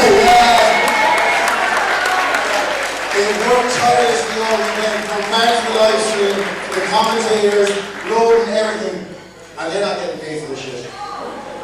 So guys, I can't thank them enough. They've worked so hard all weekend. They're dying, they're all dripping sweat, they're hungry, they're tired, they're pissed off. If there's any mistakes or anything you're not happy enough today, forgive them, guys.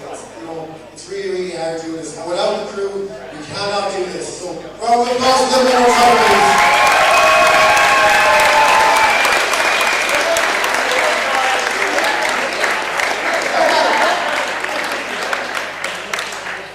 Okay, thank you all, folks. Do our presentation. Get out to work, man! 2 minutes to do our presentation. I'm sorry about that, guys. You finally got to see us on screen again there. Hope you didn't catch that, Mark. I did. I'm going to let it all out now. We'd have to end the competition with a bit of cursing from you, okay, just so they know we weren't joking. Yeah, they know we weren't joking. But no, that's the atmosphere that you see at these. That's the family that's down here. Not any of us are getting paid for this shit. You know. But we still do. We so if anyone wants to donate, yeah, well, donate to Mark, because like at the end of the day, like we're bringing all this to you. It's only through Mark getting like donations and stuff, so he can get new equipment, get batteries, you know, all these things, download software. You know, like without it, we can't bring this to the people at home that can't make it. You know. I think we got a pound. Every pound helps. Goes to it, so thank you very much. But yeah, it is true. Anything you can donate, guys, it all goes back into what we're doing here. Like Matty said there, we're not getting paid for it. Mark's not getting paid for it. You know, buying the equipment and stuff like this. Like, it's just to bring ye the service. You know, so it would go a great way to making the competition a bit more professional. You know, like making us book grow. In 12th place, Daniel Clark. So we're just getting the guys. 12th place, Daniel Clark. Under 80s. In 11th place, Sean Cassidy. Sean Cassidy in 11th place. Really impressive work. Hugh Hartnett. Hugh Hartnett. He's still signing Hugh. In 9th place, Danny Curtis. Danny Curtis is coming up there somewhere. So keep in mind, some people are travelling long distances, so they may have left already. David Toner. 8th place, we have David Toner. Did I say Toner or Toner? In 7th place, Miles Toner. Hawkins. Yeah. In 6th place, Scott Alexander. In 6th place, we have Scott Alexander. Like, bear in mind, like Mark said, there people are travelling home to Scotland and trying to catch boats and airplanes and stuff. So, like, you know, some people have headed out off home. You know, it's not because they're annoyed or anything, it's because they have to go back to work tomorrow. In fourth place, Andrew Keys in fourth place. See Matt Whaley going just out there, and then Andrew Keys about to come into he's over on the right-hand side. Liam McConville in third place. That's a fantastic world's strongest zookeeper. And you'll see he's exhausted. Still saying hi to everyone, but he is exhausted. He put everything into that. Matt Nice in second place. Incredible performance from Matt. He did savage really all weekend. And in first place, representing Ireland, Kyle Scott. First place representing Ireland, Kyle Scott. Our very own Superman. Yeah, Kyle Scott. Absolutely brilliant show from him all day. And like you said, I think one of the youngest athletes. Yeah, one of the youngest here, today. I think he is. He's going to be a superstar in years to come. He really is. Yeah.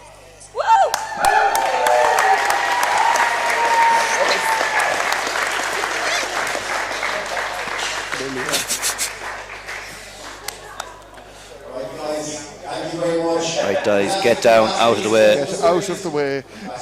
Yeah. Come and get the boxes. Fair play. Now, up next, we will have the Masters.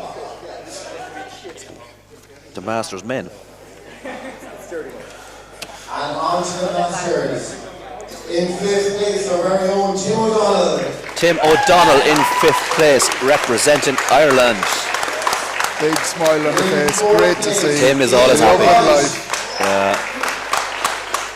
David Wright in fourth place, limping into view there. Who battled through with whether it's a hamstring or a knee injury. An injured knee, I think he hurt his knee on one of the events. He did, and it was early on, so that was a tough day for him. Tough day. Well, it's a tough day. Just nearly shouldered him in the face.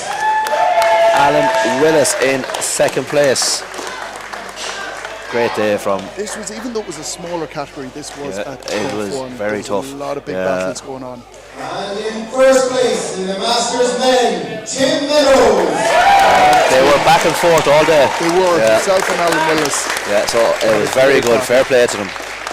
And you will see the trophies here are so unique and different. They're brilliant. These are the trophies I was mentioning earlier. They're made by TDE equipment, laser cut, 2 steel plates welded. It's just something different, takes up a lot of space, it's in your face, it looks class. All of the athletes so far that have won these or even seen them. They're so impressed by them, Wonder can I rob one myself. We were over there a minute ago, we could have. Yeah, we could have. They're a bit too heavy to be robbing. Yeah, did notice. Yep. Up next we have the under 90s. In 14th place, Jack Wellard. 14 in this category. Jack Wellard bringing up 14th position. Huge amount of athletes. Yeah. I believe all 14 finished the competition. All 14 that started finished. They're all very good. Number 13 is gone. Jim Wilcox in 12th place. I think he has a better beard than either of us. In 11th place, shave it off himself. Luke Shirley in 11th, is it? He said. I believe could so. be gone. Might be gone. In 10th place, Joel McCafferty. Joel McCafferty in 10th place. One of our own gone. Again, he might be gone. Andrew had a bottom lead. Brilliant. He was keeping us going with jellies all day. That was, yes, it was Andrew, and he had there was a lot of people on the live stream cheering for him. He was very good competitor. Anthony, very slow start, but he came back into it in a big way. In 5th place, Greg Lewis, representing Scotland. In 4th place, Craig. Alex is gone. Alex came forward. Third place, Patrick Harris. You will see definitely the third place. The podiums will still be here. Third place, Patrick Harris. And I know Patrick has family on the live stream watching there. They must be very proud of him. In second place, Tom Bush. In second place, Tom Bush, representing England. Tom Butts even. I was gonna say. Yeah. And in first place, Pablos Kuros. You know we're exhausted when we're getting the names that wrong. I know. And in first place, this man was unstoppable all day. He really Pavlo. was. And all the athletes really appreciate and get on so well. Oh with yeah, him. it's He's a brilliant to very see. nice fella. Making a bit of a joke. Yeah. Fair play. They did deserve it.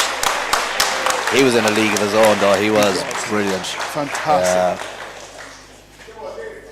And he didn't really have a weak event. He didn't know. He was very consistent. Very strong at the static events. Now on to our 105s. Bringing up under 105s now. 105s in 11th place, David Cuddy. 11th place, our very own David Cuddy for the under 105s. David is gone home. Adam is gone as well, number 10. In 9th place, Marcus McGrath. 9th place, Marcus McGrath. Here's Marcus, our half Jamaican athlete. In 8th place, Tom Slater. Tom Slater in 8th place. In 7th place, Dan Markham. Dan Markham in 7th starting to place. struggle with the names as well. In 6th place, Miles Hutchinson. Miles Hutchison in 6th place. I think he is still here. He's still here. Brilliant stuff. In 5th place, Scott Fraser. Scott Fraser from Scotland in 5th place, qualifying for A lot Worlds. of support here for Scott. Some In nice 4th tattoos. place, Sam Atkins. Sam Atkins in 4th place. Genuinely walked in here on Friday and he was doing a full-on CrossFit class. I'm running up and down there. The lunatic doing a CrossFit class on Friday before competing here today, and a hard-going CrossFit class. He was afraid his CrossFit would suffer. Jonathan Little Johnson in 3rd place after the tiebreaker. And winning that Farmers Hold tiebreaker was Alex Mosley. Alex Mosley, who won the tiebreaker with the Farmers Hold, 2nd. And he would be delighted with that. Yeah. Don't forget the top 5 here have qualified for Worlds, which is in Edinburgh. Mosley, he was on the board. It was really 2 guys out ahead. Yeah. And he clawed it back. He did so Yeah, he was there. And Michael Tennant, he snuck into 1st. Snuck into 1st. But he was there the whole time. He was there all day, you know. Again, one of the younger athletes here today.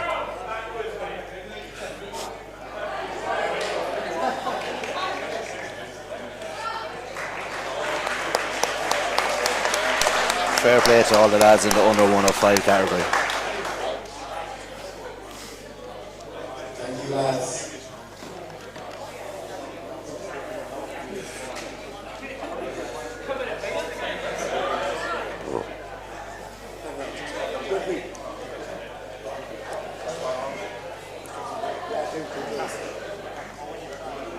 And finally, on to the open men. In 9th place, George Foster. In the open category, George Foster in the open category. He had a pull-out due to injury. He did miss out on, I think, 4 of the 6 events. Just he ended up injured, maybe 3 of the 6. In 7th place, Colin McNally. 7th place, Cathal McNally from Ireland. Cathal was here. I believe he Could may be have gone. Yeah. In 6th place, Christopher McLaughlin. In 6th place, Christopher McLaughlin of Scotland. Put in a great shift all day. In 5th place, Owen Shannon. Owen Shanahan in 5th place, qualifying for Edinburgh in September. I think he's gone. Josh Stanley. Josh Stanley in 4th place. He's there somewhere. If not, he's gone. No, I think he might be gone there. And just a reminder before we move on to the podium that everyone that finishes top 5 is automatically invited to Worlds in September in Edinburgh. In 3rd place, Joe Brown.